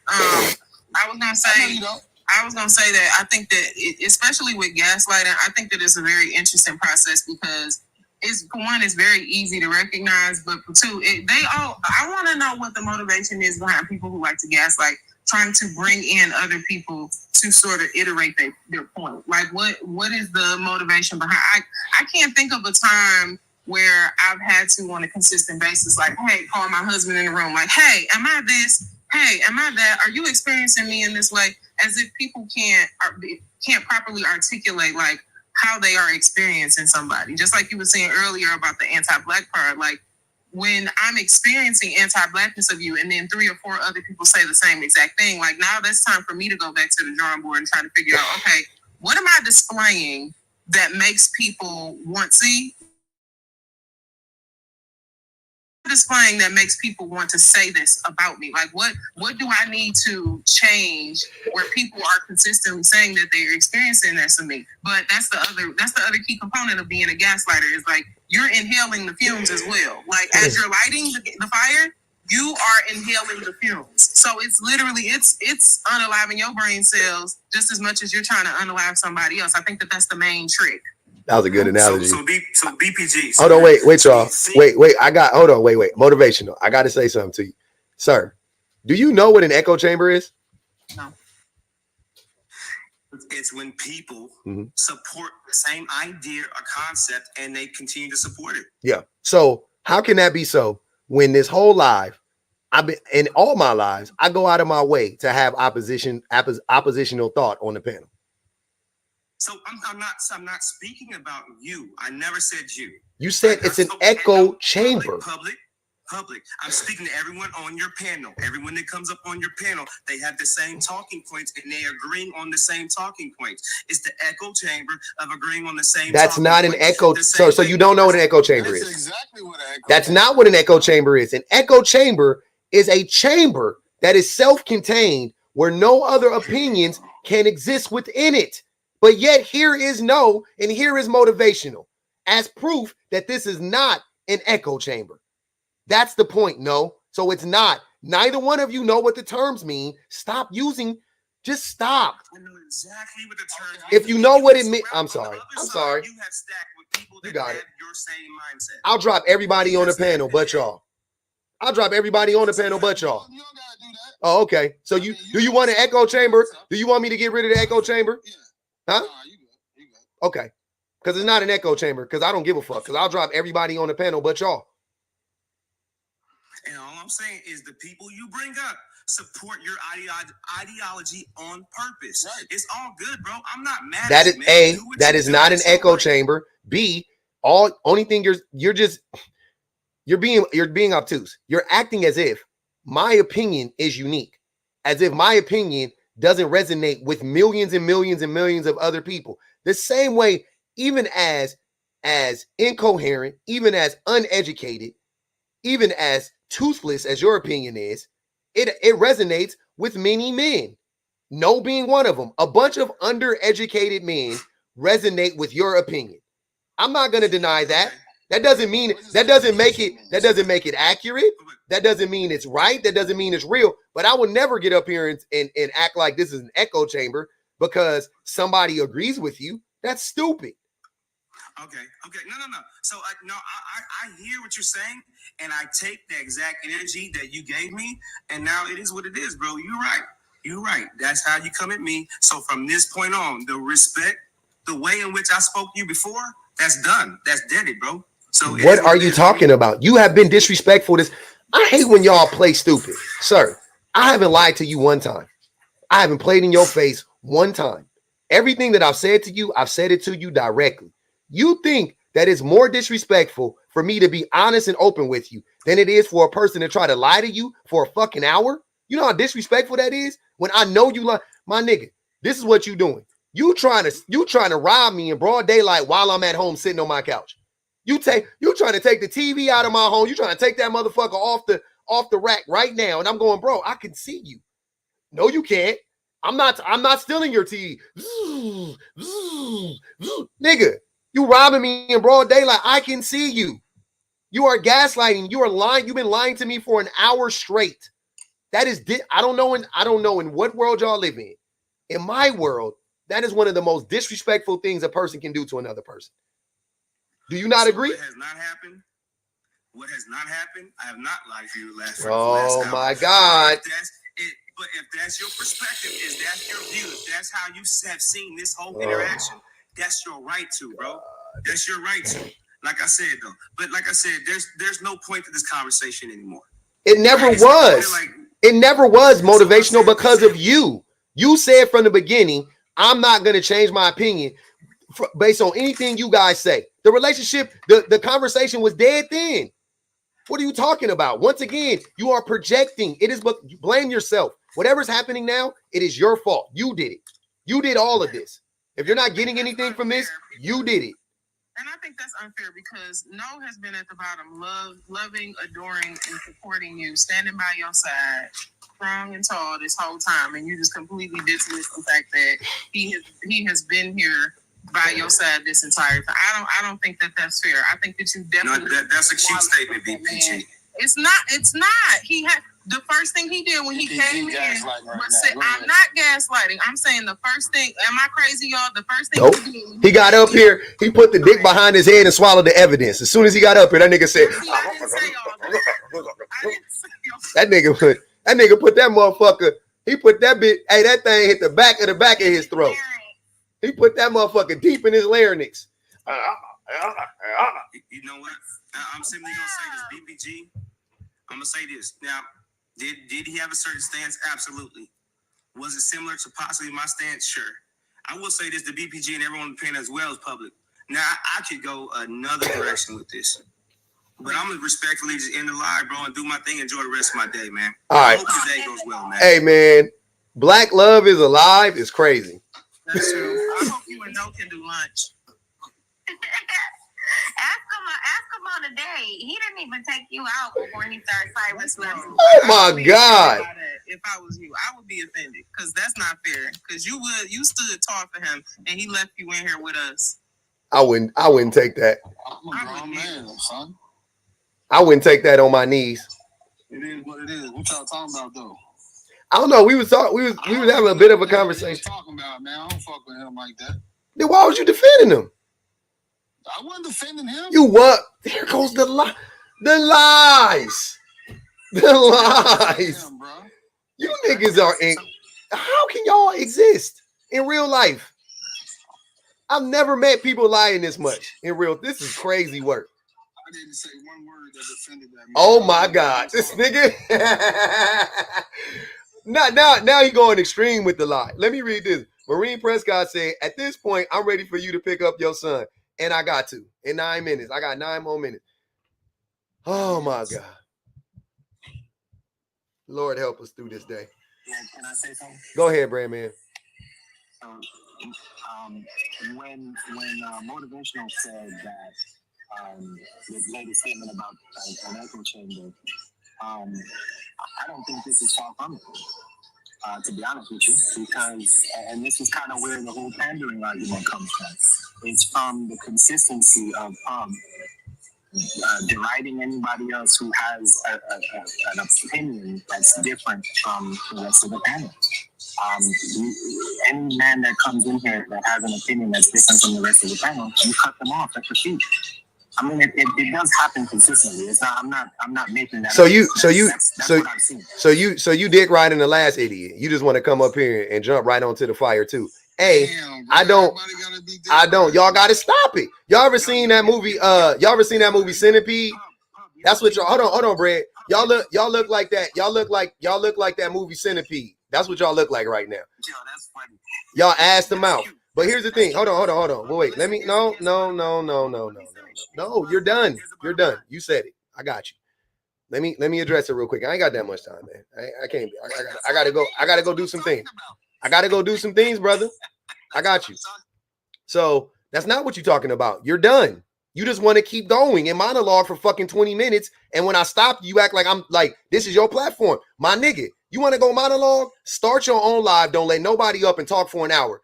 And talk to all 7 people. That's some sucker shit, bro. That's not sucker shit. Yeah, it is. This nigga is crazy. So he act like I owe him. He act like I owe him the platform to sit here and fucking yap for 10 minutes straight. Like, get the fuck out of here. Hold on, bro. Hold on. I gotta say this. Sir. I've had many and plenty of conversations with men and women. And we disagreed the whole time, right? And nobody got cut off and nobody got dropped or none of that stuff. It's happened many a times. But here's the thing though. For that, if you want that to happen, what you have to do is I match people's energy, right? And I don't mean that in the most literal sense. But like I just got done telling Motivational, once you lie to me, right? I'd lose a little respect because I expect all of y'all to lie. I expect every man that comes up on this panel that has an opposing view to me to lie at some point. I just expect it, right? So I give you like the first lie, right? It's like baseball. I give you the first lie, right? Depending on what it is, I give you the first one. Cool. Then I do my litmus test. Once you lie, then I do my litmus test. I go, okay, let me see. Then I ask you a question that we all know the answer to, right? And usually it's something like, who's better at, who's more nurturing, men or women, or something like that, right? And then, and most people would agree it's women, right? And it's been proven that it's women, whatever. And then the man will say, see, no, already about to lie. And then the man will say like, no, that's not true. It depends. And do all this obfuscating. And I'll be like, okay, that's a litmus test. So now I know you are deliberately trying to deceive me. Now I know you are deliberately trying to deceive me, right? So that's strike 2. And now I step it up a little bit. We can still have a productive conversation as long as you don't continue to lie. But when you lie 2, 3, 4, 5, 6 times, and I'm clocking it, and you just won't give it up. You just like you lie, and I go, that's a lie. Stop. Oh, no. We just have a difference of opinion. It's not just a difference of opinion. I just asked you, does 1 + 1 = 2? And you said it equals 44. It's not a difference of opinion. You're just wrong, right? And we keep doing that. Oh, well, that's my opinion. That's you keep doing that dumbass game, right? We keep going around and around and around. I don't know what to tell you. So stop blaming me for you guys being such shitty people. It's not my fault. It's not me. Trust me, it's not me, sir. I have way too many hours of me doing this documented for you to sit here and try to come up here and be like, public doesn't let people talk and public doesn't. I fucking do. I want it. But what I don't want to do is sit here and listen to a motherfucker lie on a 10-minute rant. If you think I'm wrong for cutting you off, move around. Go somewhere else or start your own lie. That ain't no sucker shit. Can I just Redman, I've been trying to say something for the longest. I just want to bring this around to a full circle moment because the entire reason why we are having this conversation in the first place is because we started off with saying that men don't listen and men have poor comprehension skills and men in general, the literacy rate is not there. The fact that y'all keep using words that y'all don't understand, y'all come up here time after time and prove the point, the very point that we made in the first place. You saying that this is an echo chamber. You saying that you're being gaslit. You don't know the meaning of gaslit. You're saying all kind of words. You're using them, and you just don't understand the meaning. When all you can do is 1, ask, 2, shut the heck up and listen, and 3, Google the word yourself and understand the meaning. But y'all don't want to do that. Y'all want to sit up here and pretend like y'all understand. You don't. Y'all don't have the range to have these conversations. Yet time and time again, you try to get up here and prove that you can. It's one of the weirdest things.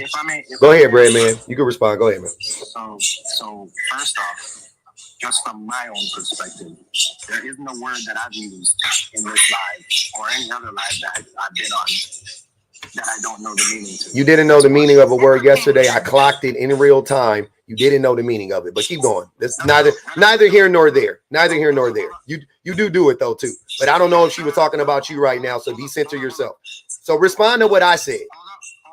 Hold on. What you're talking about was when you asked me the meaning of the word plausible, right? Yeah. Is that what you're talking about? Yeah, and you didn't know the meaning of it. Hold on. I didn't use that word. And when you said what the meaning was, I said, okay, my bad, I stand corrected. That's not what happened. You said that's not the. I said that. No, it wasn't plausible, by the way. It was It wasn't plausible. That's a different word because you did it twice. The word that it was yesterday. Hold on, I'm gonna tell you. This is how bad your memory is. Let me help you out. The word wasn't plausible. It was a synonym for aggressive. It was assertive. You said assertive, and I said assertive is aggressive, and you said no, it's not. And then I looked it up, and one of the synonyms for assertive was aggressive. And you said I'm on the Cambridge Dictionary right now, and you were wrong. At the end of the day, you were fucking wrong, and that's what happened. So you do use words that you don't know the definition of. Shut up, no. You do use words that you don't know the definition to because you also mentioned plausible, which was another time that you didn't know the fucking word. So stop it. Again, I'm going to respond. Yeah, so now you about to try to lie because I clocked your shit like I always do. No, nigga, it's my life. I'm going to talk all I want to. Look, watch. What is wrong with that? Who raised y'all? Go listen. Go cry to your therapist. Nobody wants to listen to grown-ass man on the internet crying. You came up here crying. And you still crying. Shut up. Mrs. Jones, control your emotions, bro. God damn, y'all some crying ass. Y'all, this is motherless ass behavior, yo. This is motherless. Control yourself, bro. Y'all are motherless. Okay, thank you. We appreciate your motherless behavior. We appreciate that. Thank you. So motherless behavior. First off, I'll be back. Your mom crying to your therapist, crying about punk bear and fucking corduroy head. I didn't say you used the word and you asked me what the meaning was, and I said, and when you corrected me, I said, but you did say this is an echo chamber, and you were wrong about that. This is not an echo chamber. So stay on that, because that's what I clocked today. I'm the one who said it. I'm not talking about yesterday. I'm talking about right now when you came on this panel and you said, well, this is an echo chamber. You came up here cyber slurping using the incorrect word. Again, we had just got done breaking down how this ain't an echo chamber. And then you get up here and say, it is an echo chamber. Y'all don't know what the word means. Stop trying to make shit fit and shit that it don't fit into. I know y'all want me to be the person you think I am, right? You really do. Y'all really got me fucked up. You want me to be the person you think I am. And that's y'all problem. Y'all want me to be the person you think I am, instead of listening and observing who I actually fucking am. That's y'all. That is y'all fault. That is not my fault.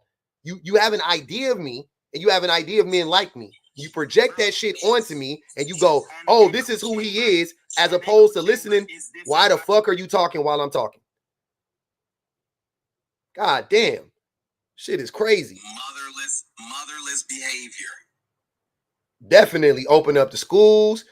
That man, oh my God, never mind. Intellectually crip walk and cry. Clarissa. This wicked. Hey, y'all, hey, Maz, can y'all hold me down for a minute? I gotta go get my son from the bus stop. Don't let nobody talk. Don't let nobody talk reckless. Hey, don't be disrespectful. Y'all don't let nobody disrespect my life, man. Already flagged Mr. Jones, just to FYI. Where participants experience their same preconceived notions of pre-existing beliefs. So that's exactly what this is. Oh my gosh. An echo chamber would be not allowing any opposing voices, and that's not the case, because your crying ass and the crying ass beneath me are both here. That's the point I was saying. You're both here. Us being here is different from being allowed to speak and voice dissenting opinion. That's the point. You've been talking the whole time. You came up crying. You're still crying. And as soon as I got to my point, which was dissenting, I was cut off. And that's what I'm saying. It is dissenting.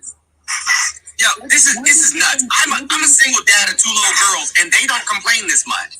Like, they don't just, you know what I'm saying? Like, walk in my room. You sound like an idiot.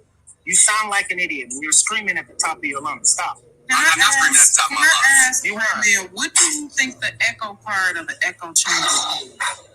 Because an echo chamber is one person will project something, maybe even 2 or 3 people will project something, but the only thing that's projecting off of the walls of the chamber are the things that people have already said. Like, I don't know why y'all think that this would be an echo chamber when, again, Jones just pointed out, like, the voices that you hear that are echoing back and forth are opposing opinions. Like, there's nothing echoing that's different.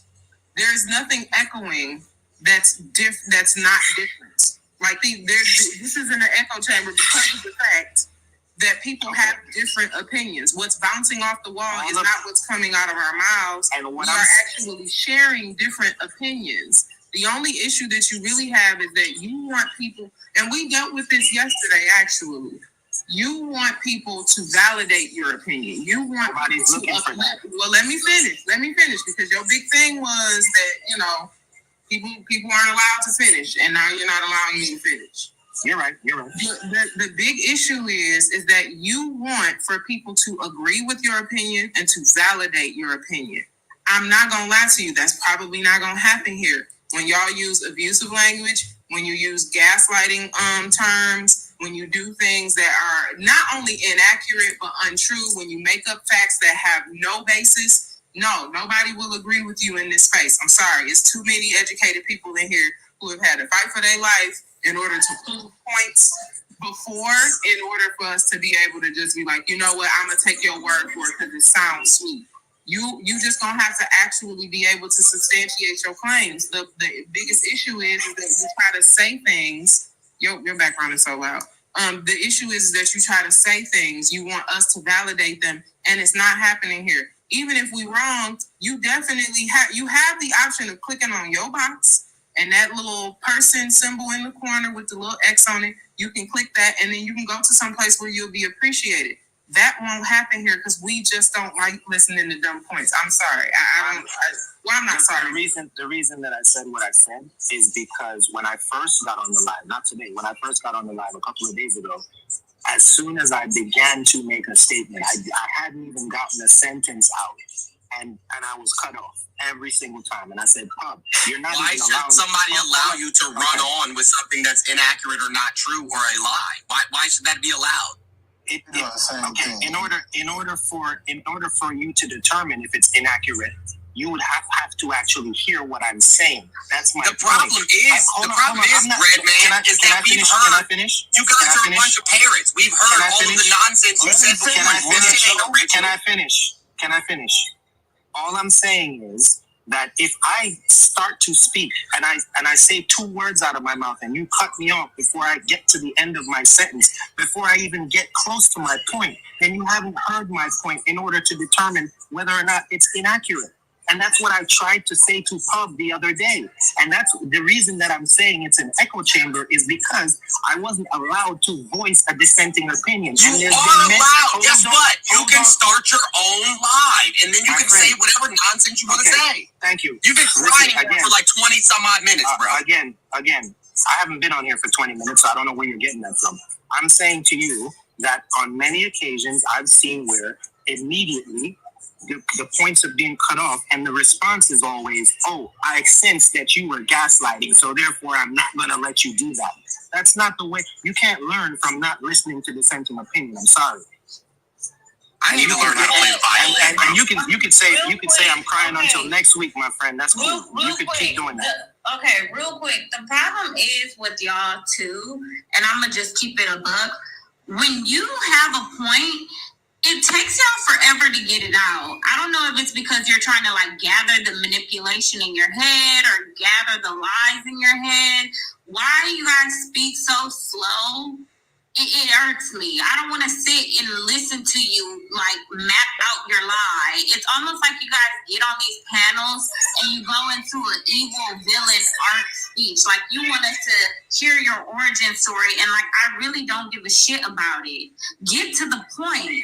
And then you guys reiterate the same point over and over again and act like you're saying something different. Like we don't understand what you said the first time, and we didn't clock that it was bullshit the first time. Nobody cares. Like, in all reality, we don't want to hear that weak shit no more. Okay, thank you for proving my point. I like Lynn. Lynn's my kind of people.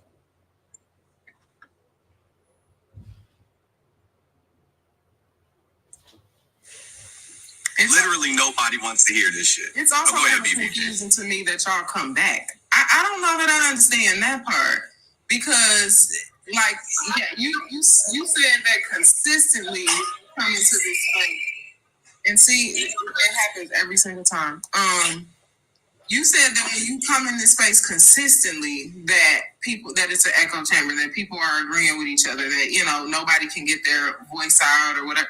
But y'all come back. Why do y'all come back? Because me personally, I don't go. Well, I'm not finished. I don't go into spaces where I know for sure I won't be heard or I'll be disrespected or anything like that. Like the moment that I can tell in the first 5 seconds when I go into a space, like exactly. This ain't for me. But y'all continuously come back. Y'all continuously come back. And it's I don't know if it's like some kind of weird abuse kink or what. I don't know what that is. Why do y'all continuously come back? And then y'all don't research anything when you come back. Like y'all come back with the same dumb points. Like the points be dumber than the last time. What's the point of that? Okay, so I can answer that question. So the reason that I come back is because I actually like to hear points that are different from my own, because I feel that that's a good way for me to learn. So that's why I come in. So I listen to a lot of things that may have been different from the points that I may have had before, and hearing that and listening to it and reasoning whether or not it makes sense, looking up the information, all of that is a pathway for me to learn. So that's why I do it. So, but as far as what I was saying in terms of dissenting opinion not being listened to, that still remains. It happens all the time, and the excuse is always, "Oh, you're gaslighting." And look, and I'm not saying gaslighting to defend motivational either, because he was gaslighting. I'm saying that when I came in, I wasn't even able to get a sentence out, and before I could even get the sentence out, I can tell you we're gonna gaslight. That's what the response was. I think it's because we're still doing it too. I think that's what it is. Because I don't even see what that had to do with what I asked, truth be told. I don't know why law continues. Am I crazy? Literally nothing. You asked him why he come back. You know what issue I really have is that Pub is still wearing the corduroy hat. Hey man, it ain't coming off. We not fucking leaving. Please, what? I love this hat, man. It's a good hat. It's a dad hat. Because I'm a dad. It does not love you. So BPG, is that not a good enough reason to come back? Or is it okay? So because he like to listen to different opinions, he's not wrong. I like to listen to different opinions. He likes to have people boost his ego. Like that's what that is. Y'all can't tell because I don't know if y'all have seen a different profile picture than what he has up here, but for whatever reason, y'all come in here and y'all think these dudes be really cute and y'all shoot y'all shot every single time. So I don't know what the motivation behind that is. Okay, it sounds like you projecting a little bit. No, what? Not what that means. What? How is she projecting? I don't even see how that would be considered projection. That's not even projection. They just using words. They just throwing out words. Hold on, man. You know what we got to do? You know what we got to do? I said that the dang, I forgot what it was. Just go ahead. No, what we got to do is what we need to do is we need to put like a law on using like therapy, therapy phrases. We need to put a law, like you shouldn't be able to use them until you pass a test. Because y'all just saying shit that you hear people say. Oh, yeah, you just see. See, did it again. See, did it again. She's trying to put it on somebody else. That's exactly what she is. Sir, it would behoove you to stop cyber slurping. Like you get on this panel and you don't have you literally do not have an unoriginal sir, please stop meat writing. You get on this panel and you have not one original thought. You have not said one original thought. All you do is meat ride. Like please. That's all you've been saying is that's what it was. I said that they come back. That's what I said. I said that they come back and the points that they have the first time or the points that they have the second time are usually dumber than the points that they have the first time. Mm-hmm. Because true, if you remember, when he first came on the panel, he said that he didn't know what gaslighting meant. And now he's talking about gaslighting and projecting and all of this other stuff. Y'all really could have like a PhD at this point. If you learn this quickly, if you are able to take information and in 24 hours or less, you are able to go and study and have a good grasp on that information, there is zero reason why y'all wouldn't be able to defend a dissertation. Like there is zero, like y'all are cutting yourself short by not being able to go to somebody's school and be able to have a PhD if you learn that quickly. See, this is what I'm saying. Y'all in these PhDs, man, y'all killing me with this. PhDs of section. Hey, hold on, BPG. I'm just trying to say. I know both of y'all saw this video. You cyberslept your PhD. Great. Not till next year. Yeah. So, and this is exactly what I said in the video, Pub. Black men consistently are the weakest link. When we tell them, hey, get an education. Hey, go to therapy. You know what I'm saying? Hey, maybe read a book. Learn something. Listen to women. Any of them, participate in the household. Do your fair, workload. Any of these things, they're like, I'm gonna blame my mom for this. I'm gonna blame other single moms. I'm going to blame women, you know what I'm saying, instead of taking accountability for myself, where I'm gonna ask that women be held accountable, but I'm not sure what I want them held accountable for. I just want it. Yeah. I just know they need to be held accountable. I just know they need to be held accountable. That's what I believe. Ugh. You just echoed what he said, bro. Literally. I just agree with it.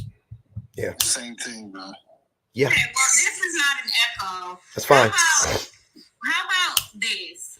Every day I get on this app and y'all prove to me that the Dunning-Kruger Effect actually exists. Like that theory should be used and should be used on the study of Black men. Because you are so loud and wrong, and y'all just be the most loud and wrong, and it irritates the fuck out of me. The heck. Because why are you so loud and wrong? Like, if I don't know something, I shut the heck up and I listen. I don't pretend like I know. I don't lie about it. I don't gaslight the person who's trying to tell me. I may ask a question or two.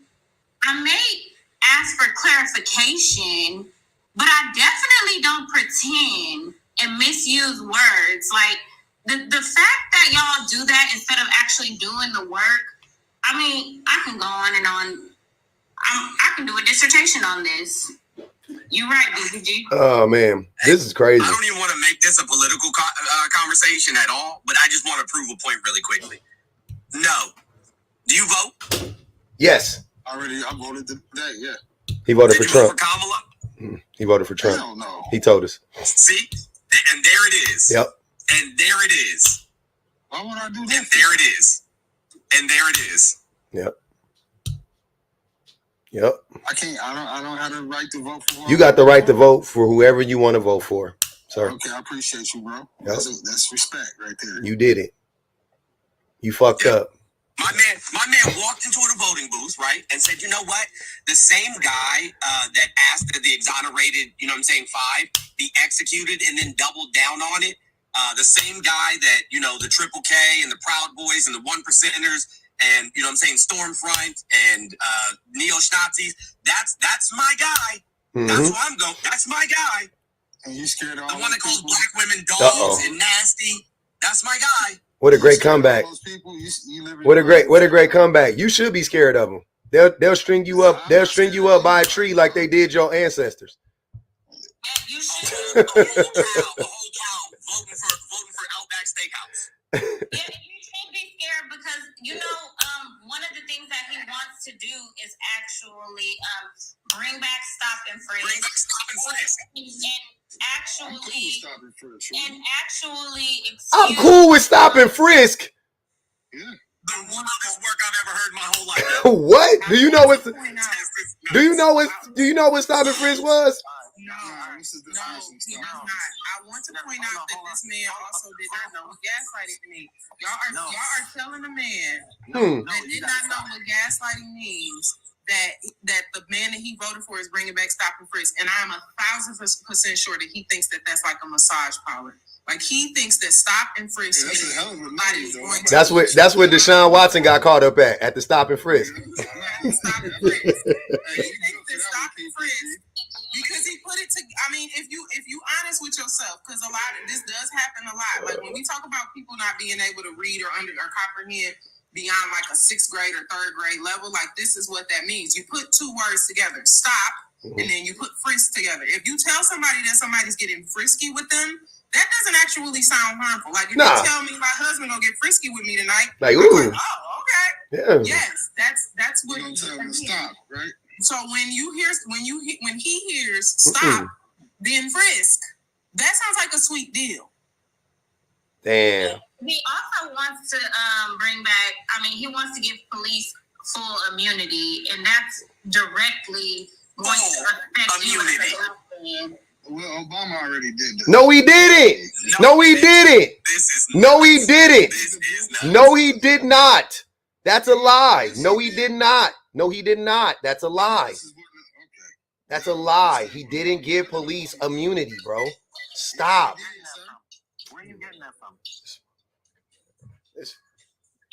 Where you getting that from, though?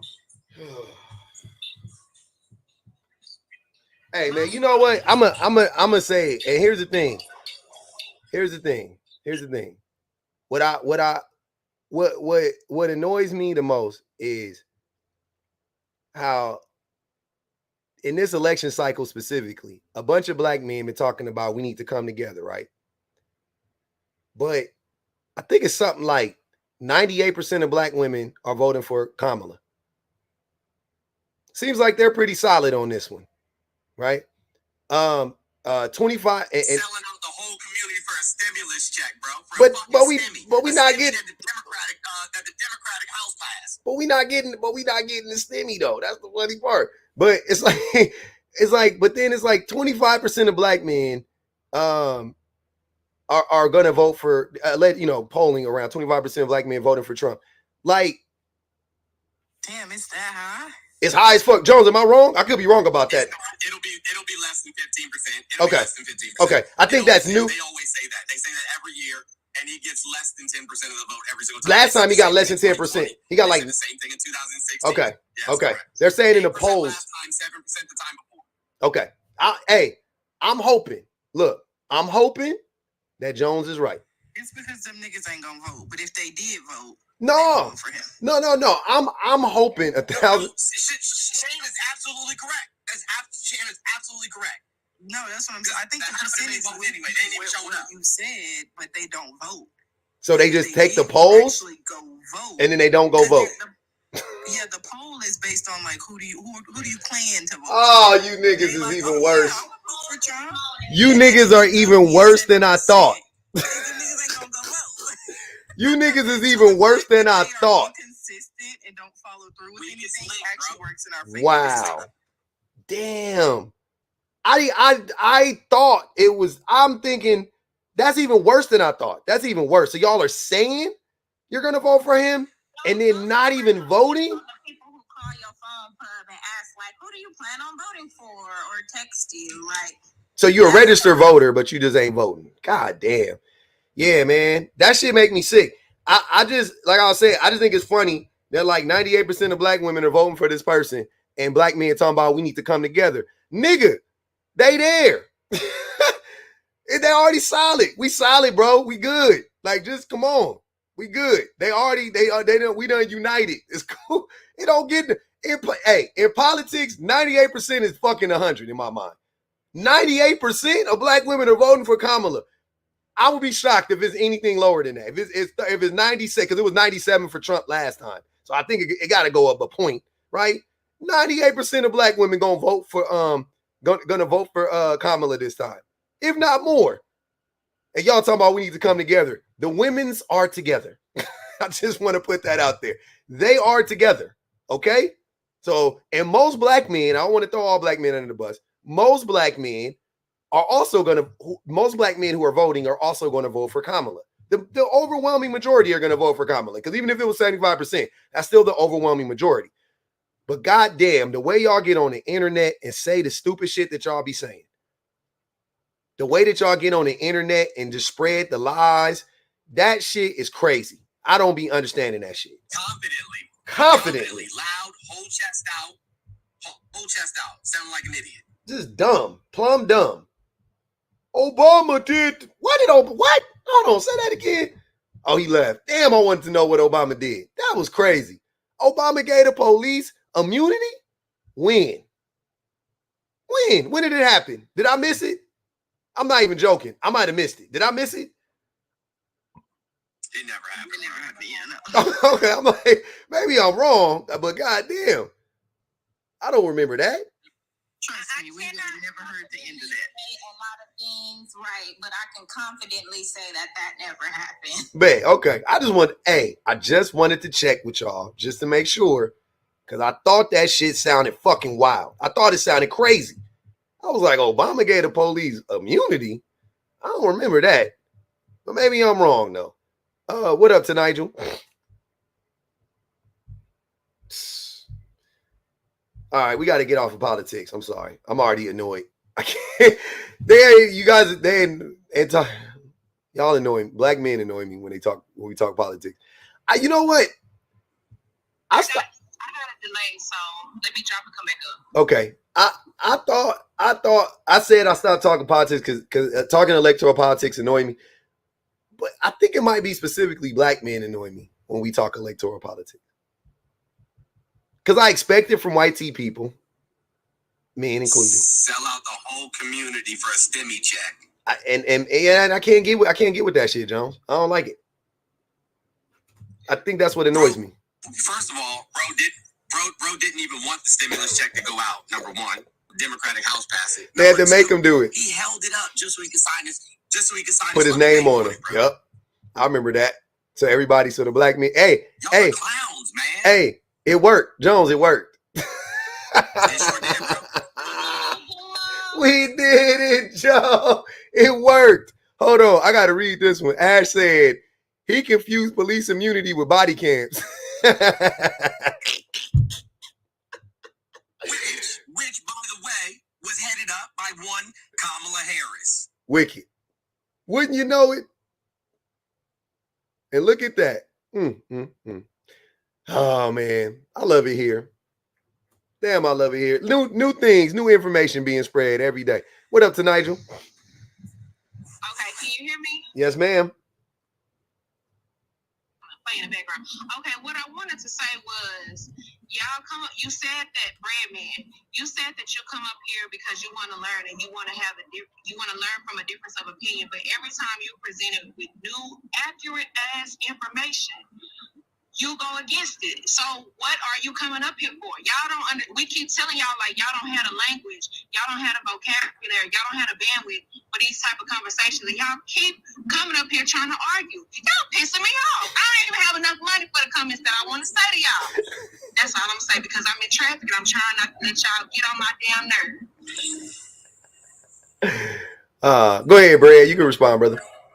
I was just saying, I think I've agreed with the majority of the things that have been said in this, but okay. Now you go. Oh, I hate you niggas. To the moon, Alice. To the moon. That was wild. That shit's crazy. Oh man. Okay. Let me read this. Hey, Jones. Now we being gaslit. The gas is on. That I got from TikTok, I just want y'all to know, might keep me single another couple years. Damn. TikTok shop. I'll buy it from you. I'm gonna put the link in the bio. But yeah, listen.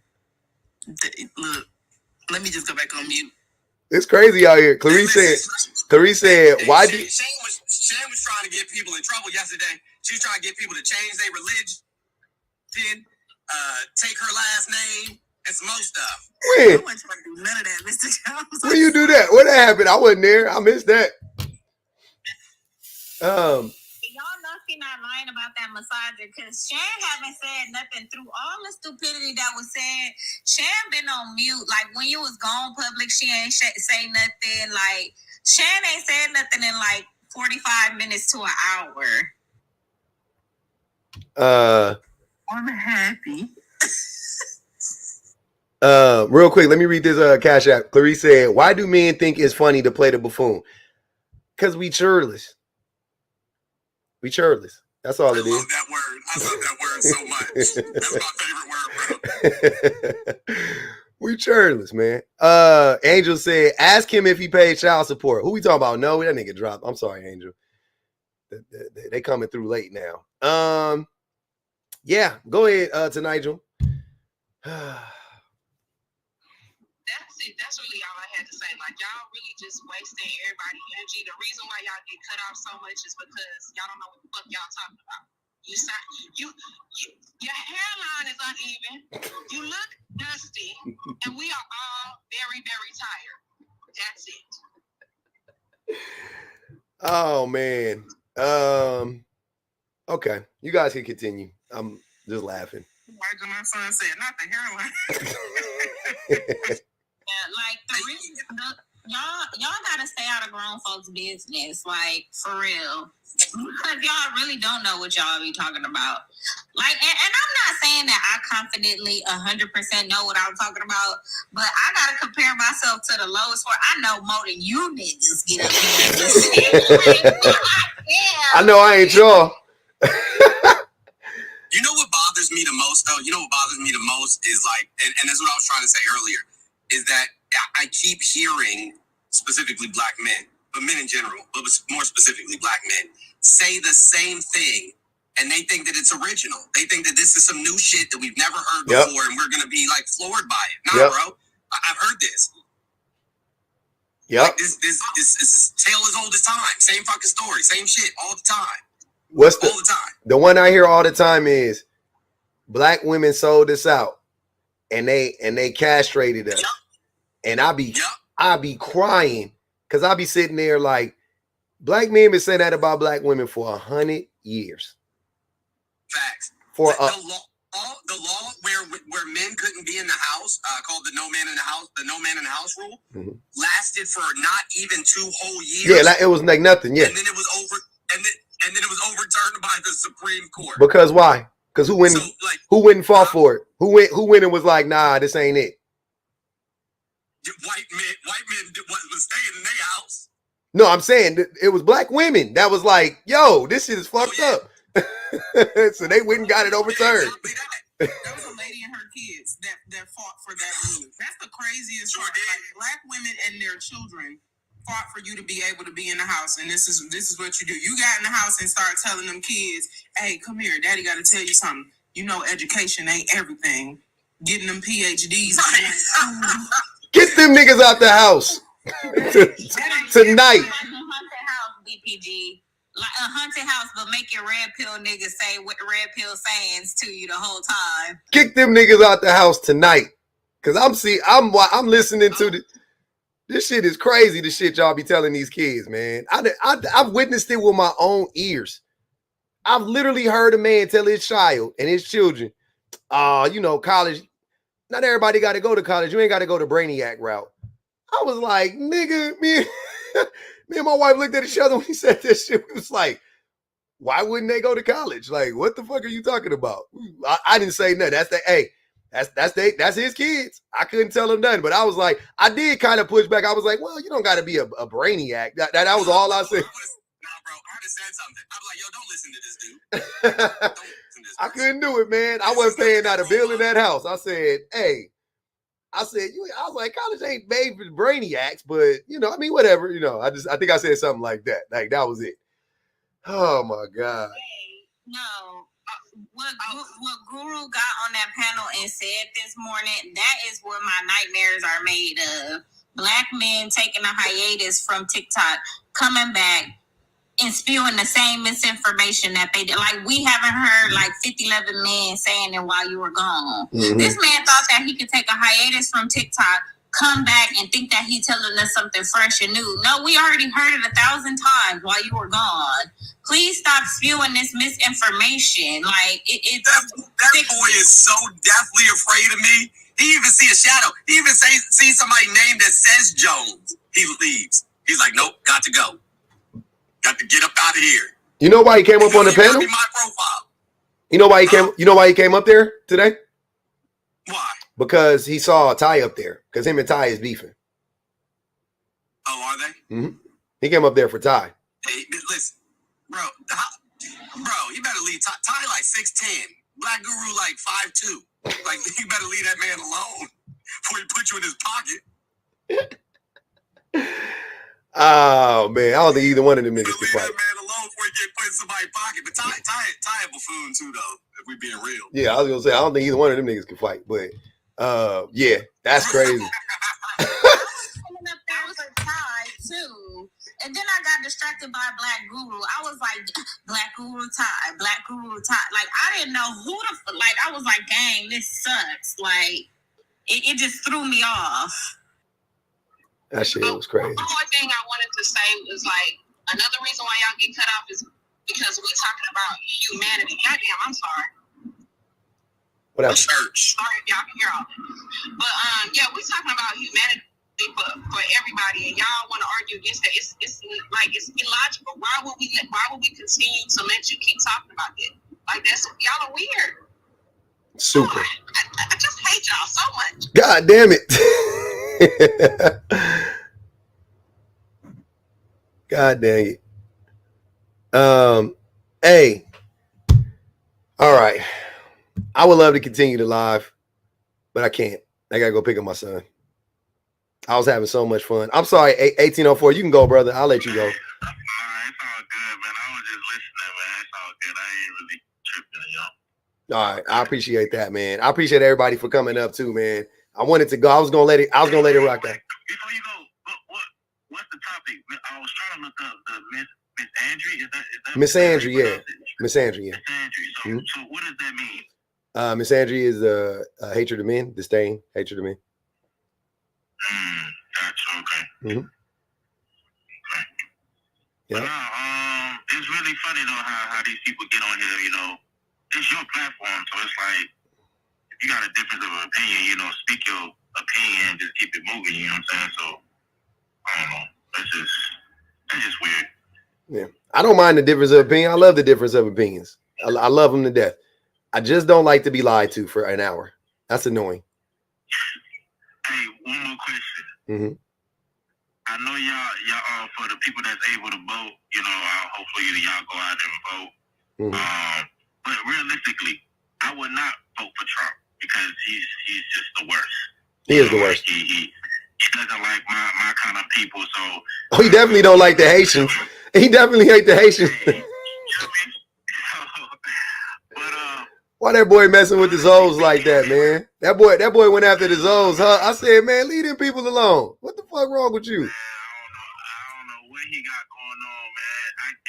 I think it's because, you know, the Biden program opened up and so many people came, you know, they trying to escape the misery that's down there, you know, in Port-au-Prince. So I guess that's probably one of the reasons, you know, so, but who knows? But and speaking on Kamala, like, I really want to know, like, from a perspective, you know, because y'all much older than me, you know, y'all have a much wiser opinion and stuff like that. What honestly do you think she's gonna do for the country? Like, what do you wish she can, like? She's not gonna be a fascist, and that's a good start, bro. She's not gonna be a fascist, and that's a good start. She gonna put more money in your pocket because her tax plan is exponentially better than Trump's tax plan. Straight up and down. Everybody under the sound of my voice is gonna benefit from Kamala's tax plan. Okay. Which I think that's pretty substantial in and of itself, right? That's good enough in and of itself. You wanna get some money in your pocket? She gonna put some money in your pocket. That's good for me. More money in my pocket is good for me, so I'm good with that. Mm-hmm.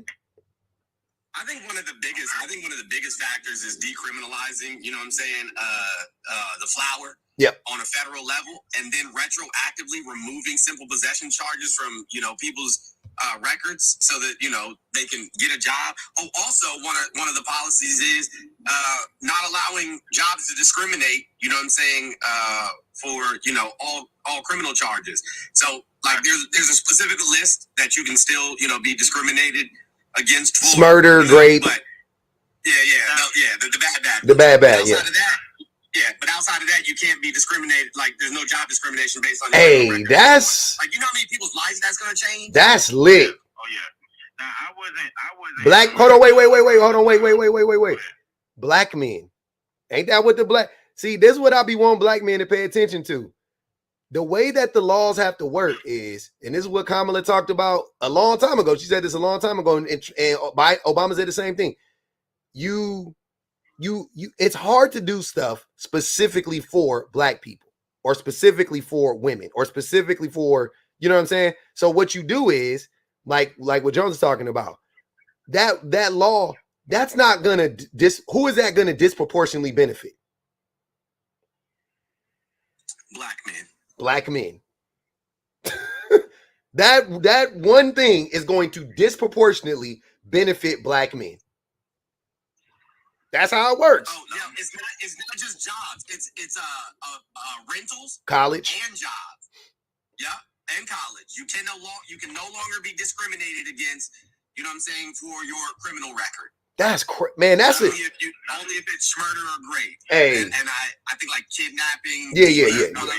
Yeah. Super violent stuff. I see. Yeah, we don't trust you, but you like stole something from somebody, grand larceny. Yeah, let that motherfucker come to work. Definitely. Let that man work, man. Drug smugs, which is the number one reason why people are in prison, is because of smugs. So look at that, right? Marijuana being the number one reason, specifically. Yeah, decriminalizing it on a federal level and then retroactively removing it from people's records, especially if it's just possession. Like, bro. That's black men. That's $50,000 to start a new business. $50,000, and 20,000 of that is fully forgivable. Damn. So you getting a free 30 grand. Now, I wasn't in America when stop and frisk was being enforced and all that. Oh, it was. And I was in New York, and it was terrible. But they were just like, "You black? Come here." I got the understanding through history when going to school and all that, but for a black man to say he okay with that, that's mind-boggling. Crazy. Bro, you walking down the street just minding your business, and you okay with a police coming up to you and be like, "Yo, let me search you, let me boo-hoo," like, you okay with that? Bro, you tripping? Like, what? Wicked work. That gaslight, that shit crazy. Hey. That's crazy. Hey, on some real shit though. Real shit though. I love y'all. I really do. I really gotta go. We did it, Joe. We've been on for 4 hours and 44 fucking minutes. I would never. Nancy funny, man. Shout out to the best minds in the business, man. Shout out to everybody that joined the panel. Shout out to all the old subs and new subs. Everybody that banged the cash out, everybody that hit the super chat, all the likes, all the subs. I love it. To Nigel, Bonji Baby, Reese Skyler 504, My Shining Star, Antoine, Les Plateau, Kia Marys, thank you for the new membership. Nia X, Miss Chrissy Baby, Teresa, CEO Nick Necky. He looks for excuses to be racist. Damn, I missed that one. The Brass Doll. If I missed one, let me know, please, next time in the comments. I might have missed it. Marine Prescott. Appreciate y'all. I say Osa, yes. I appreciate y'all. I got to go. I got to go pick up this baby.